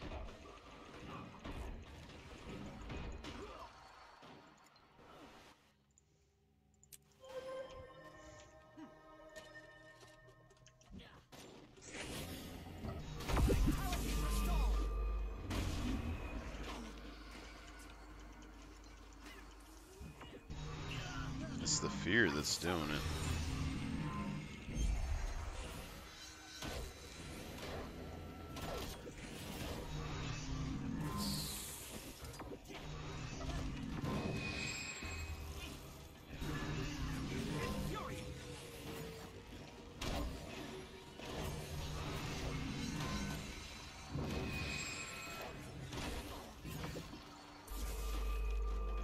That'll silence you.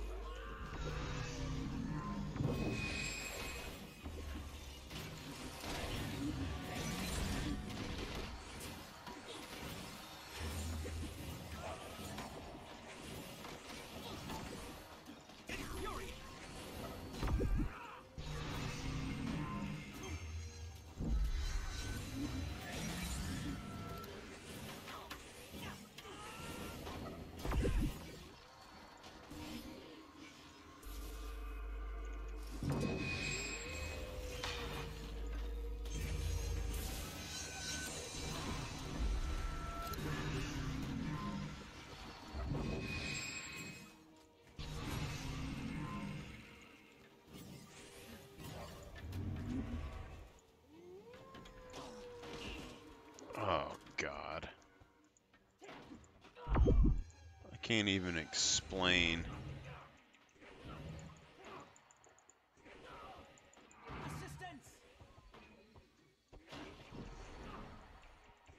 There's like just a minor fraction of lag.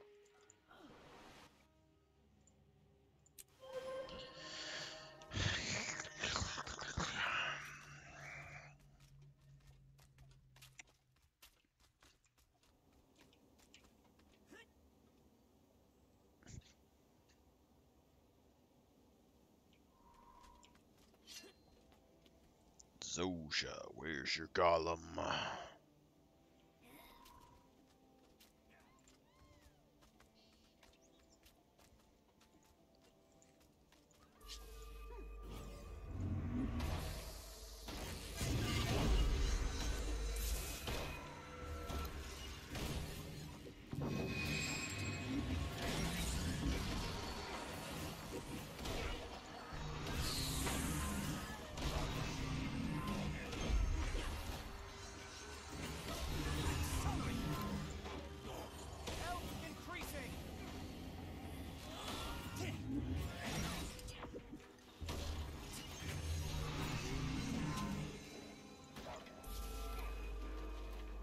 Oh, if that just baited those bandits down here.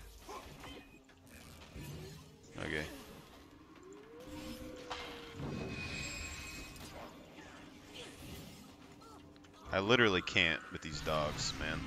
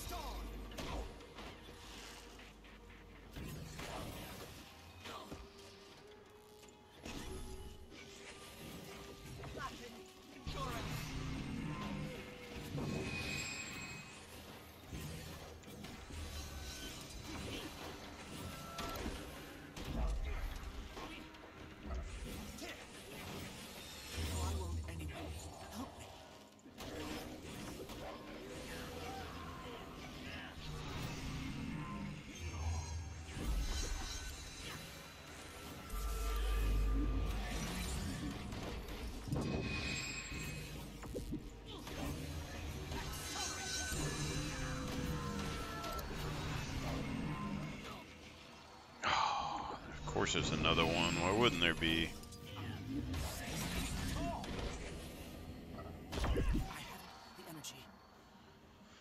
Whew!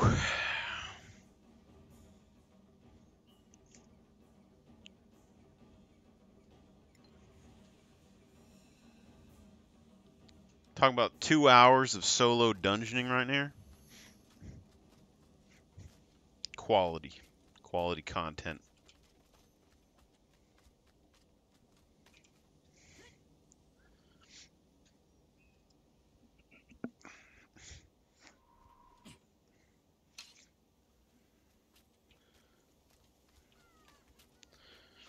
Alright, now we're about to have a really big fight, so we need to have this ready. We will hit them with that. We need the golem, and then we need all of these things coming in here.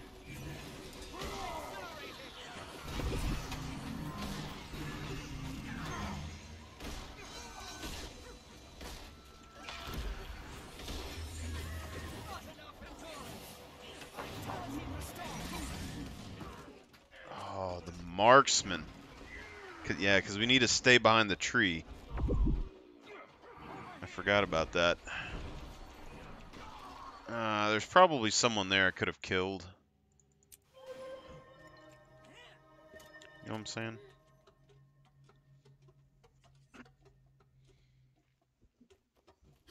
Oh. Whoa, whoa, whoa, whoa.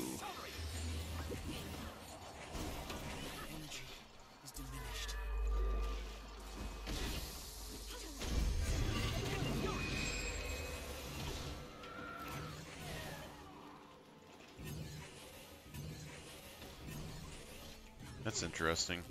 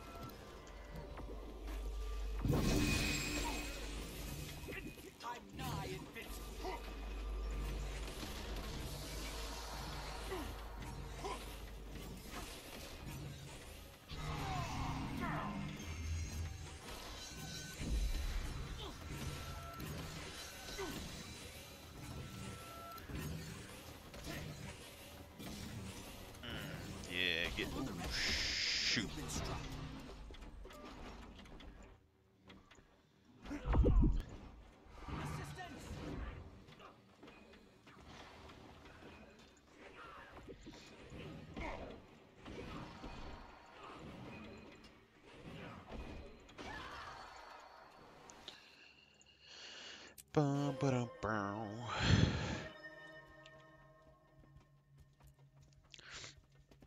See, but this is what's going to happen, though. So when people come and play the game in the future, and all the people that are experienced are out and about at the edges of the map, there's not going to be very many people on the internal sections of the map, right? Unless there's a new influx, which means doing these solo or with one other person would be the thing. But doing them solo doesn't seem the most optimal at the moment. You know?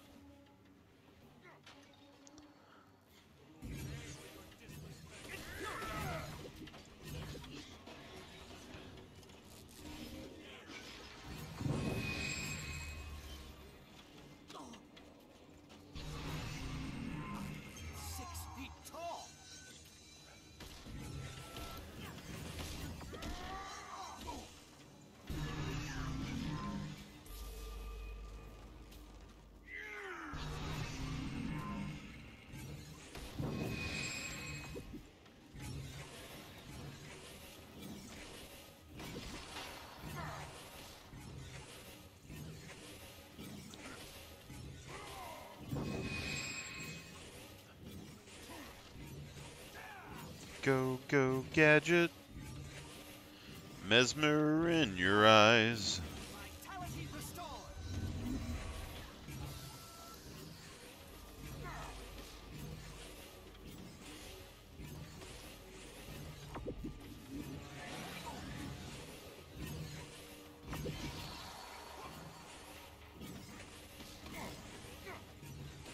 Have to get him as low as we can. Oh, you dog.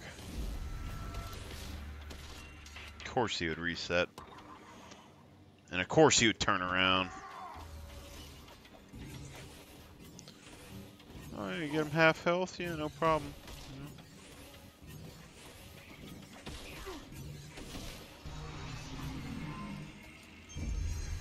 What I'm gonna do, I'm gonna dance around this big rock.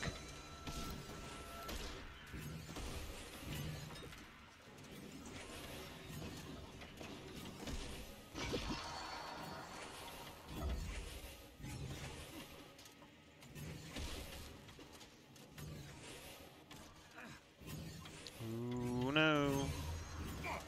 Where am I going?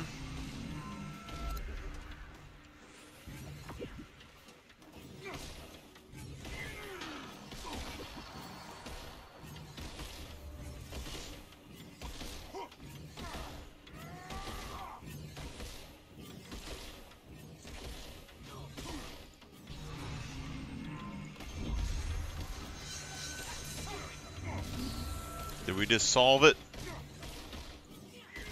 I feel like we just solved it. I'm not 100% sure, but I think we're on to it.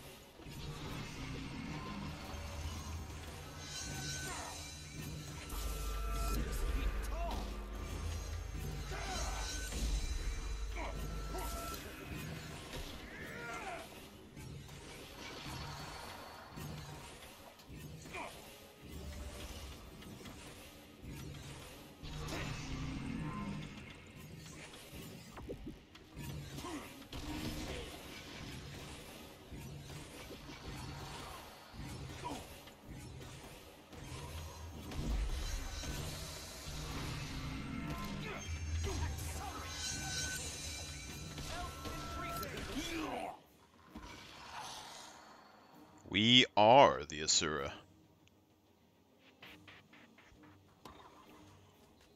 Alright, lame people. We now need to take out 3 snipers. Now, what seems weird with these is they're not healing. Some of the people heal and some of them don't. It seems like all the elites in the dungeon don't heal, and then all the normal people sort of do heal.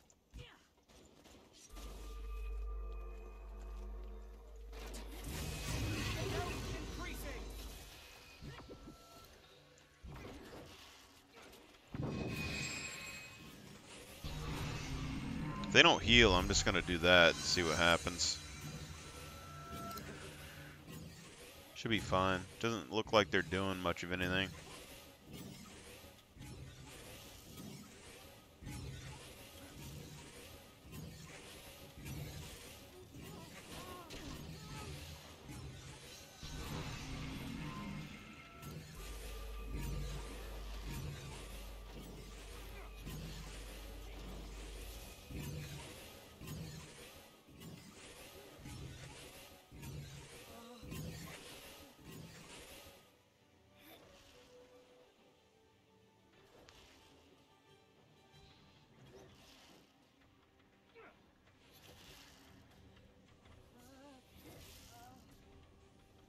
Sometimes I wonder, you know, like, if you didn't care about putting an elite thing on your armor runes, could you get bonus condition duration, you know? Because there's some that give you, like, 25% condition duration.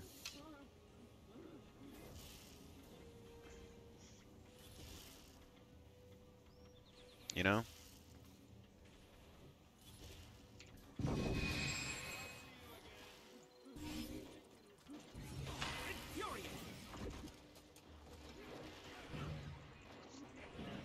Look who's back. It's me.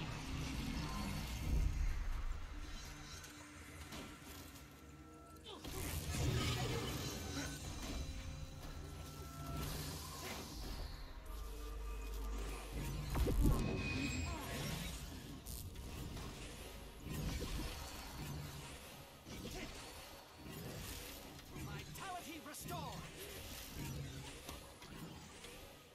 So we got weakness, poison, bleed, and torment.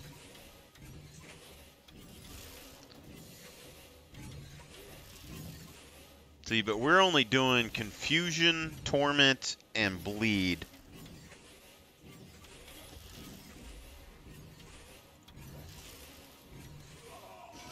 But we might be able to do that vulnerability on crit. Don't know how good it would be, but I mean, it might work.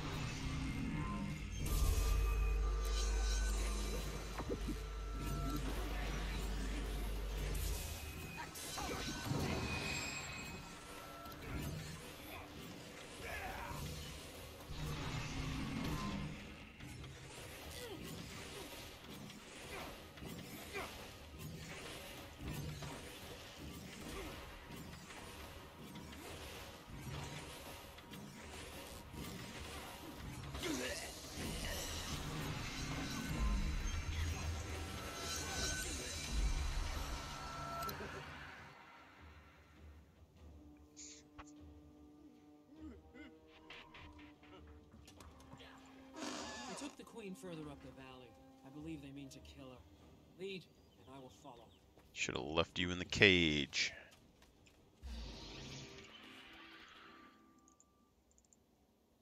Threshold achieved. Let's grab this.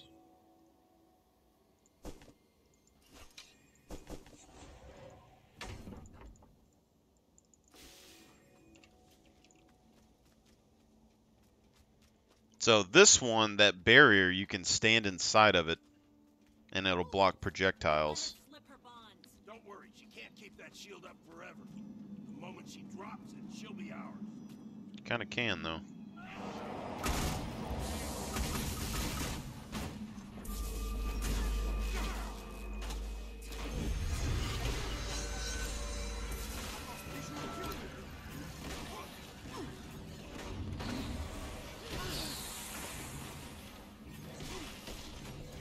So that's 2 stacks of bleed, or poison.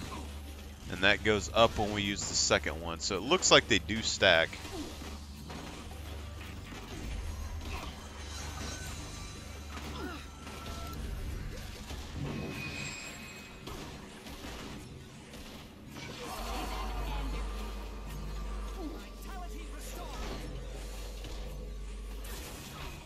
Ooh. Alright.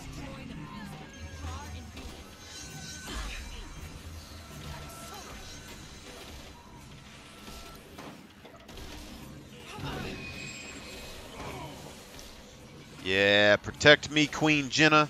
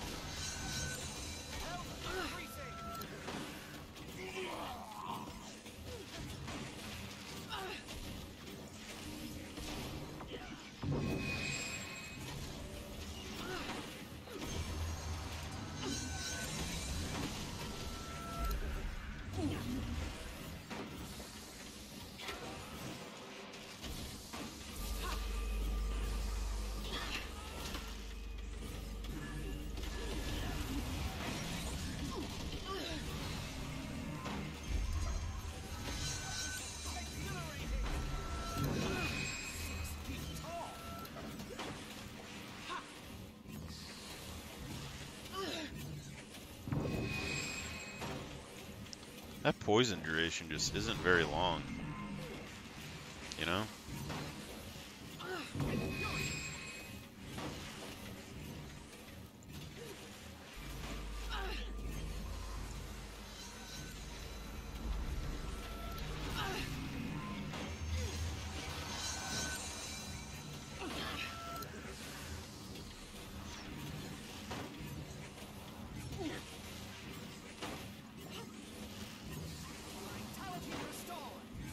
My clones are still in my might.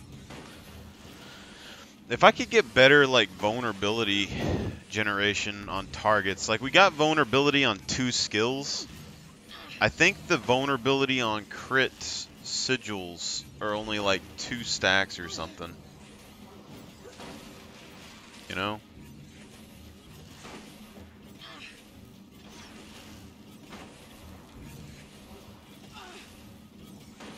You can do 2 stacks of vulnerability for 8 seconds after striking a foe from behind or the flank. So that would be decent. Your Majesty, I'm 2-second cooldown. Found you. And you, Logan, I see you've found us as well. We could do quickness if we wanted to, but I think more vulnerability would be better. Codicus! But I also think there's bleeding on You crit. were working with the Separatists. Me? I was a victim here. I had no idea what Uzulan was up to. You lie! You're under arrest. Logan, I believe Codicus is innocent. Your Majesty, you can't take his side. Codicus is guilty of many things, Captain, but he was not responsible here.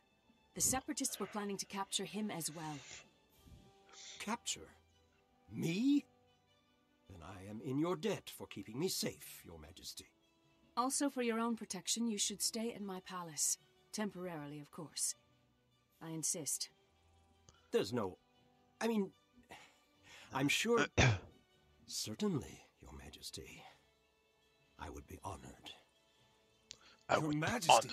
Jenna, are you serious? Very serious, Captain. I think it best the Minister stays where I can keep an eye on him. For his own safety. Then I should remain as well. To help keep an eye on him. No. No need for that. I appreciate your rescue. You know what's also weird about this is because Logan only goes back to Destiny's Edge after Queen Jenna is like 100%, right? All of us, Logan. All of our world. There are things only you can do. You're right. So much has been left unfinished. Much to make amends for. I should go. And I will be waiting for your return.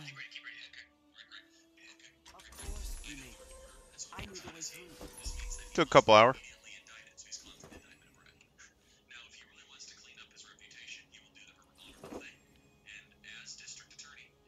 I was manufactured to the highest standards.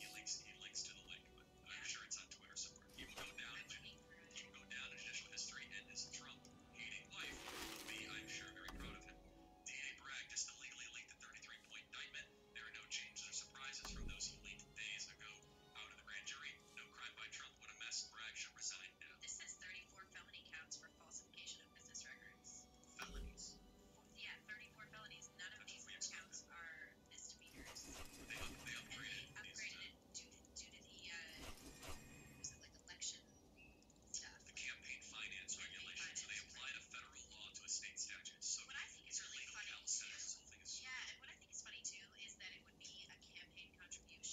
was manufactured to the highest standards. But also the idea that President Trump's campaign would have been adversely affected by Affirmative. allegedly having had a relationship with a porn star is also ridiculous. I don't think anyone would have cared about that. Like, I don't think that suppressing that information was necessarily. I was manufactured to the highest There standards. are a lot of them. So it was Class E felonies, which is the lowest level of felonies. I'm just gonna challenge everyone. Do not fall for this 34 count. That's what I'm saying. So it's like if there's one financial crime and then they send out a massive deal to 34. Exactly. They could be like, but the 34 thing is a total PR move to try to get you to believe that this is a much harsher, more serious crime. I'll give you an example. Let's think of a crime that. And there's going to be no handcuffs and no Let buckshot. me think of a crime that we all know of that I can give you a really good example of. Okay, O.J. Simpson. Okay, he did it, but that's a separate issue. But you could have a 400 count indictment for fleeing the police and running a red light, and he was in the Dodge Durango. Remember that white Dodge Durango, whatever he was in? And you'd say, right, and Bronco. I'm sorry, thank you. This is the only proper course. That would be a 400 count indictment, right? But it's really centered on one or two events. Does that make sense? So that you can extend an indictment. Again, this is why prosecutorial overreach is so incredibly, severe and such a danger to our society. Is that this 34 count thing is a PR masterpiece? Because if Donald Trump was indicted on one count, the 34 sounds serious. Did he break in? Did he embezzle money? Did he also do wire fraud? Did he? And remember, a lot of the statutes and the way the criminal code is written, it's not about the actual crime itself. It's about all the supporting Step right up, carnival goers. Test district, you think I'm too old? Got your break by its snout. That's a bad example. The better one is that they overwrite the criminal code. They deepen it to such an extent. Wire fraud, check fraud, falsification of records, lying under oath, obstruction of justice, that eventually it creates these counts that can give the prosecutor advantage. Does that make sense? Absolutely. It's like having this negative, and then every day maintain it, and you just keep getting these negative charges over and over and over again. It's really only because that one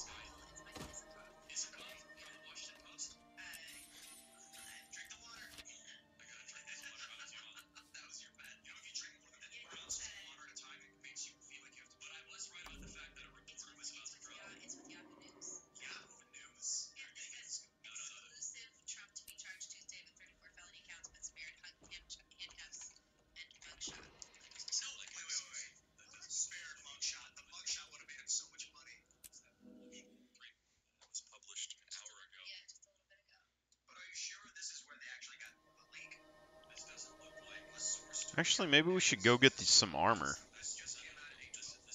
1 second. Because they have his statement in here. I could be wrong. I want a copy. I want like a docu-cloud upload, right? You know what I'm talking about exactly. But here's the other facts, okay?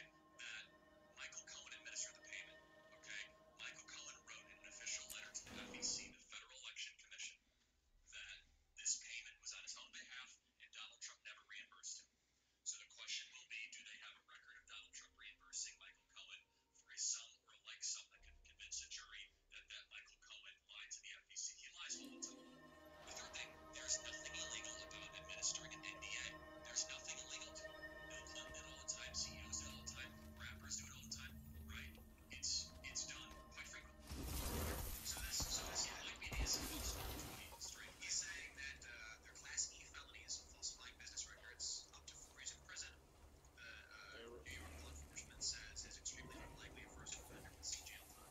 There would be no arrest. There would be no cuffs. There would be no mugshot. Are there going to be cameras in the courtroom? The attorney asked today to not have cameras in the courtroom. Yeah, Trump's saying he doesn't want it. Yeah, remember Issaquah was one of the original Steele dossier leak stories. So he has an in to I see the pattern at last. agencies. But anyway, the whole crux of the argument with Trump will come down to intent and also the quality of their witnesses. Let them know Malcolm Bragg is going to be, called to testify. Yeah, Michael Cohen, who's a convicted liar, went to jail for lying in front of Congress. And so, this thing, if the elemental charge, which is falsification of business records, right, is the ballgame here. Regarding did he pay Cohen back for it? I saw a check a year later paid for 35 grand. It was a $130,000 payment. He paid Cohen. Trump paid Cohen 35, and he was doing other business with Cohen. So how can you draw it one to one? It's all on Cohen's testimony. And remember, Cohen's own lawyer, Costello or something. This guy went on Tucker. He was very persuasive. Said Cohen's a liar, and Cohen's I such offer a the best liar. prices around. He goes and signs away his attorney-client privilege, so that his lawyer then is able to go on television and say, yeah, everything he told us under attorney-client seal. Let me just tell you, this guy's a complete liar. They added the statement after the story dropped. Is that right? This is likely the story. They probably reached out to Trump's team and said, okay, it's Michael Issaquah, so it's not Maggie Himmerman. Let's get through it. Chief, which was a good guess, though. Maggie was a A good guess. spokesman for Trump's team has not seen the indictment or been briefed I on offer the the best details. price. Yeah, they actually have a copy of the indictment. If they did, That seems really weird. Why would you not be able to? Yeah. But why would It must pay well. I guess. I thought they were just an aggregator. I guess they're doing their own stuff. Well, yeah, but they got a school. Apparently. That's a good cheat. There's nothing new here. Yeah, Jack Mazovic has a tweet. He said, paraphrase, the country is every No refund. So I think that's I don't agree with that. It's just we've seen how damaged it's been over the last 7 years by the banking federal service. Could you attempt to acquire a copy of the unexpurgated journals of whom? That is all, and my collection just isn't speaking about what's complete. going on today, we've never seen anything like this happen to a former president. And there's no question it's political, unless, of course, you gain from it politically. And confirms my argument. Democrat politicos are going to say it's not political because they benefit from it. End of story. When people see, like, oh, look how horrible this country has become, for instance, with this banking scandal, where our country can say it's on its way to bankruptcy. You gotta ask yourself, do you want to maintain this country? And I think Final that helps hero? his perspective because I was just watching about North Korea last Okay, night. And I'm sorry I'm it's late. very possible that Law beer story. He came back, Cohen's house. They just the government just poisoned him and sent him back so he couldn't talk. Yeah. They just killed him in prison. They poisoned him. Good to see you, Logan. Now we can. That's the other side of the coin. Who's deserting us now? That's the other side of the coin if we lose this republic. Well, and the folks at the North Korean leader, Kim Jong.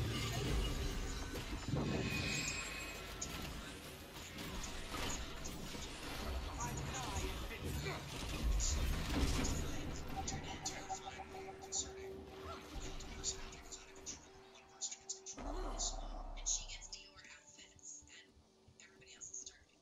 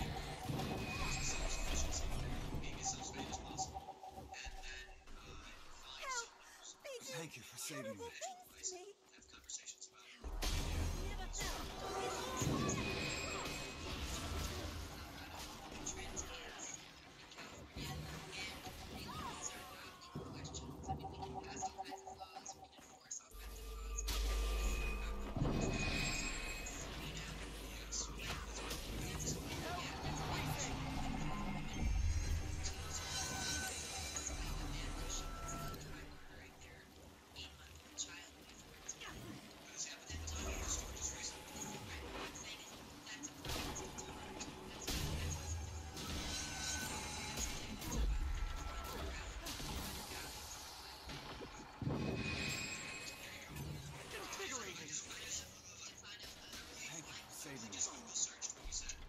Oh. PA mob killed daughters of military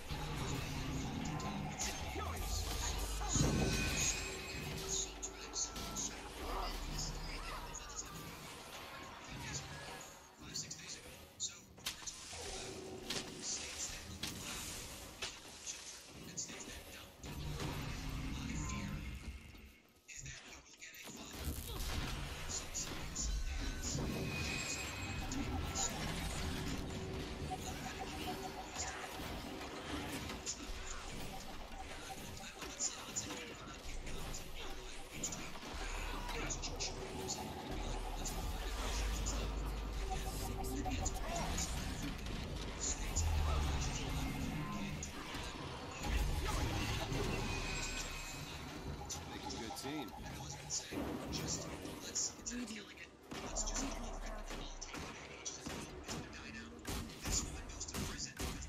Right to report. I expect this from Ridlock, but not from you. I am not a coward.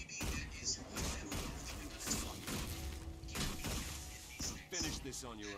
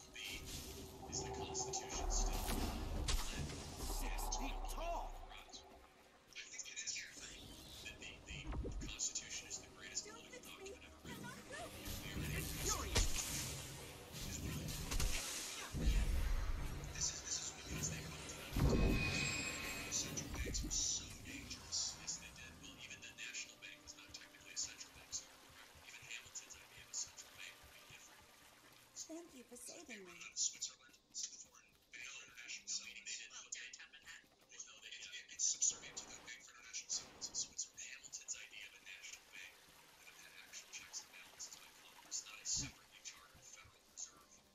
That's basically quad public-private. But you're right. Even Hamilton felt this endurance banking system.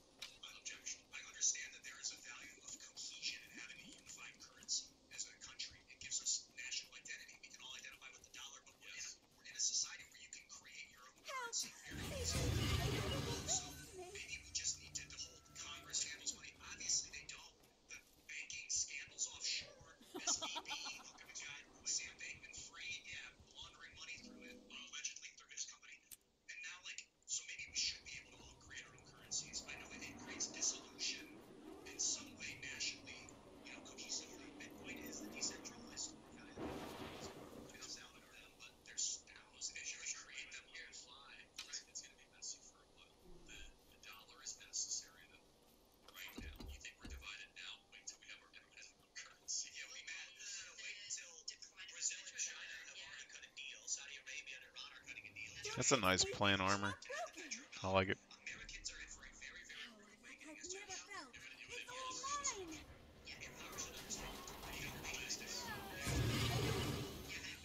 So believe me. Thank you for saving me. Apocalypse isn't necessarily bad. It just means like the Great Awakening.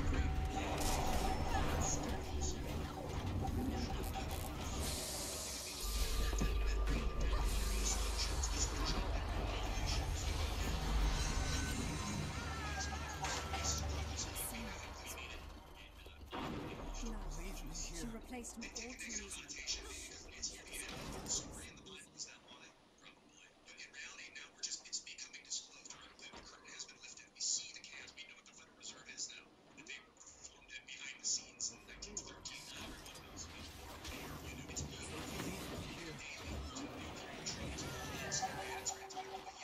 Don't fish me. I'm not broken. May the pale tree bless you. What do we do with this soldier? Don't let your mind go crazy. Don't go crazy. I understand why you may want to. Because I don't want to. Help increasing.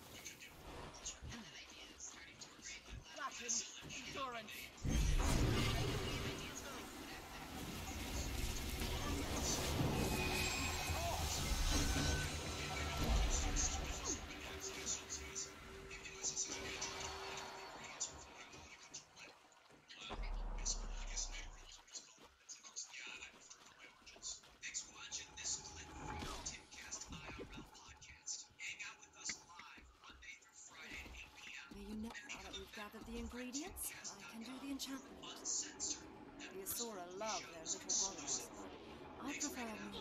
This should do the trick. Let's go.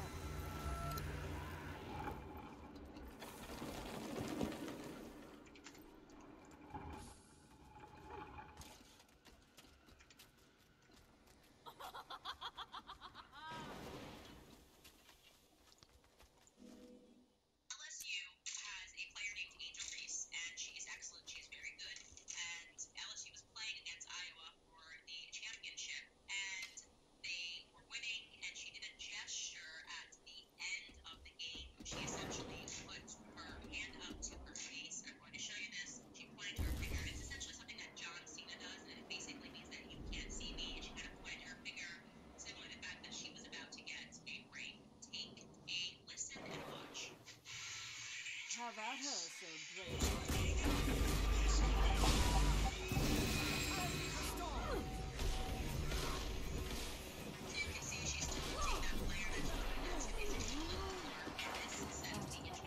It's the ultimate difference between us.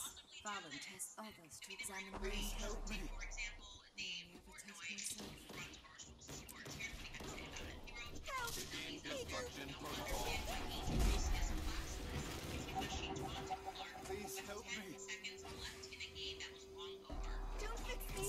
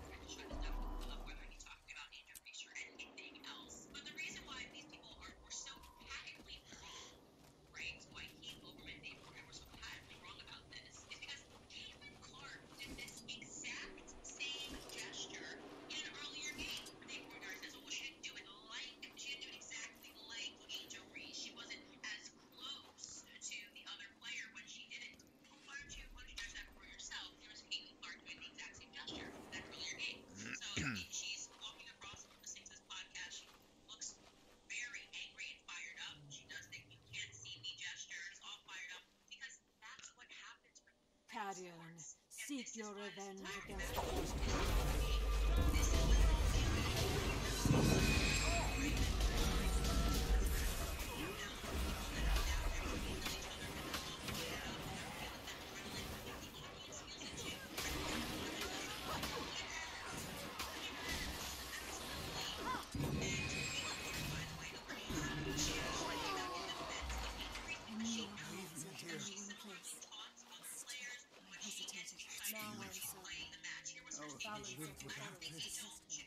Serving them up as bait for the trap. But she is a spy. It is time. It's not just me and Angel, we're all competitive. We all show our emotions in different ways. You know, Angel is a tremendous player. I have nothing but respect for her. I love her game. The way she rebounds the ball, scores the ball, is outstanding. Big fan of her. And even the entire LSU team, they played an amazing game. Men have always had trash talk. You should be able to play with that emotion. That's how every promotion continue to play. Oh my gosh.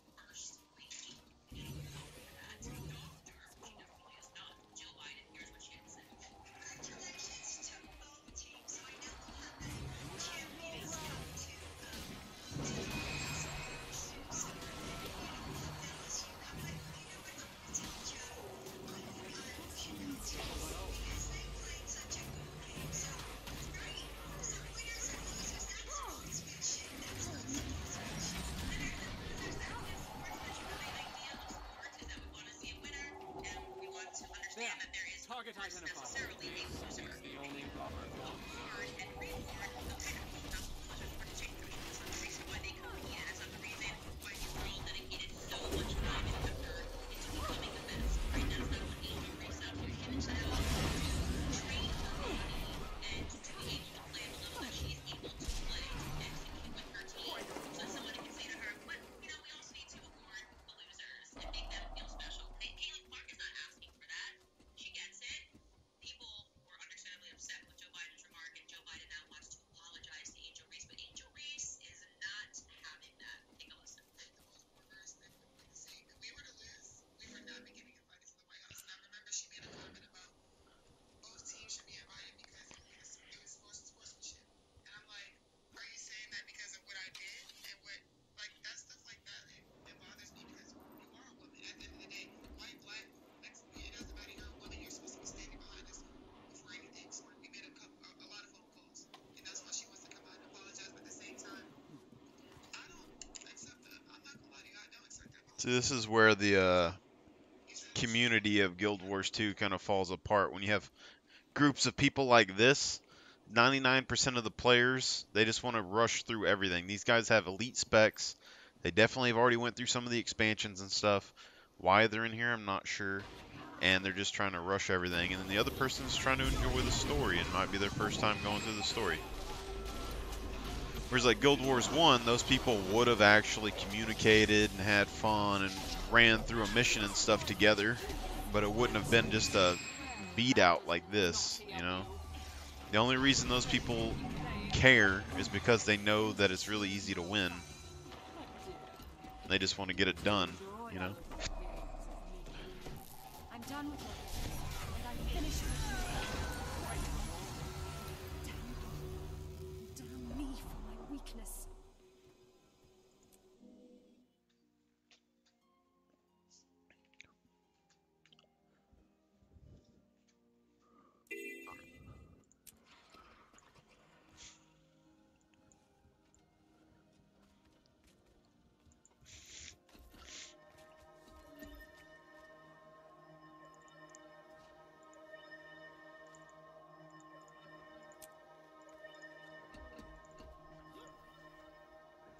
Target destroyed.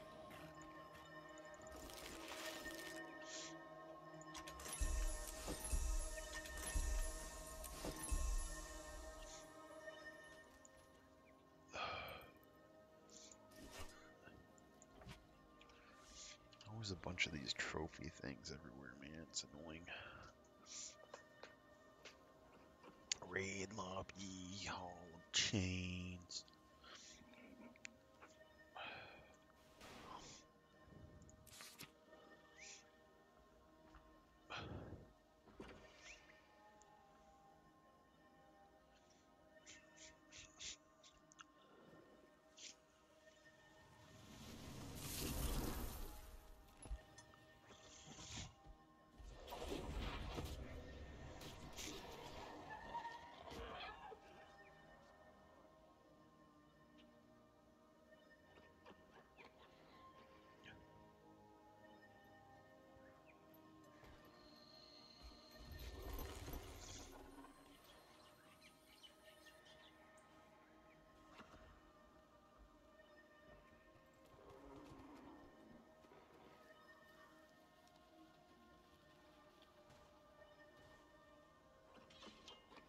So go and be a hero and end this brutality.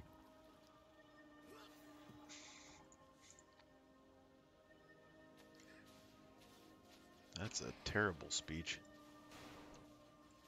So we got Ascalon finished.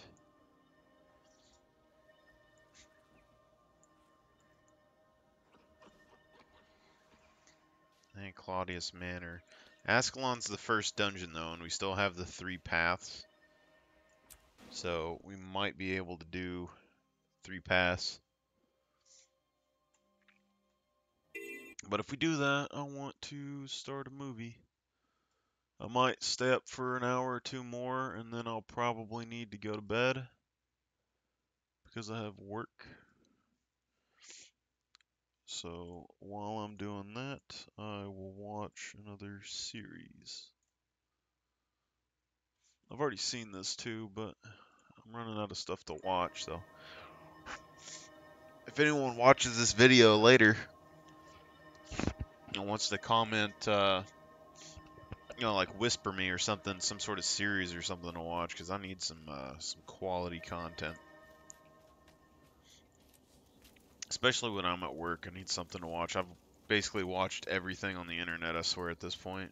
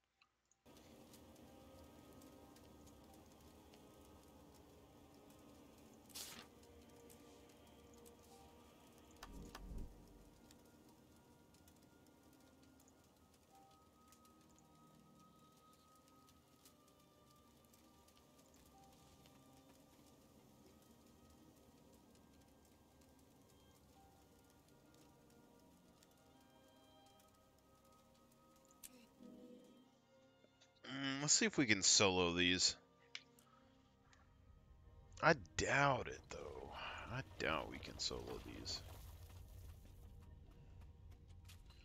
Got 10 minutes.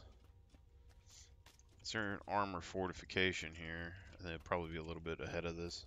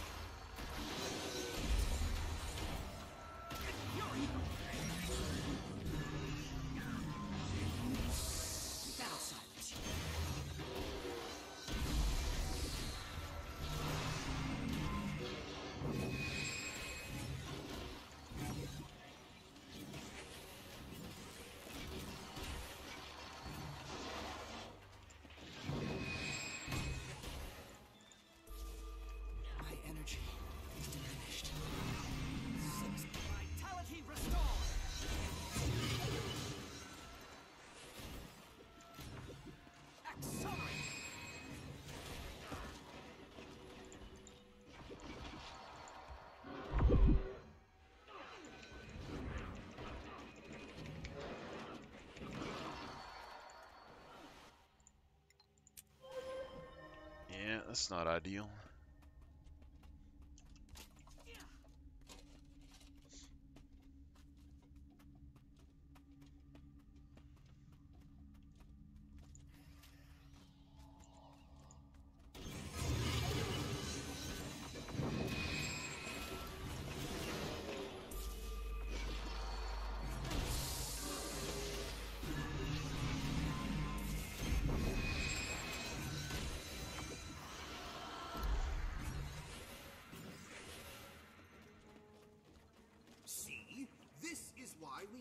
cohesive plan. People just wander in here and get attacked. No one's arguing about the need for a plan. Your plan is just stupid and won't work. Don't mind them. Come with me. We have a priority base of operations set up nearby.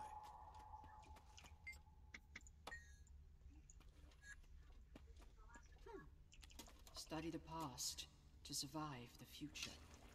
Research is only as useful as its practical application. Knowledge defeats darkness. Knowledge is the greatest treasure. The past should inspire the future.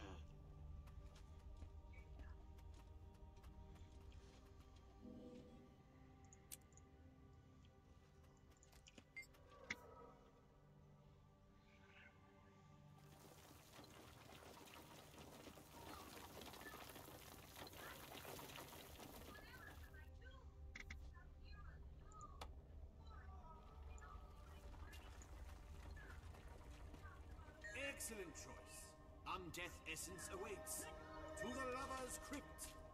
Do you hear that? Sounds like... Damn it! Another Graveling mound. Close it before they overrun the camp. We'll guard the entrance.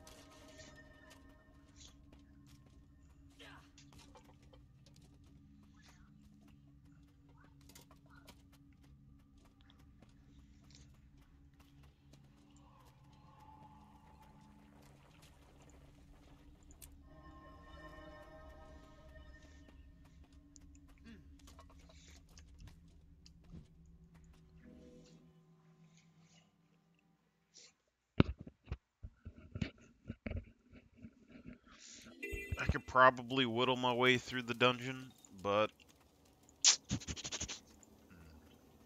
prefer to get 3 levels. I want to buy some new armor.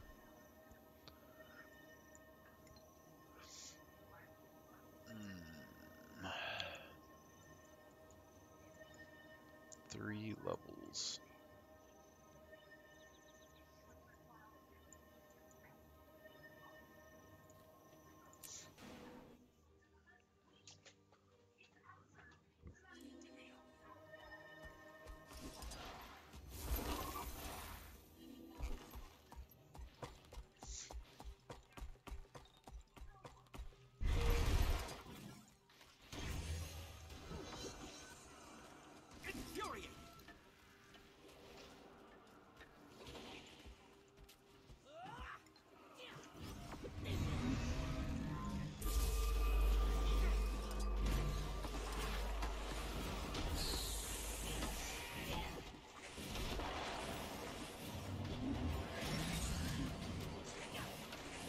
I need more evidence. Slay them and bring me their remains.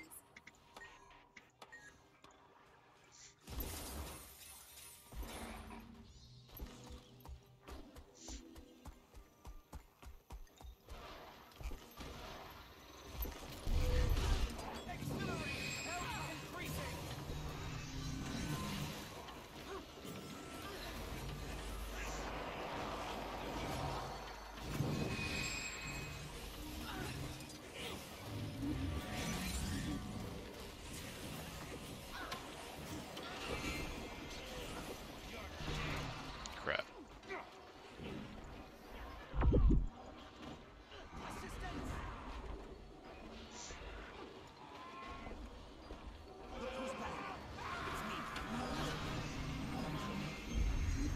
I can't believe they nerfed the ogre pet whistle. I was like the only person I felt that used that when the game first came out, and I come back. Now you get a sickness for like, I don't know, like 30 minutes or something. The pets only last like 2 minutes or something now. And they're randomized.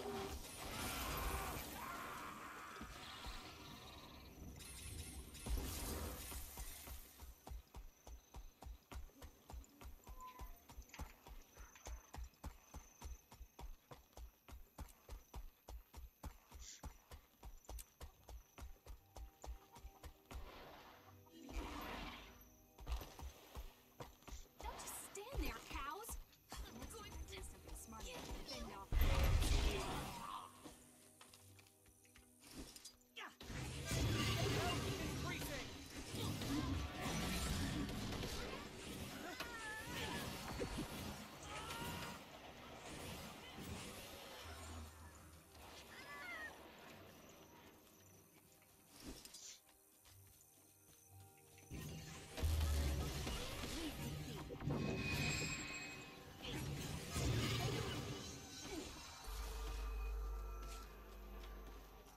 What have you done?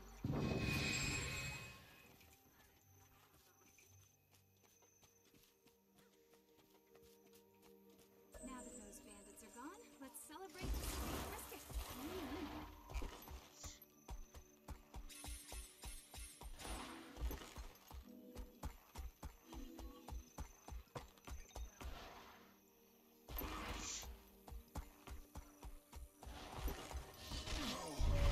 I would say the Norn land is probably the easiest to do multiple quests on at the same time. But it isn't like world boss quests, they're just normal random quests, you know?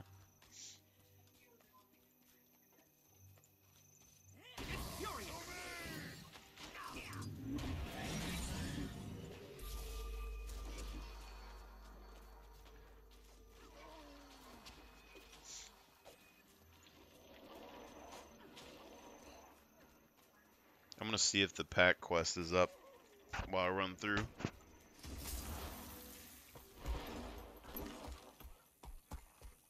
It's not there. So I'm gonna cut across to the oak heart.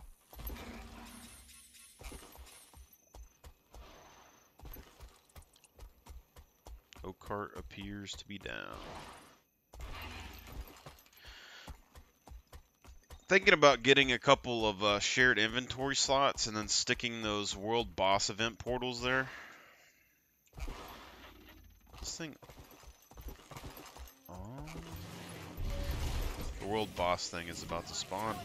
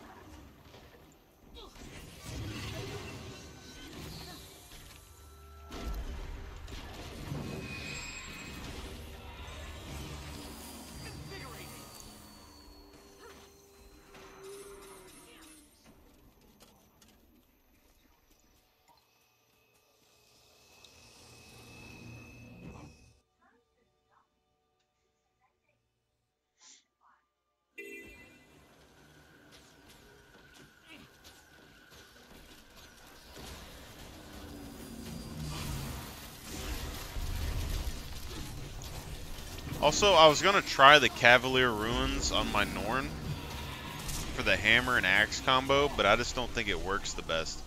But I do think that for open world, just normal gameplay, I might try it with Berserker's gear, my Char, make him a separate armor set. But the Cavalier for 5 seconds, it gives you 5 seconds of quickness and 20% bonus damage for 5 seconds. I think like a 20-second cooldown. So for like long duration fights, not the best, but for just like jumping down and getting like tagging something in the open world, I think pretty good. You know?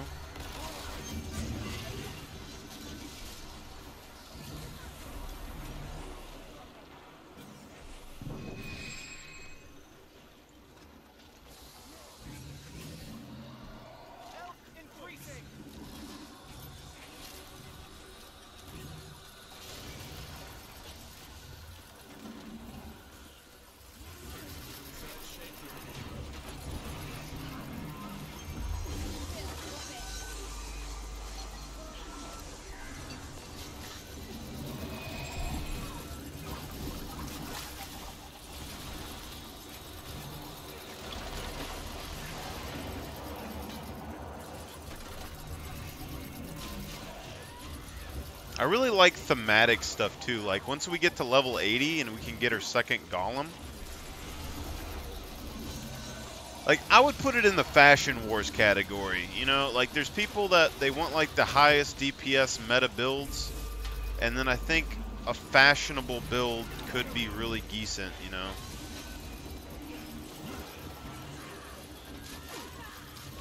Like you don't see any Asuras using Asuran golems because they're weak. But like my Mesmer, I mean, I got a skill that makes people into a Moa, and I got a skill that gives mass AoE invisibility.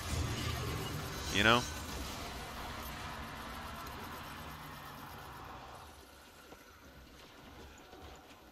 Golem isn't hurting. And that defensive Golem is a bubble shield. Doesn't last very long, but it's good protection, and it does like, you know, 500-600 damage in auto attack.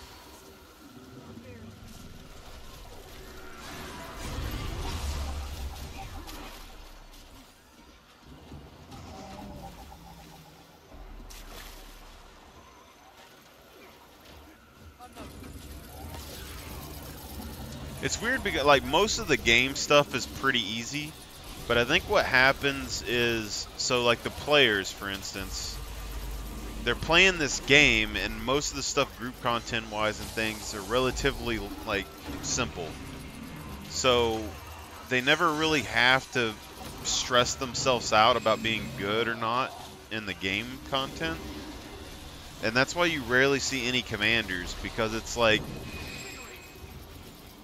it's like a show title. Like I have a commander tag, but I never go around just commanding people in events because I'm not interested in it. I like storylines. But the people that do this all the time, like there's no need for a commander in half of it. And then even if there is, you're just putting a lot of blame potential on yourself, people saying that you're bad. You know? It stresses people out. Personally, me as a commander, I want to run meta groups. Like, not meta groups. I want to run like metas, like map metas and stuff, but with non-meta builds. I want like 100 players with Golemancy ruins and the Asuran Golem thing. Imagine 100 players, right? And they each get 2 Asuran Golems, right? And that's what I'm saying, like the numbers of things that, like, that's 200 Asura Golem mechs.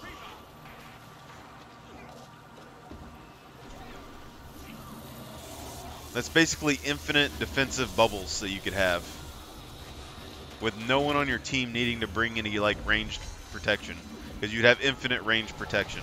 And I just think that's like a really cool idea, and nobody does it. You imagine an army of an Asurans, man? It'd be great. I mean, my warrior groups that we did in the Roman guild, I mean, that's probably the closest thing that I got.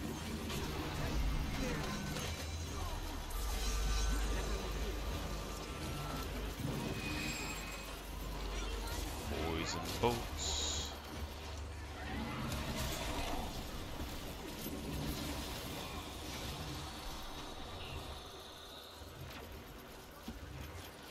We got nourishment, but we're missing something. I think we need to eat another one of these.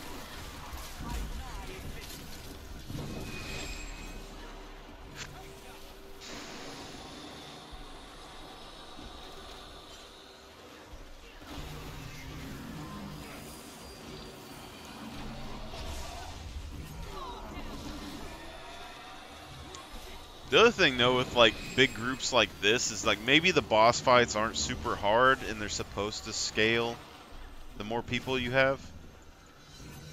But the more people you have, the fights are either super easy, where you don't really have to try at all, or there's just so many people and colorful, shiny things everywhere that you can't tell what the hell's going on. And they just get one shot by a map boss, you know?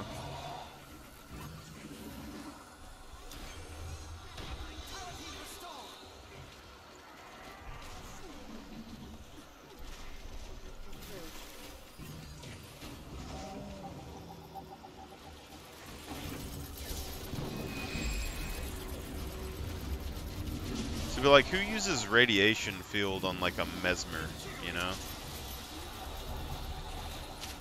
I do. One rotation, it's back up. Gives me a lot more poison.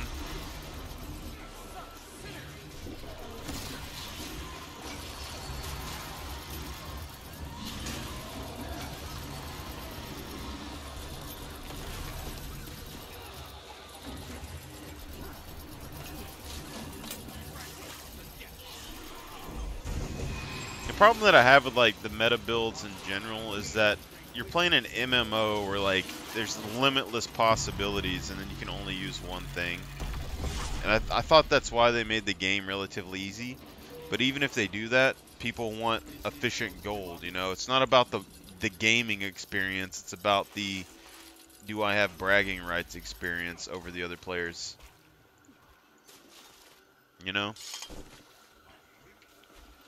It's like if you're playing Fallout, like Fallout 4 or something, and you're wanting to like make some awesome Gatling gun build or whatever, and then everybody in the game was like, no, you can't do that, you have to use assassin backstabs. Nothing else, because that gives you the most gold. Or does the most DPS. You don't get that feeling of fantasy with anything else anymore, you know?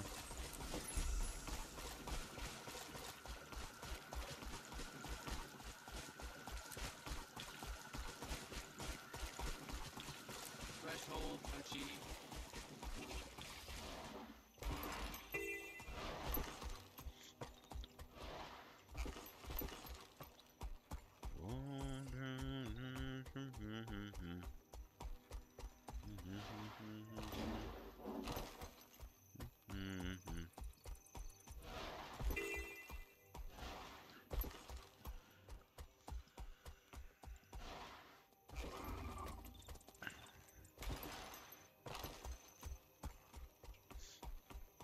This is where I spent most of my time when I played if I was in PvE. Other than that, I was just doing like 1v1 duels.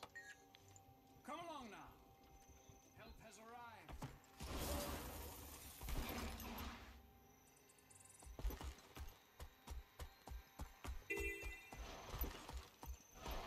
Dead person over there.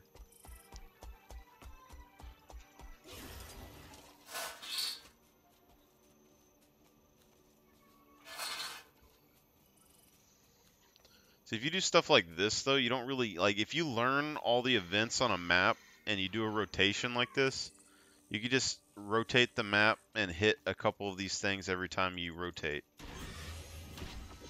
And then you'd be done, and you wouldn't have really much of anything to worry about, you know? You'll get done with it eventually.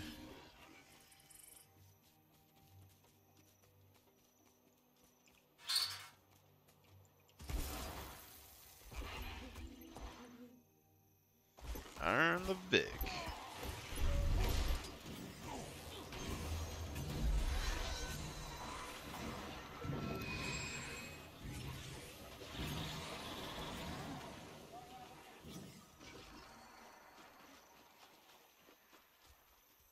Let's see if I can keep those clones. Dang, I thought maybe I might be able to keep the clones up and running.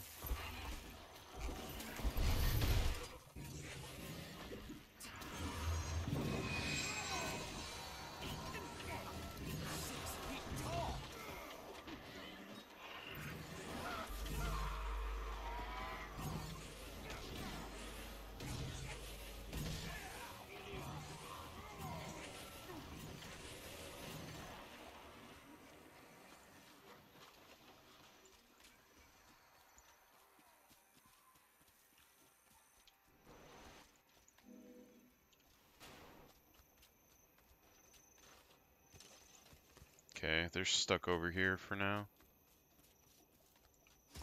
As long as that boar doesn't die, I mean, we could either kill the boar before these guys get done, or we can just take our time and then kill the boar and let them get done later. You know?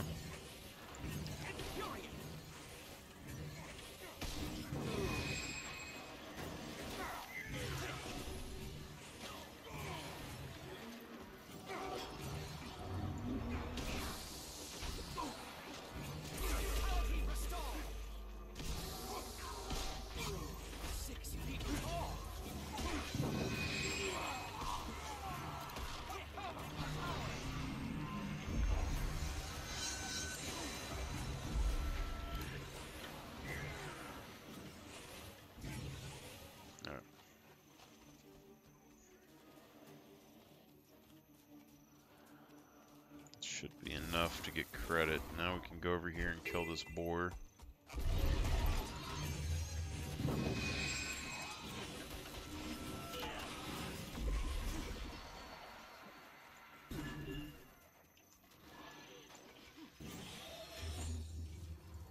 Okay.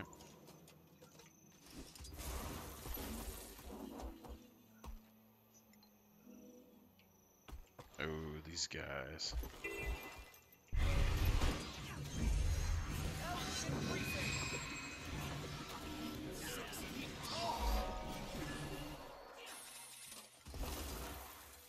See, that's the Vic experience. No, that was something else. Oh, what? I don't know. I got experience for something there.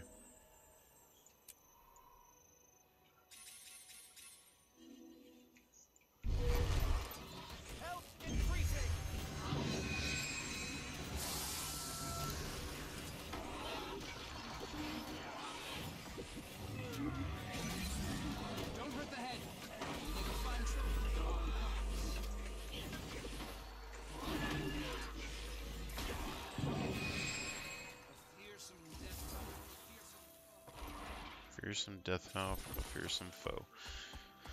Now we're run through here. We're gonna try and check the Scrit area. I might as well get that waypoint while I'm here. But basically all this is if you can move fast enough, you can kind of like catch the different events, you know? So like instead of running though, we can teleport across catch the event up, and then do the events.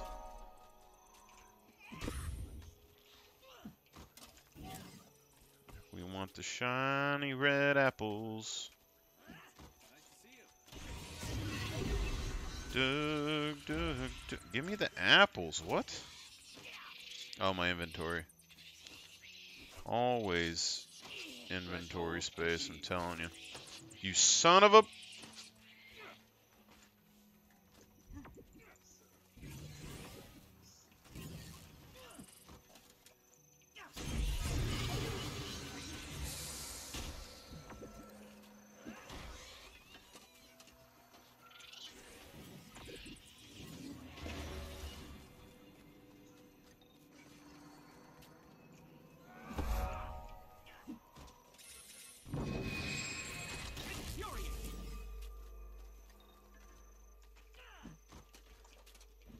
That'll silence you.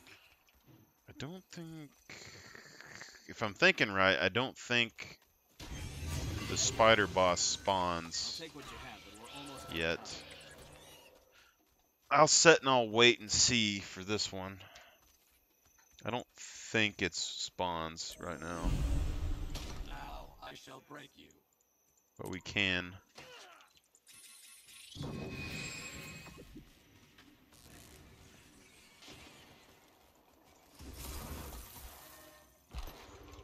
Now we can go check over here the bandit.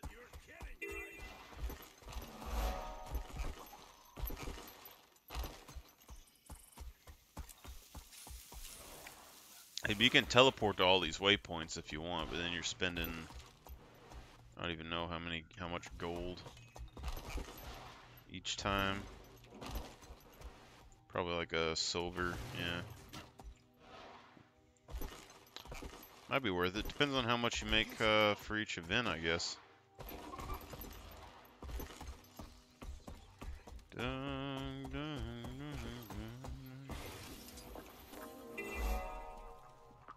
Oh, I lost the chance to get bonus experience.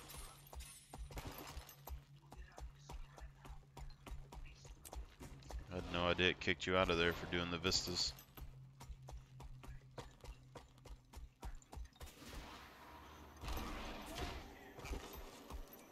Come through here, got nothing going on at the ranch.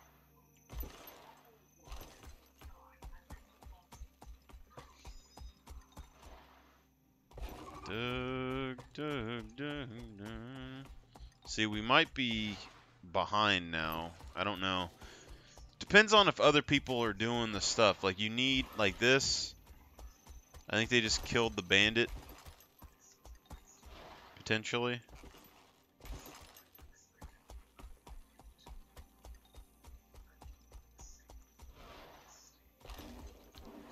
So all I can do, like I could teleport over here and then go to the thing and maybe get there a little quicker. If we're doing optimal stuff, like, cause like through here you could get the caravan and then you have that tower that could do an event. But if I teleported like back here, I could run directly over here, and then if there's centaurs attacking that camp, I could, you know, do something there. But it always seems like when I come over here that the O-cart hasn't spawned yet. And then I feel very odd waiting here, you know? Whereas like in the Norn area, if you go and do the Norn quests, it doesn't seem that terrible, you know? But they don't have like solo bosses, it's just like normal events generally. And then here you can run back and forth in between the two bandits and kill them over and over again, as far as I know, unless it's changed. Like this, like I could run across here and I could spawn an event here, and I could spawn an event over here where the egg things are. But I don't know if we want to add those in or not, you know?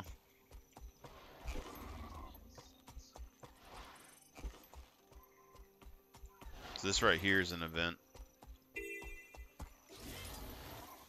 Greetings. So like we could do that. And then run over here and trigger the boar maybe, and then run back. But that just doesn't seem efficient, you know? And then you have the centaur camps maybe you could trigger over there. I don't really know how to manipulate them though.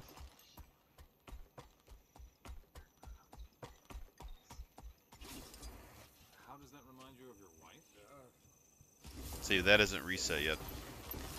So we probably didn't wait long enough at the Oak-Heart. And I think that's what's happening. We teleported to the spider. And so we probably didn't have enough time for the Oak-Heart to spawn. You know?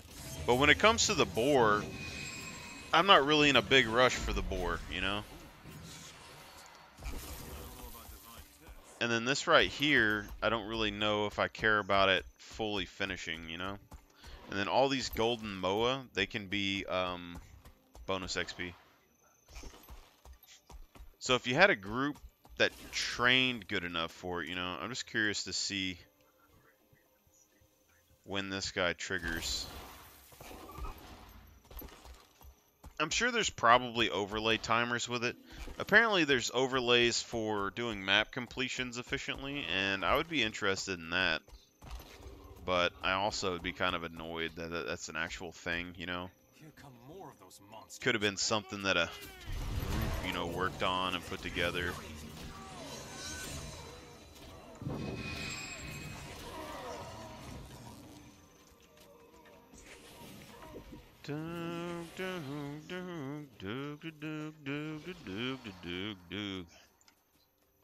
So this event might fail when it gets over in that direction, but we'll have to see. But you see, because there's an event here on that road, there's an event over here in this forest, there's an event here, there's an event over here. But I don't recall anyone ever doing all those when they did a full rotation, you know? But this still isn't up. May Melandru guide you. So the question becomes, does the pack mule event affect the boar hunt, or is it specifically just a timed thing, you know?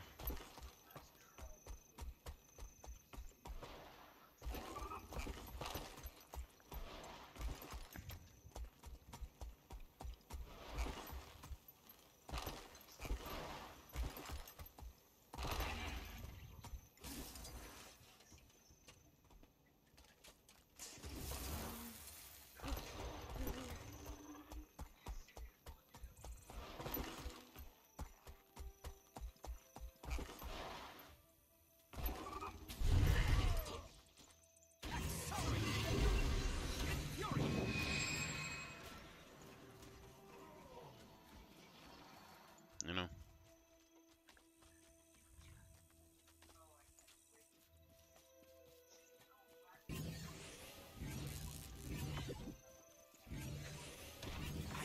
The energy.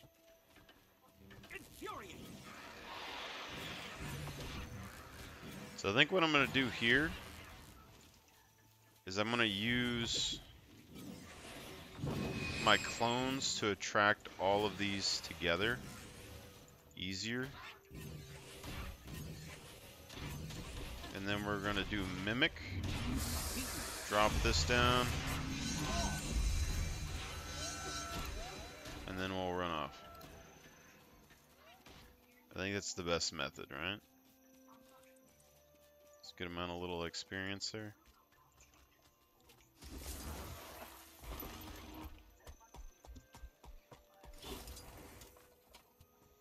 This still isn't up, so I feel like the pack event stops this one from triggering. Or maybe not. So we were just ahead of schedule. Because I guess it used to all be done on foot, I believe, you know?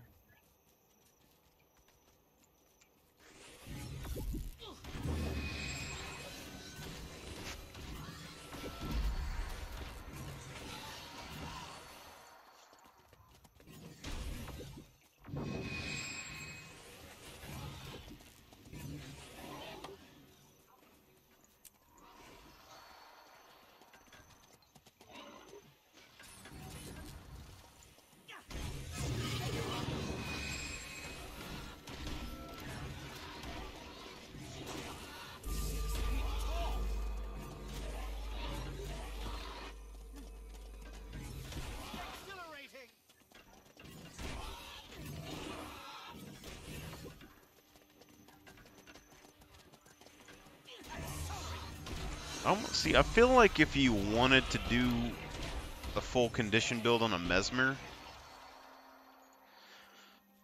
you would almost need to go defense stats. Like, you want boons and extra defense, and then just sit there and get hit with Chaos Armor. Because right now, I have a way random boons and foes and conditions whenever you are struck. And so you get Confusion on cast, blindness next outgoing attack, and then I get protection, I can get regeneration and swiftness here. And then I can put weakness on attackers, confusion on attackers, and cripple. You know?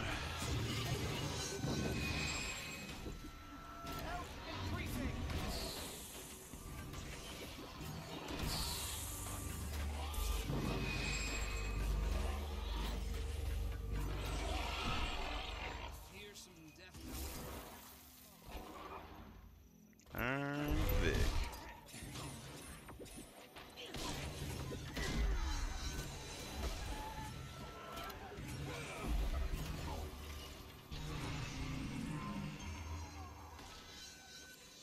I used to, like, get him stuck right here in the past.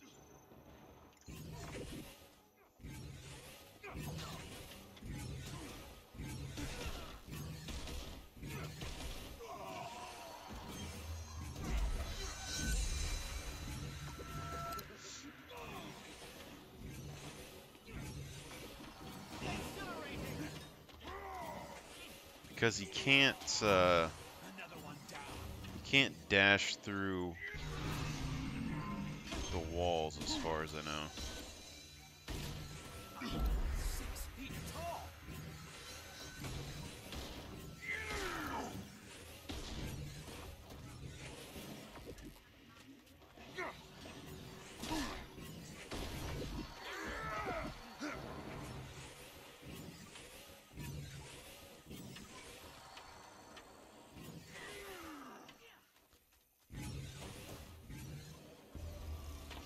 See, but I don't think he aggroes like he does on the minions, because on my Necro he aggroes on the minions.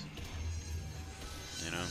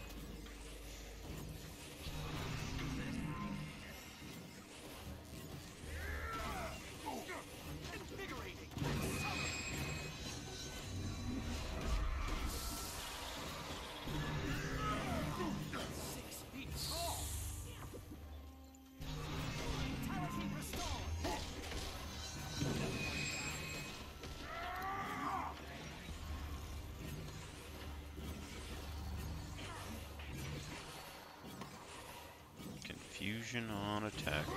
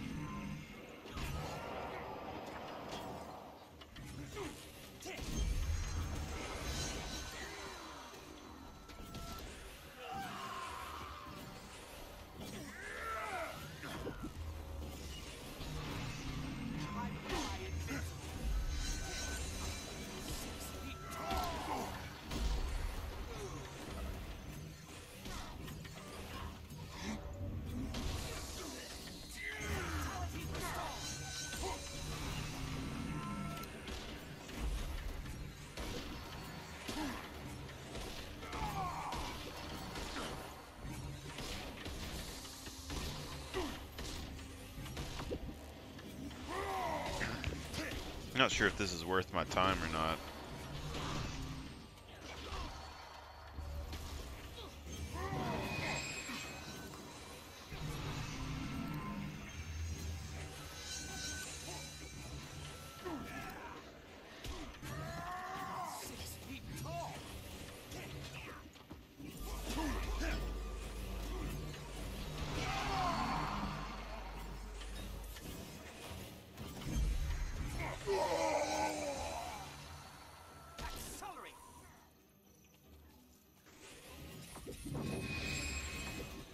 Vitality restored. I have the energy.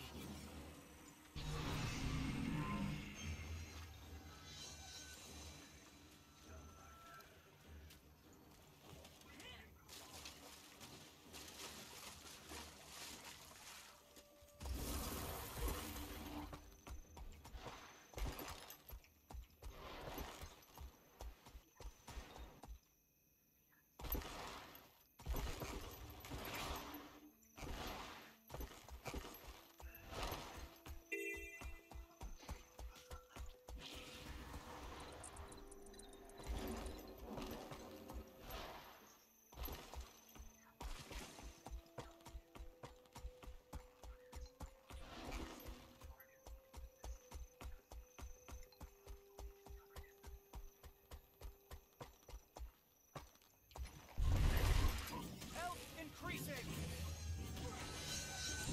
For the record, I'm hit. You've been struck.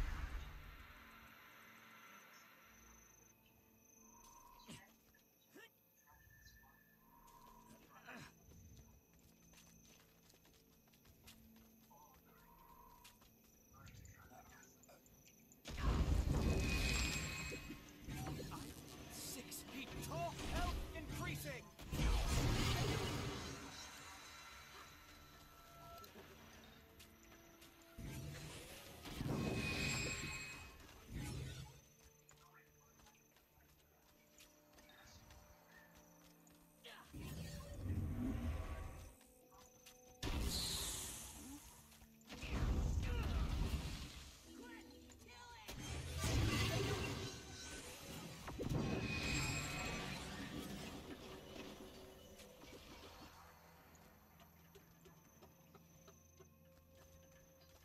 We got company. 200 bonus XP.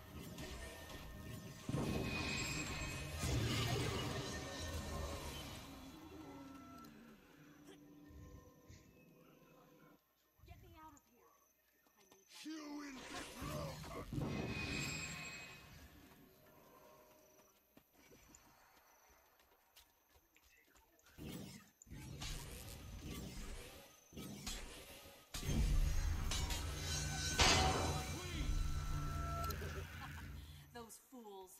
They should have killed me when they had the chance.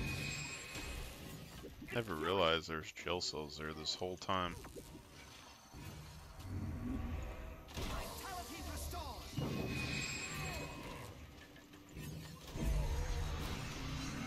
Accelerate.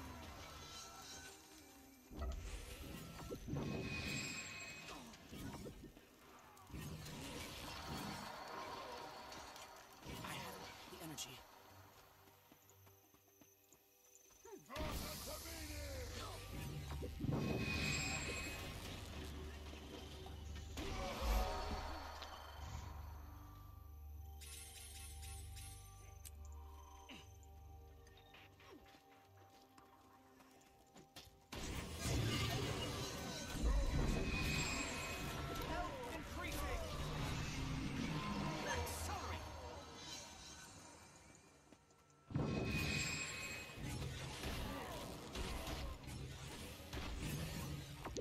can hold the garrison.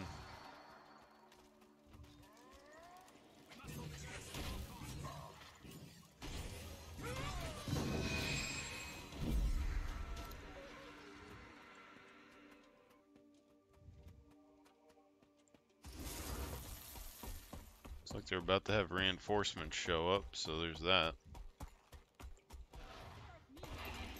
Clear that garrison and send those monsters to the mist where they belong. You know, sometimes I really wonder, because if it gets barren enough, are there going to be quest lines that show up that you never see? Because, like, normally on the map, there's a lot of people here. The garrison's never really taken, but if the centaurs take the whole map, could they make an event where it's like an attack on the castle? You know? Something like that. So I feel like I'm on this map by myself right now, which gives me access to all of the quests I want. That's the feeling I'm getting, you know?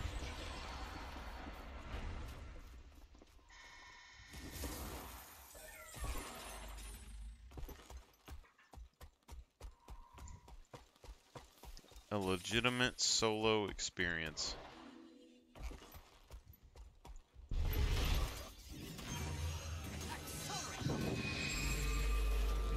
Wow. Somehow it's already been like 2 hours and I don't even think I've did much of anything. I'm about to have to get off. Crazy how much time sinks into this.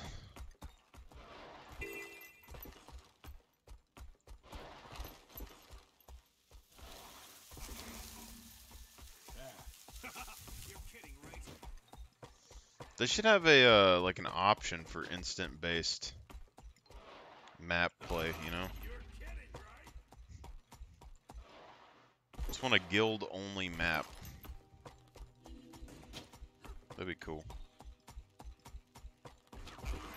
Looks like someone's coming. Turn the fate.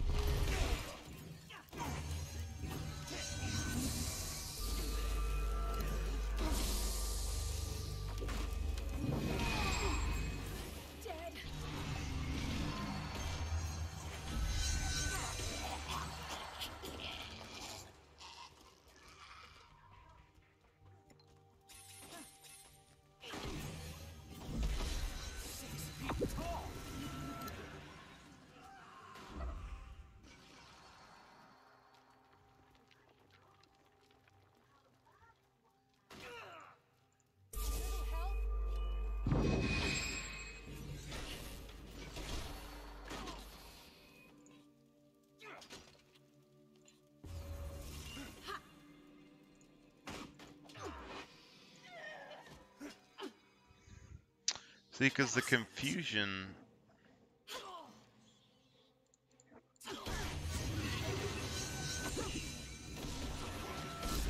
You could do like a bunker build with confusion, maybe.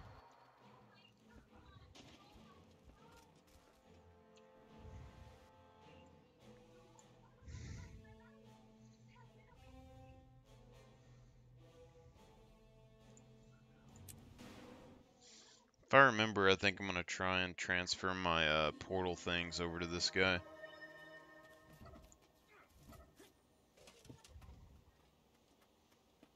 Experience from kills increase, karma gain, movement speed. Alright, y'all guys have a good morning. I'm going to go to bed. I got work tonight.